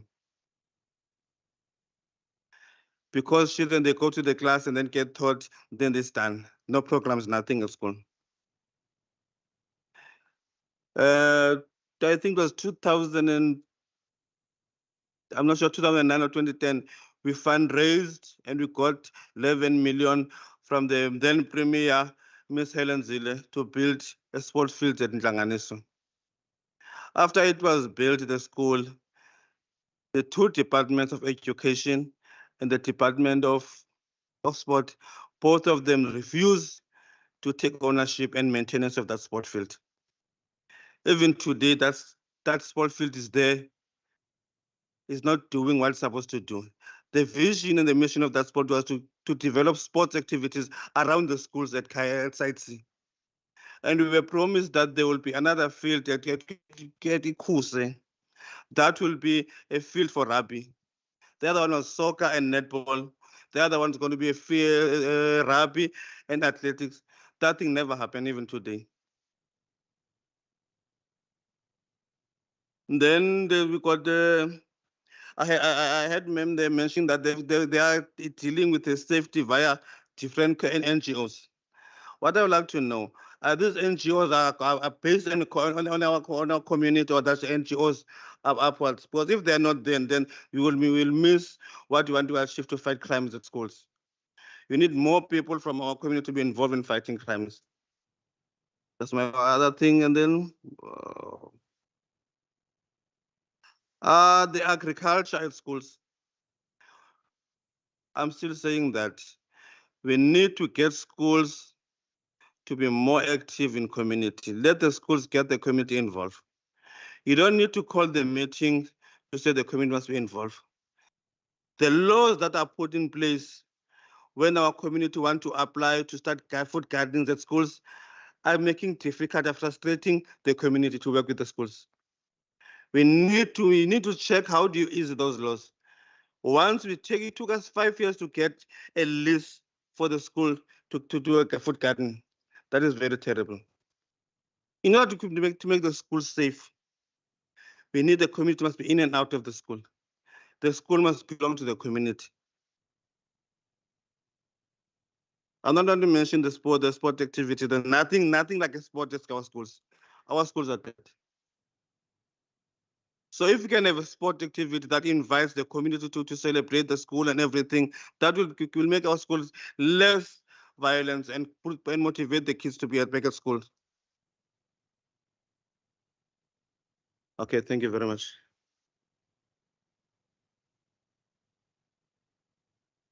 The auntie in the black blazer or jacket. Yes.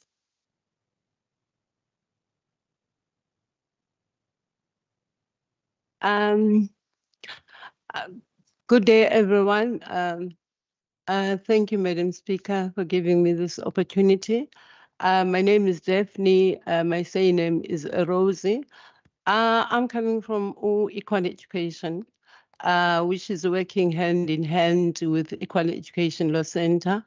But besides being a member of Equal Education, I'm a community member, I'm a parent, I'm a grandmother. I'm coming here as a community member also.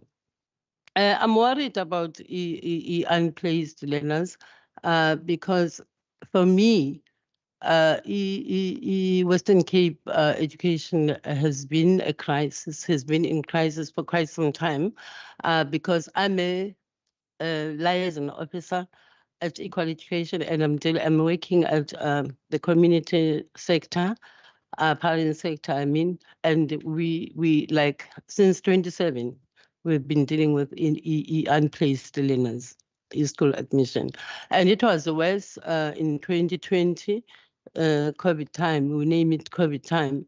It was worse because the learners who haven't been to school before prior 2020, yeah, if I may put it that way. But the reason for me to want or to ask this opportunity is to voice out our cries as a community, because I don't think we work hand in hand. I don't think Western Cape Department, to be specific, is working hand in hand with communities, though I've heard that you have stakeholders that you are working with. I'm very interested into knowing which stakeholders is WCED working with, so that I can encourage and motivate community members, to be part, because I think it's high time we work together hand in hand. We are not enemies here, but we want to work hand in hand. Unplaced learners situation has to be looked at with a fine eye, because it has been there for quite some time. And also online, this thing, online registration, yeah, it has been also a problem. Most of us are uneducated, but the organizations we're working for are the ones which are giving us the opportunity to be here and speak like the way I speak, because you know that English is not our mother's tongue, but you try so that other people can understand what you're trying to say. I think I was going to be more perfect and express myself in a more decent way if I was speaking Xhosa. But now I have to speak English, though I'm not good at it. But don't look at what I speak, but look at what I'm saying. And also, to come to application, we know that there are many parents who, for various reasons, cannot apply within online systems, timeframes, and are then locked out. What is WECD doing about that, especially elite applications and the time frame? And when can parents expect the outcome? Because we have been dealing with parents who have been coming to us and saying, we are late and the applications has been closed. So we're worried about our children for next year. So that is the main concern, because I think we can be sitting here looking at this beautiful, amazing report, and there are also pressing issues, because I'm sitting here, as Elia said, I'm sitting as a parent, as a community member, as a grandmother, and I'm worried because those are the pressing issues about what are the children going to do next year. And safety also is also another important thing at schools. And also psychosocial support. I don't feel like, I think there's a lack of psychosocial support in many schools, because I also have grandchildren where I'm staying. So I'm asking questions, and I can see, and I'm talking from experience. And when I ask them, how was it the lessons today? How were the lessons today? Then she'll answer me, but I'll try and find, and go deeper and find that the teacher or the whatever don't have time for the for the children. And I also have a neighbor whose foster son is going through so much. He lost both his parents lost of last year, and then she was given an opportunity to foster the child, and he's 16 years of age and he's going to drugs, and it's such a painful experience. Yeah, I won't take much of your time, but I just wanted to raise my concerns and other parents as well. Thank you. Thank you. Just a point of procedure. You are welcome to speak in any of the official languages of the Western Cape in this provincial parliament. Just in case there are people who came in late, there is like a little device in front of your mic. So if you wish to speak in isiXhosa, you wish to speak in Afrikaans, you wish to speak in English, you may pose your question in any of the official languages of the Western Cape. And you don't see them now, but people like Uncle Walter, and you don't see them, they're like in boxes on a different room busy translating for us, but they are here. They are able to translate for us should we need it. Thank you. So I want to check quickly. White and green stripes. Yes. Good day, my name is Derrico Jackson. I'm from Salari Spouse Village. I've got a few things that, and the first of it is on page 133, paragraph 4 to 6. If you look at it, it speaks of fraud and corruption and the protection of whistleblowers.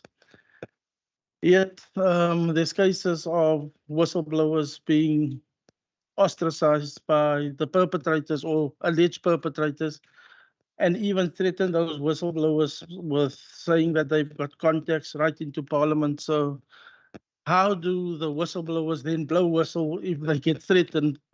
Because they even get, after blowing whistles, they get their names given to the perpetrators. So you become a victim of the truth.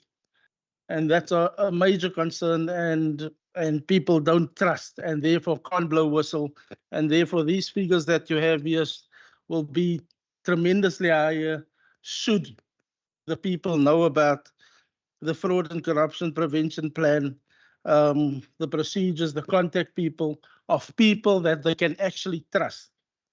That's the one thing. The second thing I want to bring to your attention is that you spoke earlier about children being guided to grades 8 to 10 and then get subjects to go into fields. In Salaris Pass Village, you have children aged 9, 10, 11, 12 dropping out of school. So where do we go with those children? When are they going to have a chance to be evaluated? When are they going to have a chance to then make a success of their lives?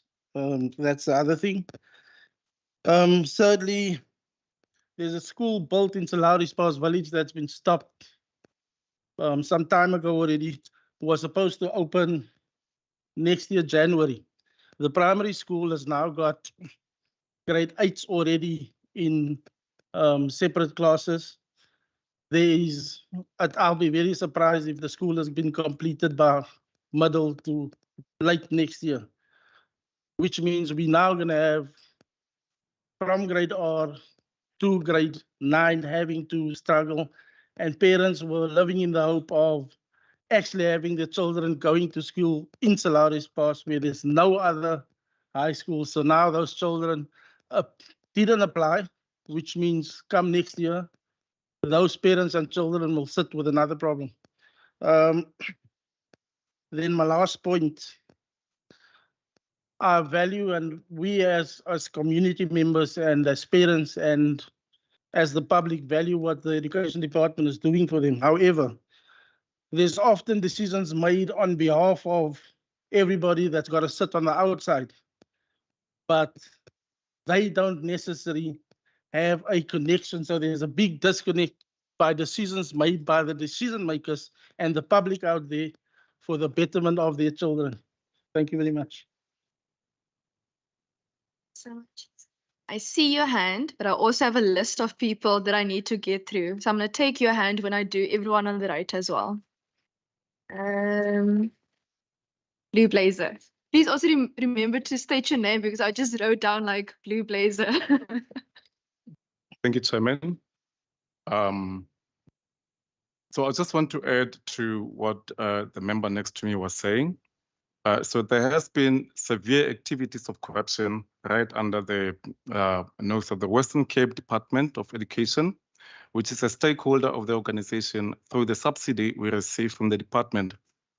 These allegations pertain to corruption activities that have been reportedly occurred since 2019 at an independent school in the Helderberg area. These irregularities have worsened since the current self-appointed directors hijacked the school. The current self-appointed directors were initially appointed as the task team to support the school's management for a period of 6 months from September 2022 to February 2023. The signed memorandum of understanding and the mandate clearly specifies that the task team members were not to replace the management of the school under any circumstances. Adding to the narrative, as the task team's tenure was nearing to its end, certain individuals of the task team strategically and irregularly eliminated the board through an irregular process. This process included the removal of the chairperson of the board, the school's headmaster, and any staff member who stood up for what is right, and those who dared to question the validity and the conduct of the self-appointed directors. This unfortunate turn of events has further complicated the situation and posed significant challenges to the school's operations and reputation. It is crucial that these issues are addressed promptly and appropriately to ensure that our school can continue its mission. Thank you. I just want to check which grant it was. Sorry? Which grant? You mentioned a grant in the beginning and I didn't want to interrupt you. Come again, please. You mentioned it was a grant, but yes, the WCED grant, the subsidy. The independent school. Yes, okay. the independent school. I'm with you now. Okay, cool. Okay. Thank you so much. Thank you. And just your name, sir? Victor. Victor. Perfect. Belisa. Sure. Ngosi Chair. Igama lami ngiyolisa Philiso Nswe, Equal Education Law Center. I just want to firstly make a remark about the issue of unplaced learners. I think it's incorrect by the head of department to inform the committee that all learners are placed. It's a reality. Not all learners in the Western Cape are currently placed. I think this is an important remark in order to ensure that the committee is aware of this in carrying its oversight duty towards learners in this province. So the first question I have is directed to the MEC around the issue of lack of capacity, in particular for placement of learners. Let's presume that there is lack of capacity in the Western Cape for provisioning of learner places. For over the past few years, we've seen over thousands of learners continue to miss out of school each and every year. I think it has been more than 5 years now. And assuming that that's the position, then the MEC, in terms of Section 3(4) of the Schools Act, is required to report to the minister in relation to how he amends or at least remedy the lack of capacity in the province. So has the MEC directly reached out to the minister in order to deal with the lack of capacity that is existing in the Western Cape when it comes to dealing with unplaced learners? And I think the issue of placement of learners should not be downplayed by the WCED, because it is a direct infringement of the learner's right to basic education. And it is those that are mostly marginalized that continue to miss out of school each and every year. It's not going to be surprising. We're going to come 2023, the same thing is going to happen. And I'm calling on the WCD to put in place proactive measures to deal with that. The second question I have, also directed to the MEC, but it comes on the premise of what Mr. Abrams mentioned about the building of schools and the considerations that should be made for municipalities and their loan ownership in that. So I just want to check with the MEC whether has he considered the utilization of Section 58 of the South African Schools Act, which gives him power to expropriate land for the building of schools. If not, and why that has not been the case. Then the last question is on the issue of early childhood education. I hear we speak a lot about the bill, the Bella bill, and the billions that may be involved in provisioning of early childhood education in South Africa. I just want to understand whether the Western Cape Education Department has maybe sought a legal opinion to sort of understand their obligation towards the provisioning of early childhood education in South Africa. And I'm not only talking about grade R, but I'm talking comprehensively of early childhood education and what it is, and whether they understand their obligation, what it could mean if we were to interpret that right to be included in terms of Section 29 of the Constitution as part of basic education. We're not going to be asking questions of billions and how much that is. The moment we are able to realize that this right is directly the right that is included in terms of Section 29, the WCED has to immediately realize its obligation towards ensuring that learners are getting early childhood education in South Africa, in particular, in the Western Cape. That's all. Thank you.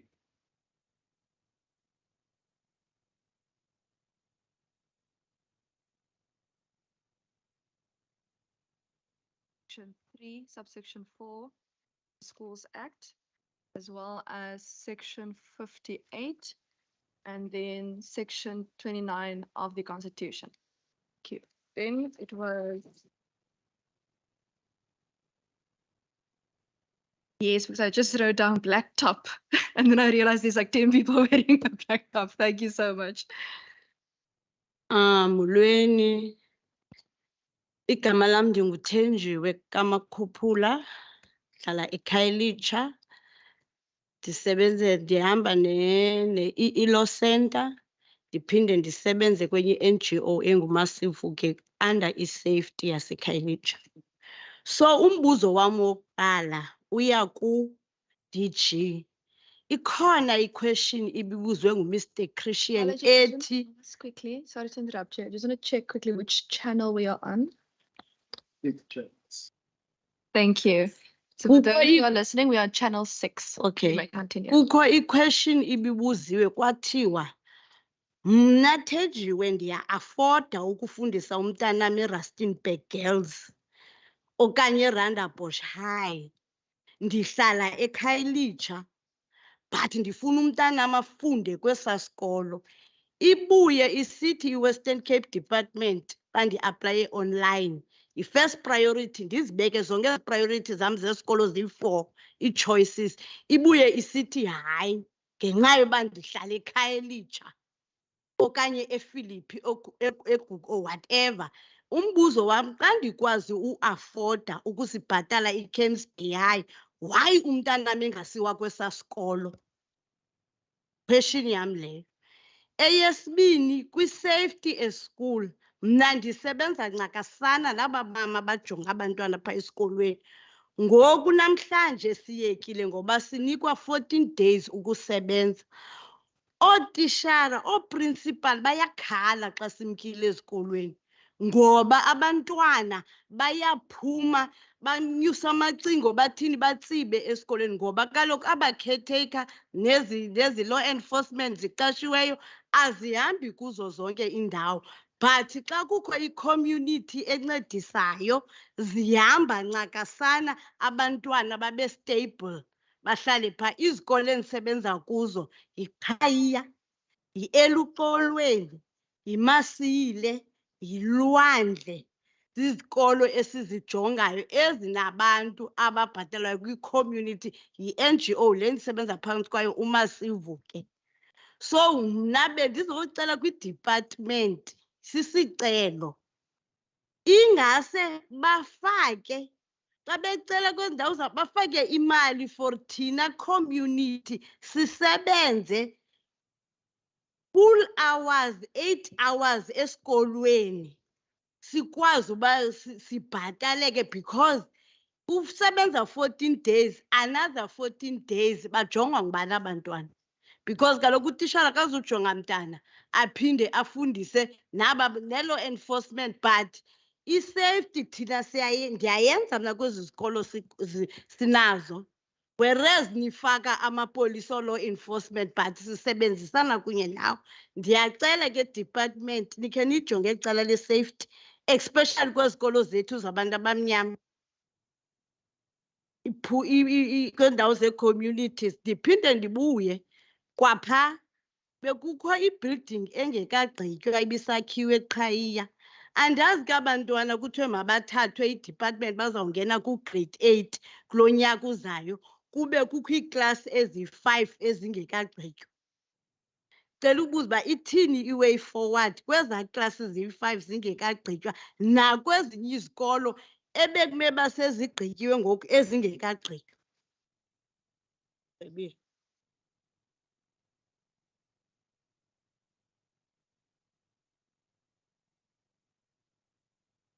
Thank you so much. And then it was the uncle next to you in the blue shirt. And then I'm going to do answers and then I'm going to take another round of questions. Thanks. Honorable Chairperson, I don't know where I need to start. I'm Mr. Africa, here in Africa. I'm a parent, first of all. Secondly, a teacher. Thirdly, union activist. Fourthly, everything that you can add. I've listened to the responses that were given. I want to start by first, if I may, with the permission, I need to make just 3 statements and I want to ask questions about it. The first thing is, it was mentioned earlier on by, let's get to the page. Oh, get it? There you are. We need guidance teachers at our schools. That's the reality. And it was mentioned earlier on by the speaker, one of the department speakers. When we've taken that out, we have left a gap within education.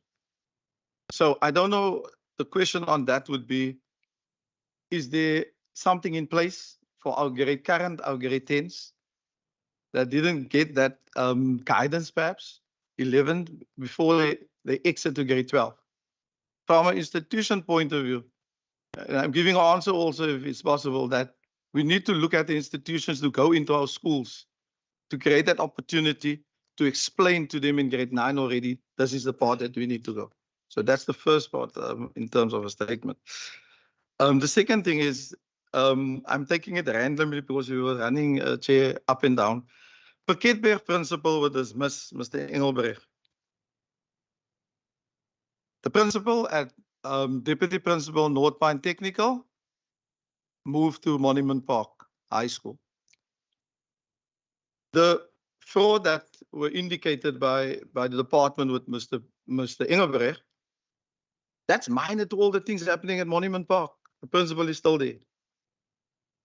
We need to address that inequality or the way how we address the issue.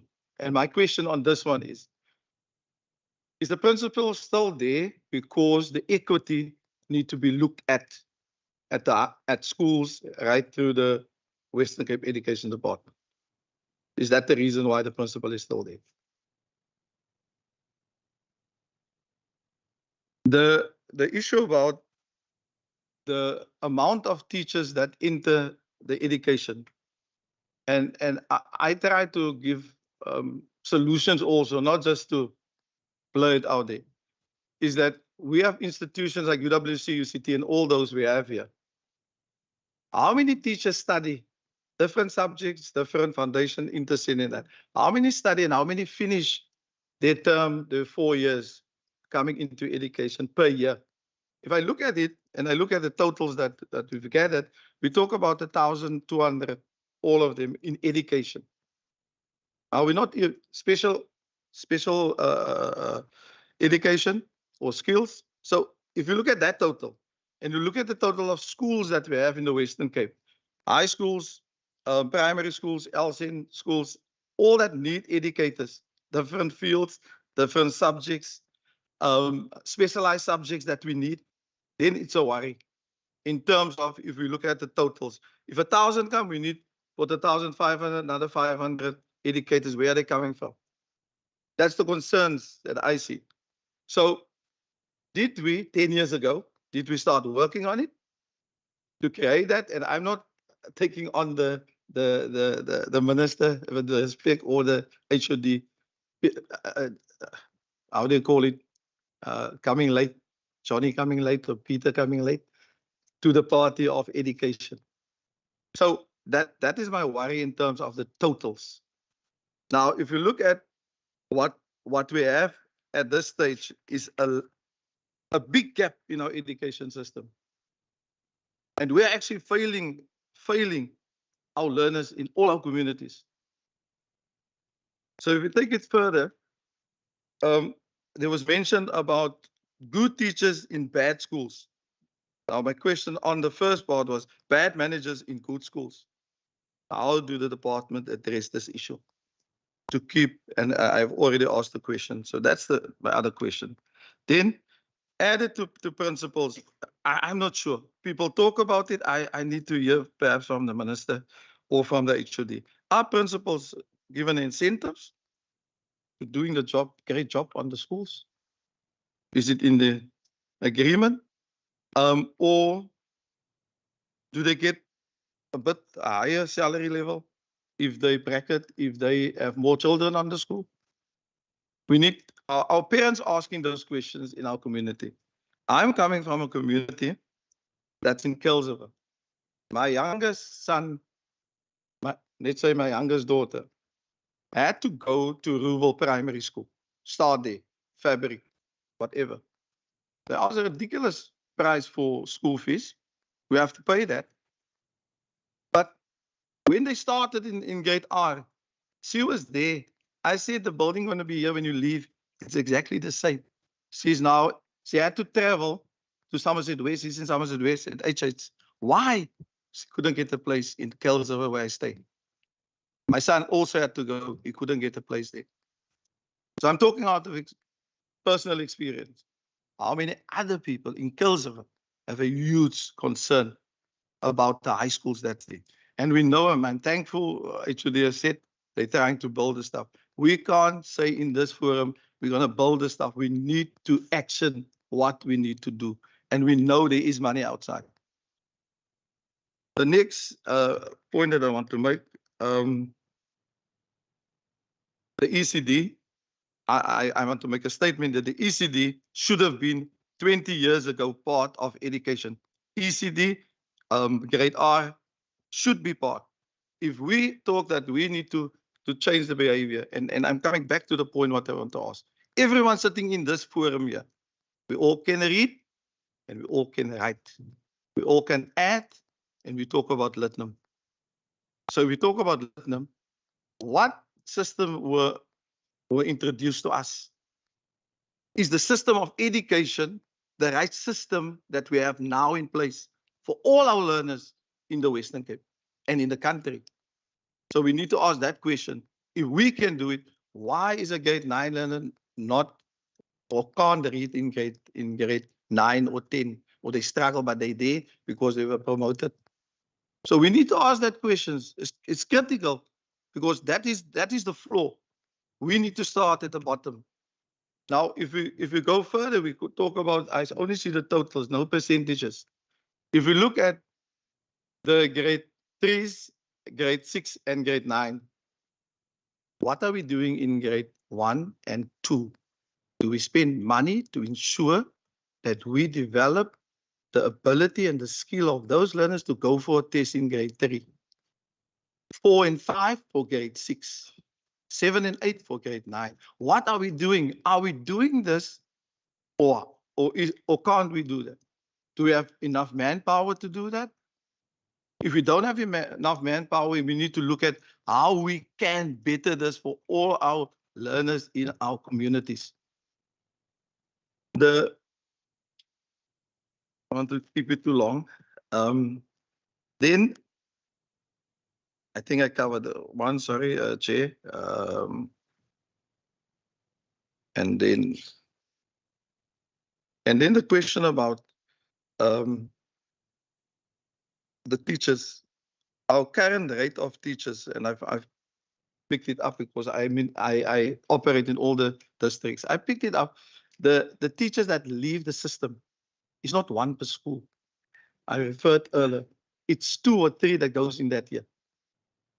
Do we have a plan to address that issue at our schools?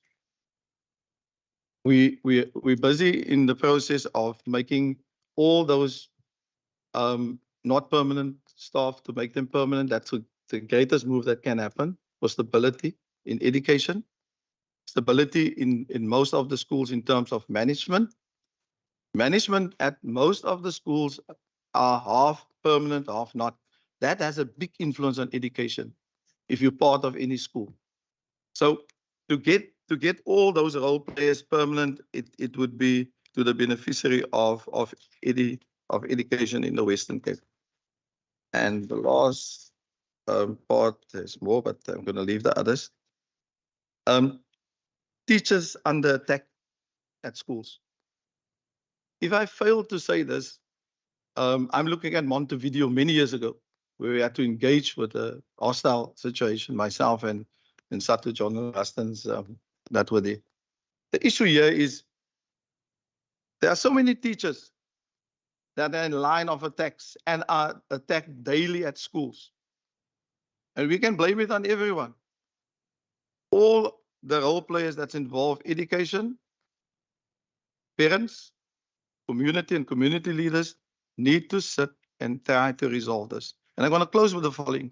Yesterday at my school where I am in Ravensmead, and you listen to the media, I had to go outside the gate because I know the grandparents, I teach them, the parents and the children that's now at the school, at the primary school now. I had to go out there and to do what I need to do, what I've done all my years, over 35 years. I could do that. Somebody else cannot do that. And the point I want to make is they're shooting every day in Ravensmead people now. And it's not far from our school, it's the next street. So I don't know if with all respect to all my seniors that sit here, we need to be very serious when we talk about engagement and engagement with our communities and what we want to achieve with it. And then the last part with educators, and that is Are we trained properly? Are all the educators trained properly in the various subjects? We look at some of our foreigners in our country that are in mathematics and physics. They are outstanding. What did we do wrong? We can be clever. We can say this is the approach, that's the approach. But if the message on the telephone or on message from this corner till there doesn't reach the right message that side, education will not take a lift to the highest level. It will stay where we are.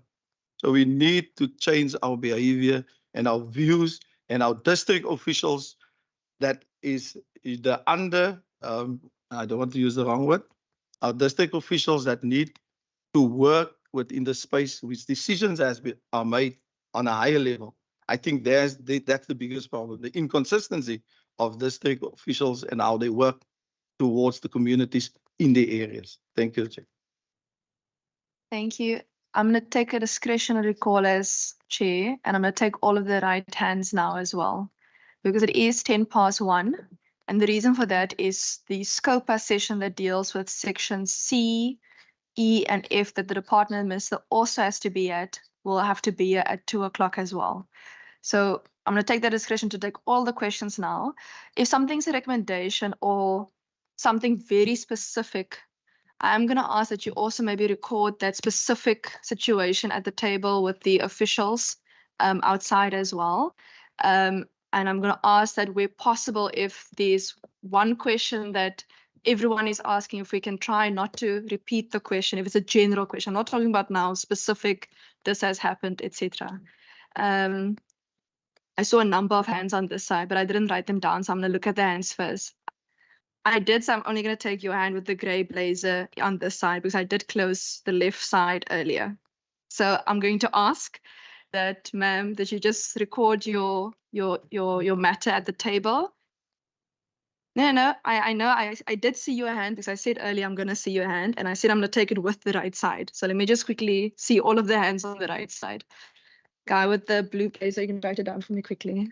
Guy with the blue blazer, at the black with the black leather top, guy with the grey top, auntie with the grey and orange top. And those are the only 4 I see on the right. Let me just check. And the guy with the grey blazer. Sorry, sir, I did say earlier I'm going to close the section on the left side. And the reason I'm doing that is because in order for the department to get to every single question, I actually think that we're going to start clashing with SCOPA, the SCOPA meeting. The SCOPA meeting also allows for public participation should you wish to stay for that section. But I do need to make a discretionary call now because there's so many questions that need to be asked to the department. Did you get those? Yes, blue blazer. Blue blazer. And just remember to also please state your name for us. Otherwise, I don't want to have you recorded as blue blazer. Okay. And there's too much blue in your note.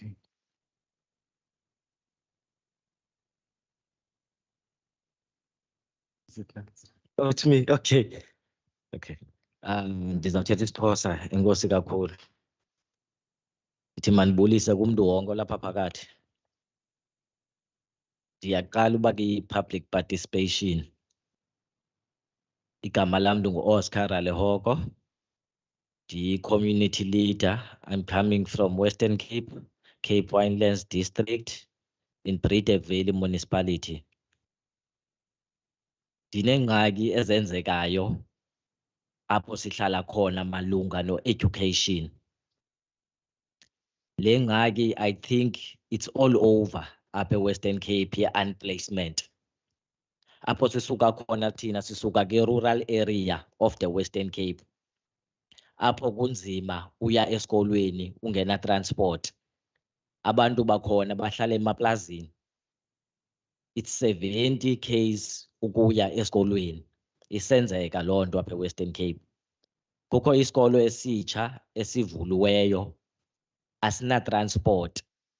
Besicela ubuza ukuba u-MEC uyayazi malunga naloo nto for uncedana nabantwana abasuka kude abangabi nayo nemali ye-transport abaphila nge-all pay. Okwesibini, kukho isikolo kuthiwa Hex Valley War School. eDidorens. There is a burning issue there. Kuyaliwa pha. Isikolo in chaos. Abantwana ba-attend esikolweni. I-community leaders zithi abantwana mabangayi esikolweni kwenziwa nestrike. Kodwa akho nto yenzekayo. Sicela i-intervention kwesa sikolo cause ikhona i-fraudulent eyenzekayo pha. Malunga nethenda nebhasi ezikhutshwayo. Cause kufumaniseke ukuba bonke aba bantu bebeyi-governing body bakuyo la fraudulent yethenda no-principal bayo. So kuyaliwa ngoku principal ne-governing body bayalwa, and okulweni kwabo it's affecting abantwana besikolo. Siba affecta njani? Kukho i-gangsterism into entsha kwesa sikolo sasemaplasini, and abantwana bayahlabana, amapolisa adikiwe kumane besiya pha. So bendicela i-intervention ku-MEC ayoyijonga la meko kubana yenziwa yintoni and ayilungise la meko. Ne-passing rate yapha yadropha. That tells you ukuthi ikhona into engekho right. And ngoku kungene nee-taxi owners kula issue ye-transport. And remember, there is in taxi violence, if it will be affect the school, what will happen? I want us to have a resolution and intervention in that matter before it's too late. Okwesithathu sinesikolo kuthiwa yi-Fun Carton, ayina-sport ground. Izikolo ezikhoyo zabantu abamnyama pha azina-sport ground, kodwa izikolo zabantu abamhlophe nezamakhaladi zine-sport ground zona. Why it's that? Esikolweni kukho ikhompyutha but akho mntu ufundisa ikhompyutha. Ii-laptops neekhompyutha are there but akekho umntu ofundisayo. Why is a computer ne-computer labs there if the children, they can't even type?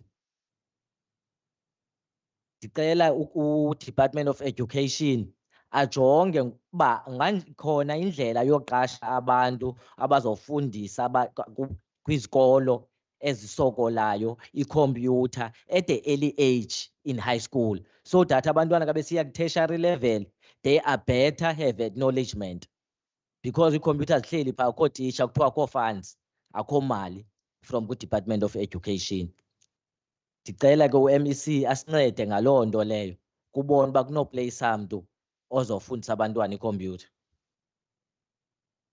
And ndicela kubekho i-criteria when you elect i-SGB, because ifaka i-SGB political in our schools. So you need to create a criteria of application on the SGB, because some SGB is prior, their intention is to go make money out of school. Because they are exactly the same people abafumana tender yoklina yokwenza yonke into. How if you are SGB leader, you are the ones gonna get the tenders there, but you are saying you are assisting? We need to look at those things. We need also nenze induction when they are appointed for a new induction for the SGB. What is their job description when they are serving and assisting the school? And there's no pay, and they must know there's no money. You are doing a community development worker. If ever there is a way that Department of Education can give a stipend to them, please, department must come with a resolution regarding that and a strictly criteria. And there is a child safety also, ayokugqibela. Okokugqibela kugadwa izikolo phaa emaplasini apho ndikhoyo eDidorens. Zigadwa ngoomama noomakhulu noobhuti abambalwa, zonke ezi zikolo. Benze isicelo kum uba ndibathethelele cause akho payment, akho stipend. They've been doing that over 15 years. There's nothing they ever get it. And those people bavuka ekuseni ngo-8 baphinde babuye kwakuphuma isikolo just to stop gang violence after school. also help for the late coming. And bathatha abantwana kwezi ndawo kutshaywa kuzo intsango ezenza abantwana bafike late. Bayobafaka esikolweni. Loo nto yenze isikolo sitsho sibe bhetele ne-attendance yesikolo. Because ifumaniseke kwezo issue kukho abantwana abakhapha abantwana boomama babo. Babase kuqala ekritshi nalapho bagcinwa khona, nto leyo yenza abantwana babe late esikolweni. So sithi sicela isolution, assistance kwezo NPO okanye NGO ezikolo in terms of support. Government azinike stipend or any allocation can be made to assist ezo zikolo through those NPOs and NGOs. Kukho izikolo ezimbini esibizwa ngobana sisibabalo, asina fencing esasikolo. Andiyazi noba u-MEC have been indicated by the district ukuthi isikolo asina fence, sivulekile nje, uyangena uphume, nezikoli zenza nje kanjalo nazo. Sicela ke sasikolo senzelwe i-fencing, kudala sifaka isicelo and akho bala phaya. Kukho nje i-ground, izikolo zapha zidependa kwii-farmers, kwii-owners ze-farmers, zizo ezi-assista izikolo than ugovernment. Hayi noko ngoku sekwanele ngoku, kudala noko ngoku ii-farmers isinceda. Sicela nakuni ugovernment ke niyoyijonga laa meko yapha emaplasini, ngakumbi eDidorens. Kukho izikolo ezinee-class ezi-open. Ezi classes open, we can use it for those unplacement learners. In Fankatim, we have 3 open classrooms and not utilized for 2 years now. Can we use those classrooms at least for grade R okanye abo bantu bangafumenanga skolo bafakwe pha eza classrooms zingahambi nje, and nijonge ibudget yobhatala abo tishala bayothi basebenze pha. Enkosi.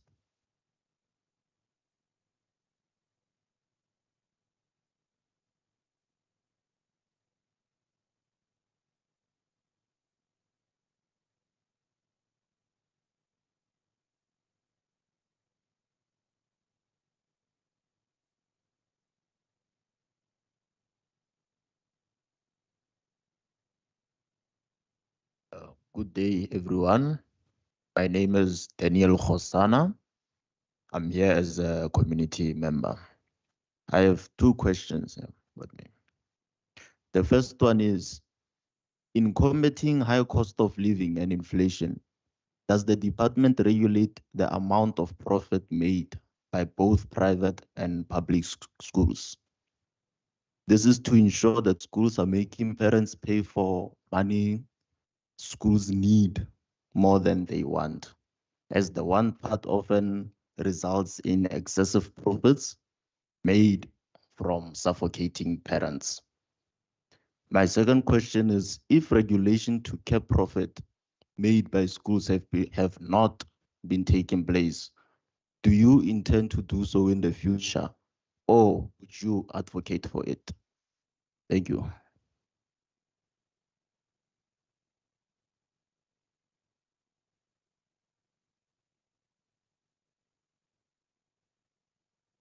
Good afternoon, everyone. Thank you, Madam Chair, and everyone for this opportunity. I would just like to ask, will there ever be a time that schools in the Cape Flats would look exactly the same like schools in normal Henswood or Redom in Tukai? Will there ever be a time when we will be deliberate in terms of our budget spending and deliberately spend within the Cape Flats the way that the then apartheid government spent it within those areas to uplift those communities intentionally? Will we ever reach that same point in our lifetime and as an organization to bring up the previously disadvantaged to that same standard deliberately?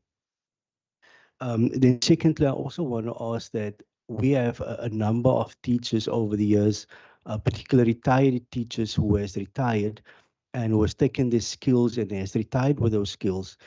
And I'm sure amongst them, there are a number of teachers who are willing, retired teachers who are willing to partner with government in terms of sharing maybe 5 years of their experience with schools. If there is ever a time that we will communicate with those retired teachers to ask them to come and support the new teachers in schools to be of an assistance and maybe help in that regard, because simultaneously we will then have assistants in the classroom with more experience. And if that could at some point be taken into consideration. Then also I want to know the current budget of the Western Cape department. What is that budget? How much of that budget has been spent and currently what is left of that budget?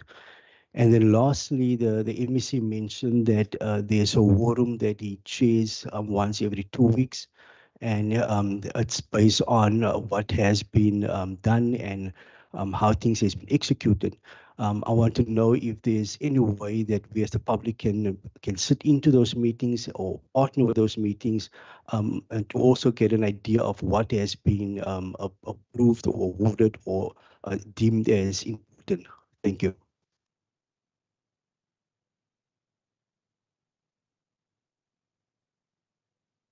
Thank you, Chair, and good afternoon to everybody, especially to the community leaders as well as the honorable members that are in here.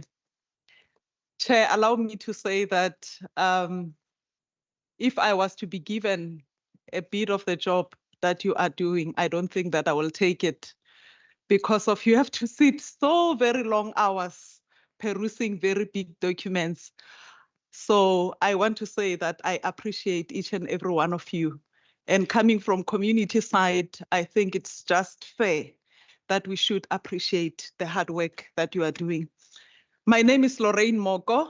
I am by profession a social worker, but over and above that, from 2016 up until 2022, I was an educational social worker, and once an educational social worker, always an educational social worker. You just want to speak education all the time. I'm currently an administrative social worker within the training setup. I must say, from the debate as I was listening in the morning and trying to figure out really where are we going wrong with the education system in the Western Cape, and I must say, this is not just the Western Cape issue, it's a reflection of what is happening in the whole entire country. When I was an educational social worker the past 7 years, the setting that which I worked in was an NGO sector. And what they dealt with was precisely the unplaced learners as well as the school dropouts. Alarming stats that which came each and every year was that we would get 120 learners unplaced and 120 learners who dropped out from one community. So count for me 240. But that particular NGO, I don't want to mention it, is still making wonders in that community, just to make sure that learners are getting some form of education. When it comes to the online setup, I must say it's a field that which we need to tap into, and very, very fast, because of our young people are very clued up when it comes to cell phones, to technology generally. So somewhere along the lines, we need to also pick up our socks and get to their level and realize that they are 10 steps ahead of us. I did matric in 1997. That's a long time ago. That time, there were no cell phones. If there were cell phones, they were still botilili, the ones that we don't even have touch screen and, Google and all these other things the young people are exposed to nowadays. So my plea is that let's top up, let's get to their level, because of we are boring these young people. And then we wonder, why are they failing? Because of we are not in their level. Sometimes, Chair, I wonder if we understand what is quality education and what really is our definition of quality education. I wonder as well, what are we hoping to achieve with these young people? What are we hoping to manufacture out of them? Can their skills be able to keep the economy afloat one day? You know, during COVID era in 2020, we were shipping in doctors coming from other continents. I was shocked because of we are raving about the amount of young people that are passing matric, but we cannot produce medical officers. I mean, my learned colleague, the teacher there, just said that, you know what, teachers are dropping out from being teachers because they are being abused. But then at the end of the day, are we topping them up? Is there an intentional recruitment to make sure that our young people are coached to go to certain fields? Yes, I heard during the debate in the morning that teachers will coach young people to take certain subjects, but it will help to match also with the economy. You know, in terms of what is happening with our unplaced learners, I understand that we will cry they are unplaced and so on. There are many solutions we can come with. I am thinking, have we ever thought about making our schools shift schools? What do I mean by shift schools? School starts 8 o'clock, it ends at 3 p.m. to the most. Why not from 4 p.m. up until 6 p.m. allow some form of education? I know your answer will be that we don't have capacity, we don't have teachers. And there the solution needs to come in terms of making sure that we have got the skills to assist our students. Gauteng and Western Cape are known to be the destination of choice for our non-South Africans. Stats SA has also proved that, has given us alarming statistics in terms of the number of people that are coming to South Africa, including their children. Now, what you don't know is that for a person who works in ordinary township, I can tell you there is a lot of this independent cropping up schools, unregistered, but then they are doing something.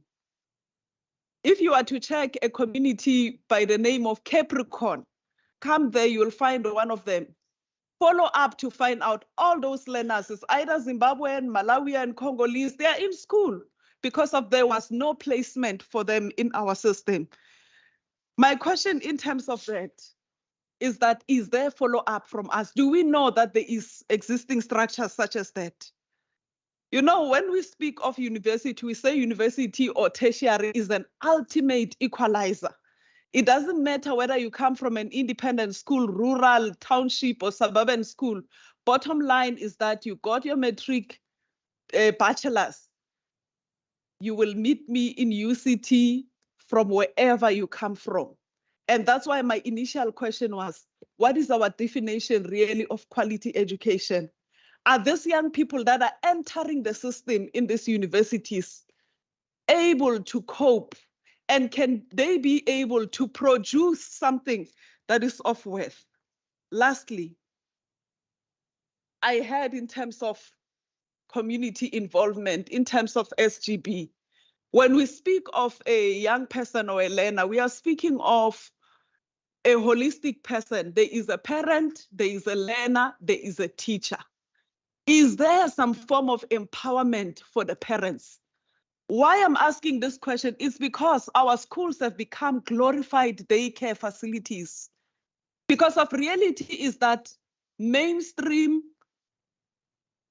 and our ordinary working class is the one that is majority putting children in the schools, right? And we call them poor communities. At the end of the day, this parent leaves the child 5 a.m. and it will answer that question of this child has got to take the child to preschool. What must she do? She must juggle between being a parent. Chair, you just spoke about, I think, a family member that has to juggle between being a parent and raising these young people. But at the end of the day, where do they leave their children during the day? And there is a very huge gap there. And that is why there is no department that can work in silo, because of some of the things can be answered by another department in terms of making sure that there are facilities that can assist, where they can assess whether when a learner leaves school at 3 o'clock, are they going home to find a parent? Tell you what, majority of these young people, when they leave school, they are going home to a parentless home. That is why we wonder, why are they on drugs? We wonder, why are they joining gangs? Because of there is no parental supervision. There is no adult supervision at all. So my plea will be that, as a recommendation, somewhere along the lines, let's not just focus on saying it's just education. These departments, they coexist, they should collaborate somewhere to make sure that our learners are cared for adequately.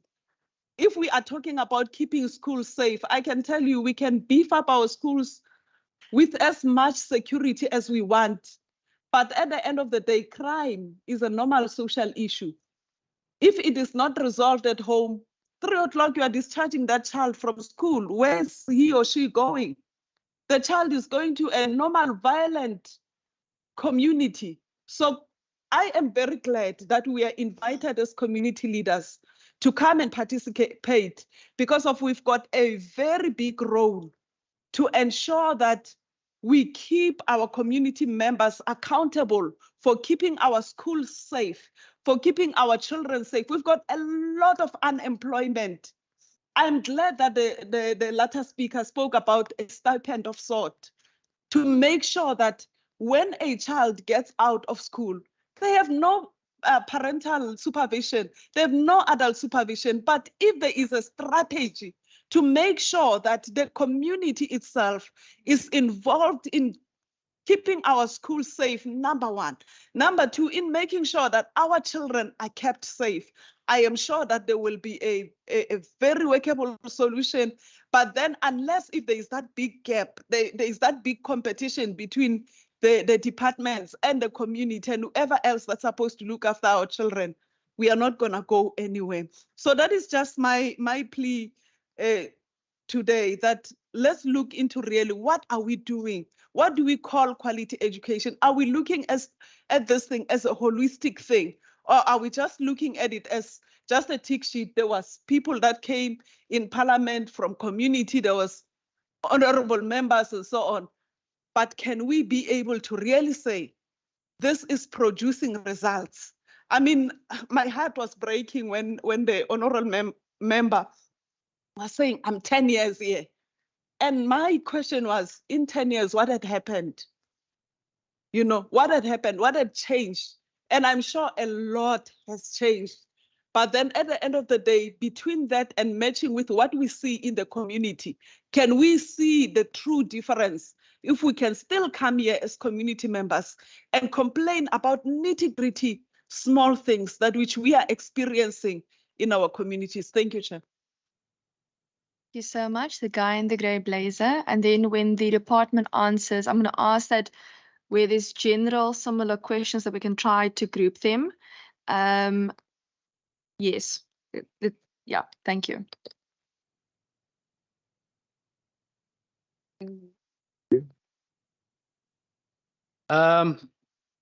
Thank you for this wonderful opportunity to address a captive audience of decision makers. We should do this more often. MEC Mania, I want to ask, how effective is the department's fraud and corruption prevention plan in dealing with corruption at school level, especially at collaboration schools? The Western Cape Education Department has let some principals and SGBs operate with impunity, almost always at Model C schools or former Model C schools. Golden Grove, Swanswyk, you know, the list goes on and on, MEC. In almost all of these cases, your department has kicked the can of tackling endemic corruption in your department down the road as far as you can, as long as you can. Mr. Mania, Wesley Newman is the latest in a long line of black and colored principals who seem to disproportionately cop the wrath of your department. And in persecuting Wesley Newman, your department has incurred costs of more than 2.5 million rand. Now, when you started this persecution, the pass rate at Heathfield High was 81%. For your 2.5 million rand investment, last year the pass rate was 64%. At one school, a school that should never be a quintile 5 school. Now, I understand the quintile system is not of your making, not the making of the Western Cape. But if you're going to do nothing to address the disparity, it might as well be of your making. And if this provincial government wants to argue for devolution of powers, you have to be better than national, not equal to, not worse than. So maybe if the Western Cape Education Department finished first in matric results consistently, or maybe number 2, there would be a case for devolving those functions to province. But the Western Cape is fourth out of a province of 9. So the Western Cape Education Department, by omission and sometimes by commission, is screwing the poor and the working class out of the only way out of poverty, structural inequality, structural racism. Now, one quick fix, and I think we can all agree on this right now across the aisles, that we can implement right now. You can immediately tackle the practice of teachers or principals sending learners home during school hours as punishment. The fact is that these teachers and educators are in dereliction of the duty. So rather than persecute Wesley Newman or Brian Isaacs, you should be disciplining these teachers, and they should be disciplined accordingly. Another thing that we can tackle immediately is the spirit of the Back on Track program should extend to learners who have special needs, maybe learners who have come through a tragic accident that can no longer cope with the curriculum or they face limited capacity to do that. We should bear in mind that these learners should not be left by the wayside. Coming back to the Western Cape Education Department achieving only the 4th, disgracefully, the 4th highest results in the whole country. Heathfield High and other schools, these are tiny cuts which are resulting in this fall. And I would encourage you, MEC, to break the invisible shackles that former MEC Debbie Schaefer seems to have over you in this department, as she tweets from Her Majesty's Customs and Revenue Service in the UK. As she defends her rotten legacy, she sullies your reputation. Thank you very much.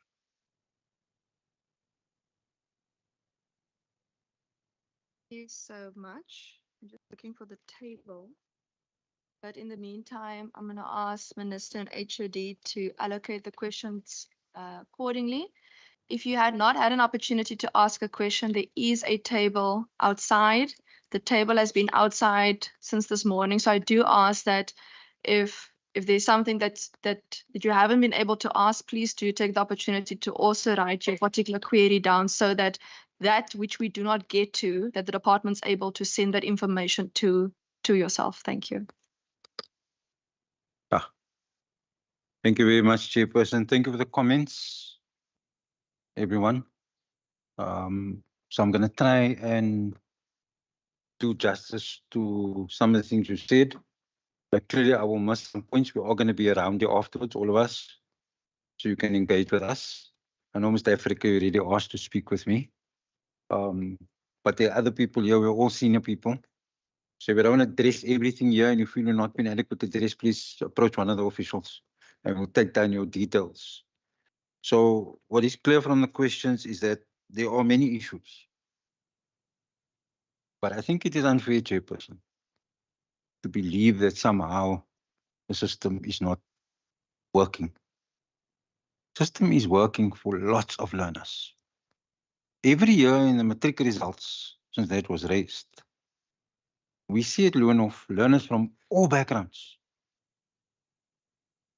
Well, the poorest communities achieving good things.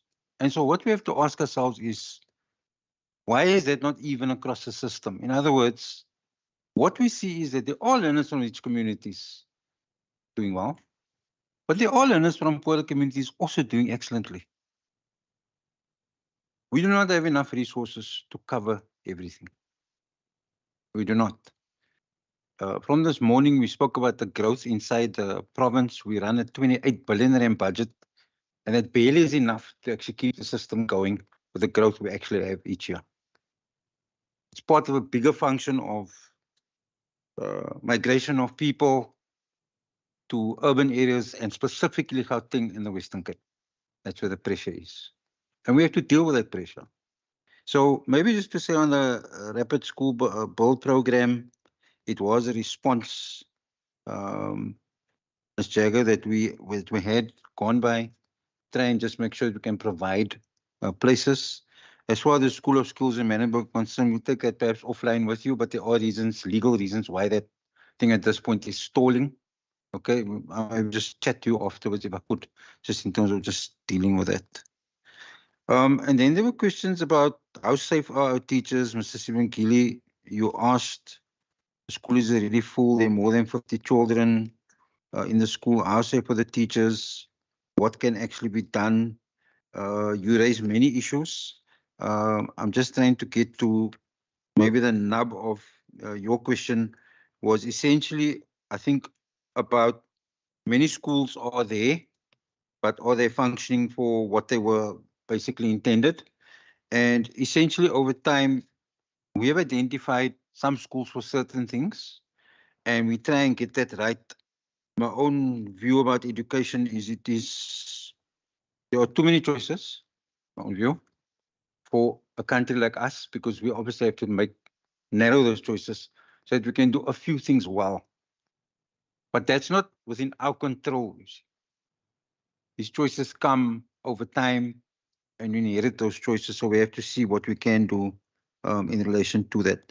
Specifically around physical infrastructure, those questions around physical infrastructure, Chairperson, schools get on a program, but they're in a waiting line to be able to actually deliver things. We sit on the oldest estate, as you know, so there's infrastructure support we must do, but also at the same time we must do that infrastructure support. There's also got growth inside the system, and we need to provide many of the, let's just say, of the new places. So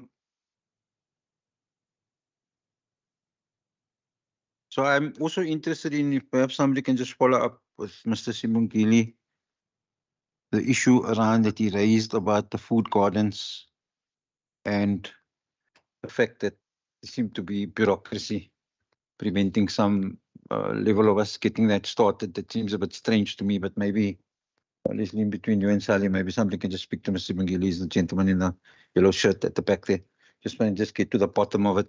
Like, what is the actual issue with that issue? Is a little bit strange to me. So then there were questions about unplaced learners, right? So we do have if there are any unplaced learners in the current year, can you please go outside and make sure that that is brought to our attention? We've got a desk outside. We put people outside. They've been sitting outside there the whole morning. They're still there now. So if you have information, specific information about a learner who doesn't have a place at the school, if you can take it there, but also I know there are some concerns from some community members and parents for next year's system, because we did have a closing date. We had an opening date and a closing date. And so now when they try and go in the system, you find that the system is closed. So people think, well, that means I'm not going to get a place. However, what should be happening is, if you have such a person who you know, that person must approach the district office. The district office must take that application. Right? So whether it's late or not, they must take the application. It's just that on the online system, we actually close. However, if you know of people today, if you don't have something here today, you can go outside and just speak to the people outside. If I can just ask generally that people do that. So I know there was I think it was Ms. Rosie who raised a question about you cannot apply online, the system is closed. What about late applications? We do have a system outside where you can actually deal with that. So I am interested in the input of one. I'm not sure who it was who said that we do have unplaced learners, and if there are unplaced learners in the current year, if you can give the detail to us, because we can't, we need to work with the detail. Who is that learner? Where did they come from? So let's also talk about that just slightly. I just want to mention We have two entry points into our system. The entry points into our system are in grade 1 and in grade 8, right? So we obviously will try and accommodate other learners if they move. And when we're in this school in grade 3 and we go to another school in grade 4, we will try to accommodate it. But I do want the community and the members, chairperson, to appreciate that if every child in this system puts up their hand and says, I want to move to another school, it can't happen. So the unplaced learners, our obligation as a system is on the unplaced learners list, try and place grade 1 and grade 8. We have to do that, and we are doing that. Once you're in that system, to try and move to another place, we'll see whether we can basically accommodate. I just wanted to make that clear. Also, children who come from outside the province into the province, we will look for a place for that child. Children who come from outside and want to study inside our province, we will look for a place for that child because that person wasn't in place in our system right now. So just to, I think, maybe to clear that up. And I think it was Mr. Jackson. Mr. Jackson, can you just put up your hands? I can see again who you are. Okay, Mr. Jackson, you, and I think your person, Mr. Victor, I think you're all together, the two of you together.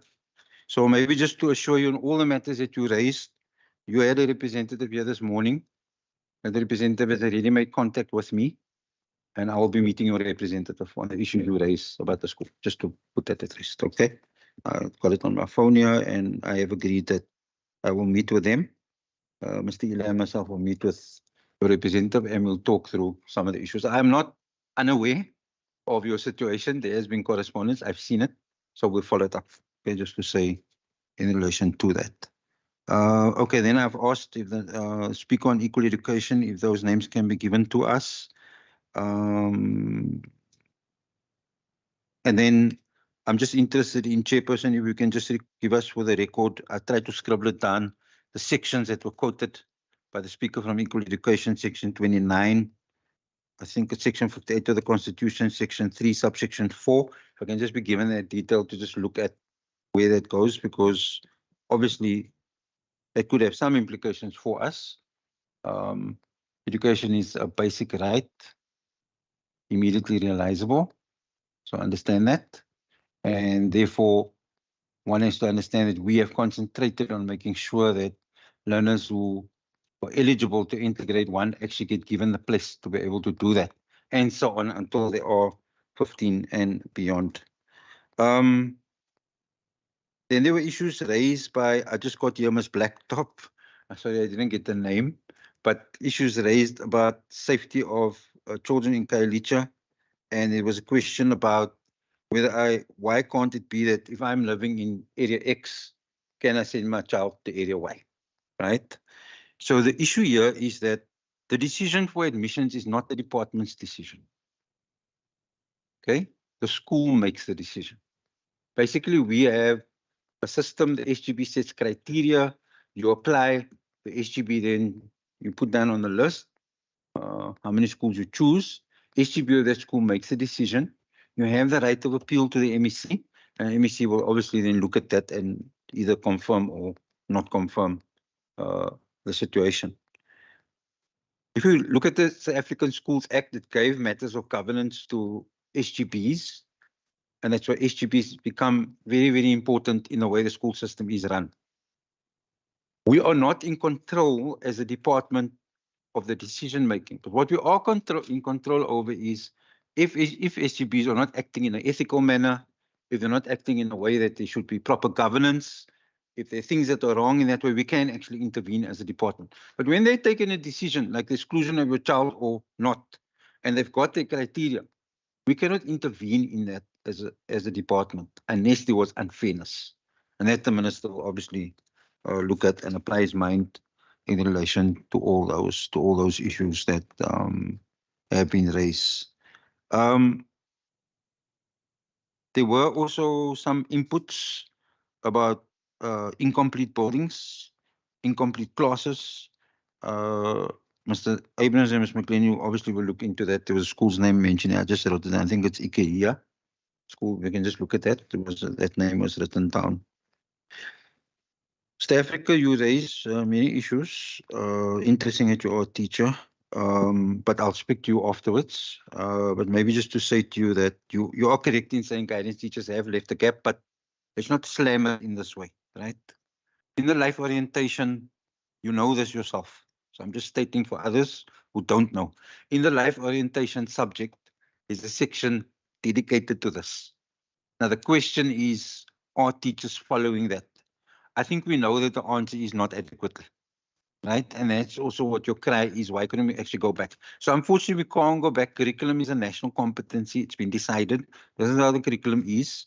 Now, whether it's right or wrong, I'm not going to give a comment. I have views, but I won't give what those views are. We have life orientation, and we must make that work for our children. So it is very important if in your school or those who are in SGBs to raise those issues about guidance to our young people to make the right choices. We've got to do that. We provide the material as the department for teachers to be able to teach the subject called life orientation. So I will talk about this, I promise you, in all the platforms that I engage in, because I engage with unions, teacher unions, I engage with public sector unions, I engage with governing body federations, SGB, the associations with SGBs, and a number of other platforms. I will raise this issue, especially with my teacher unions, on the question of guidance to learners. Because I think just, I'm a little bit older, so I went to school a long time ago, but you are correct. In our time, maybe it was better. Teachers had maybe more of a handle on what actually needed to happen. So we will raise that, I think, as a general point.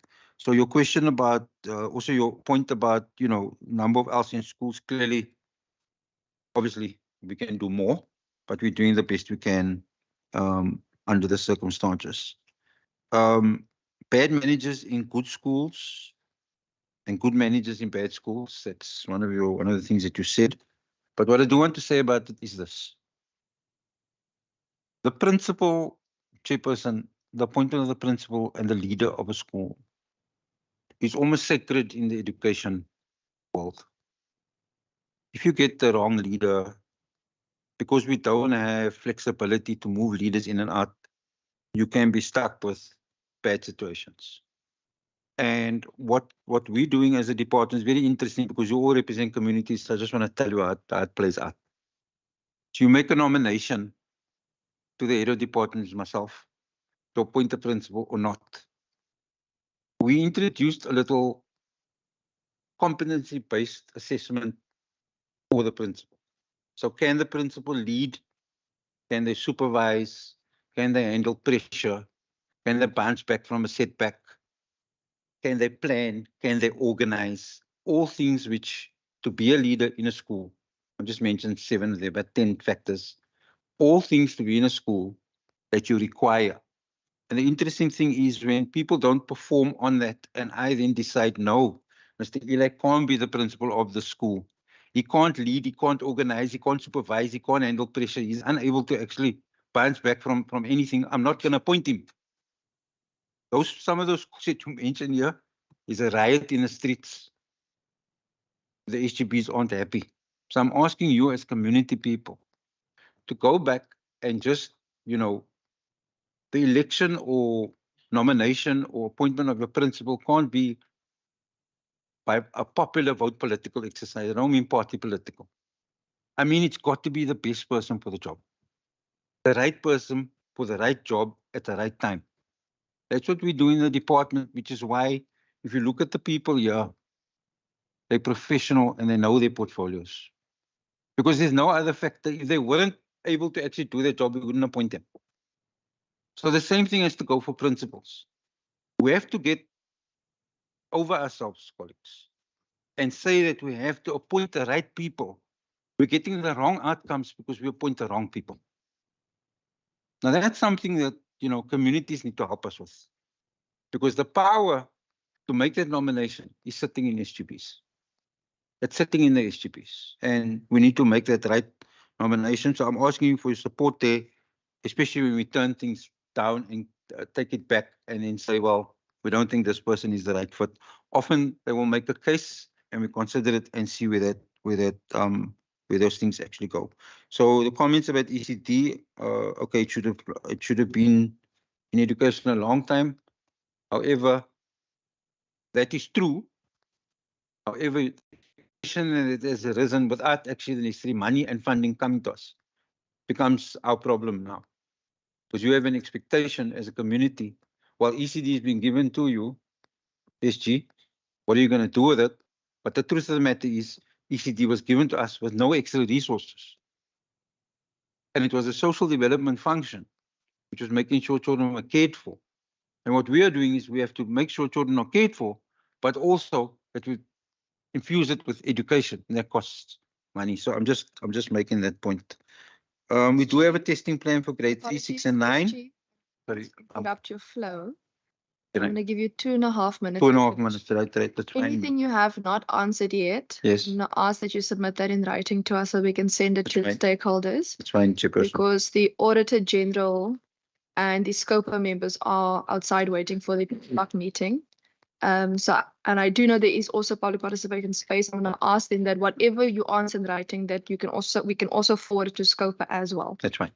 Okay, so 2 minutes. I will just on some of the other points on the right-hand side, just wrote Mr. Blue Blazer, but I didn't get the name, but just the issues about XRLA that you raised. I think we're not unaware of them, but we'll go into them again. We'll make sure that we just go into them again. And you raise a number of allegations here, so we will look into that to do that. And then, issues that you raised about, and I agree with you, that we are failing our children if we allow them to come late, if we don't actually institute discipline and so on, with many factors that you have written down here, that you've said that I do agree with. Then there was a question, Chairperson, about profit in public and private schools. Maybe that person can just come speak with me. I didn't quite understand what that meant. And then there was a question about the budget. It's 28 billion rand. And then I think lastly, maybe to just end off, to just say that there were questions about, the unevenness inside the system. And the truth of the matter is that we need to make sure that we do the best for everyone, and that we give them the correct leadership, the correct resources, and make sure that the correct governance is in place, so that we can't have some of the things that you allege inside this meeting. That's all I can say now, Chairperson. I will end. Thank you very much. Thank you so much, Minister. I'm going to give you 30 seconds for closing remarks.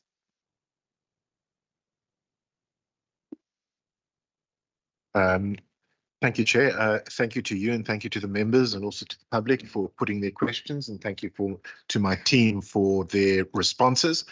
I do think I'd like to draw your attention, Chair, to the fact that this will be Mr. Haroon Mohammed and indeed Ms. Berenice Daniels' final annual report.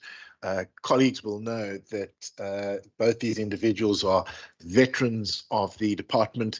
Their influence in the education sector extends far beyond this province, and they have made a huge contribution to education in our province, and over the years, I'm sure, have changed the future of thousands of children in the Western Cape. And so I just wish to pay tribute to them, and I'm sure that members of the committee and members of the public would share in that. Thank you very much.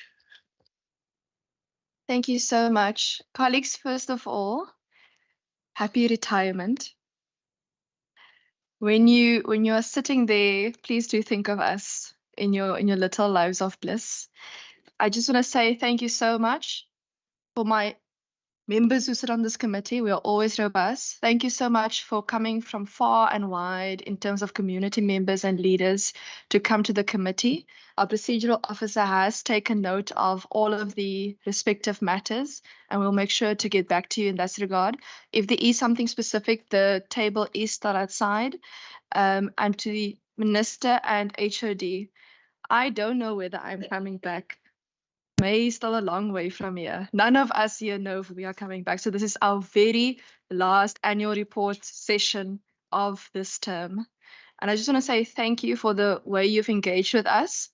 When we get queries from the committee, we have an over 90% resolution rate. And that doesn't even take into account the new stuff we've gotten after we calculated our rate previously. And we could not be able to do that without the cooperation and the relationship we've built between your respective offices and us. Congratulations on your unqualified audit. On a third of all schools having robotics and coding in them. I want to say congratulations for spending 99.9% of your expenditure, 100% of your infrastructure expenditure. You're doing even better than some of the other departments that are responsible for infrastructure. And also congratulations, because in the PRO it showed that over the past 5 years, you've increased your primary school retention rate by 10 percentage points, as well as your high school retention by 6 percentage points. And that is not an easy feat. So just thank you so much. And may the force be with you in Scopa. With that, colleagues, I'm going to ask that the members send in their resolutions in writing, whatever the jokes are at the moment there, that the resolutions are sent in by writing. The procedural officer will give you a timeline in writing over email. And with that, the meeting is adjourned. Thank you.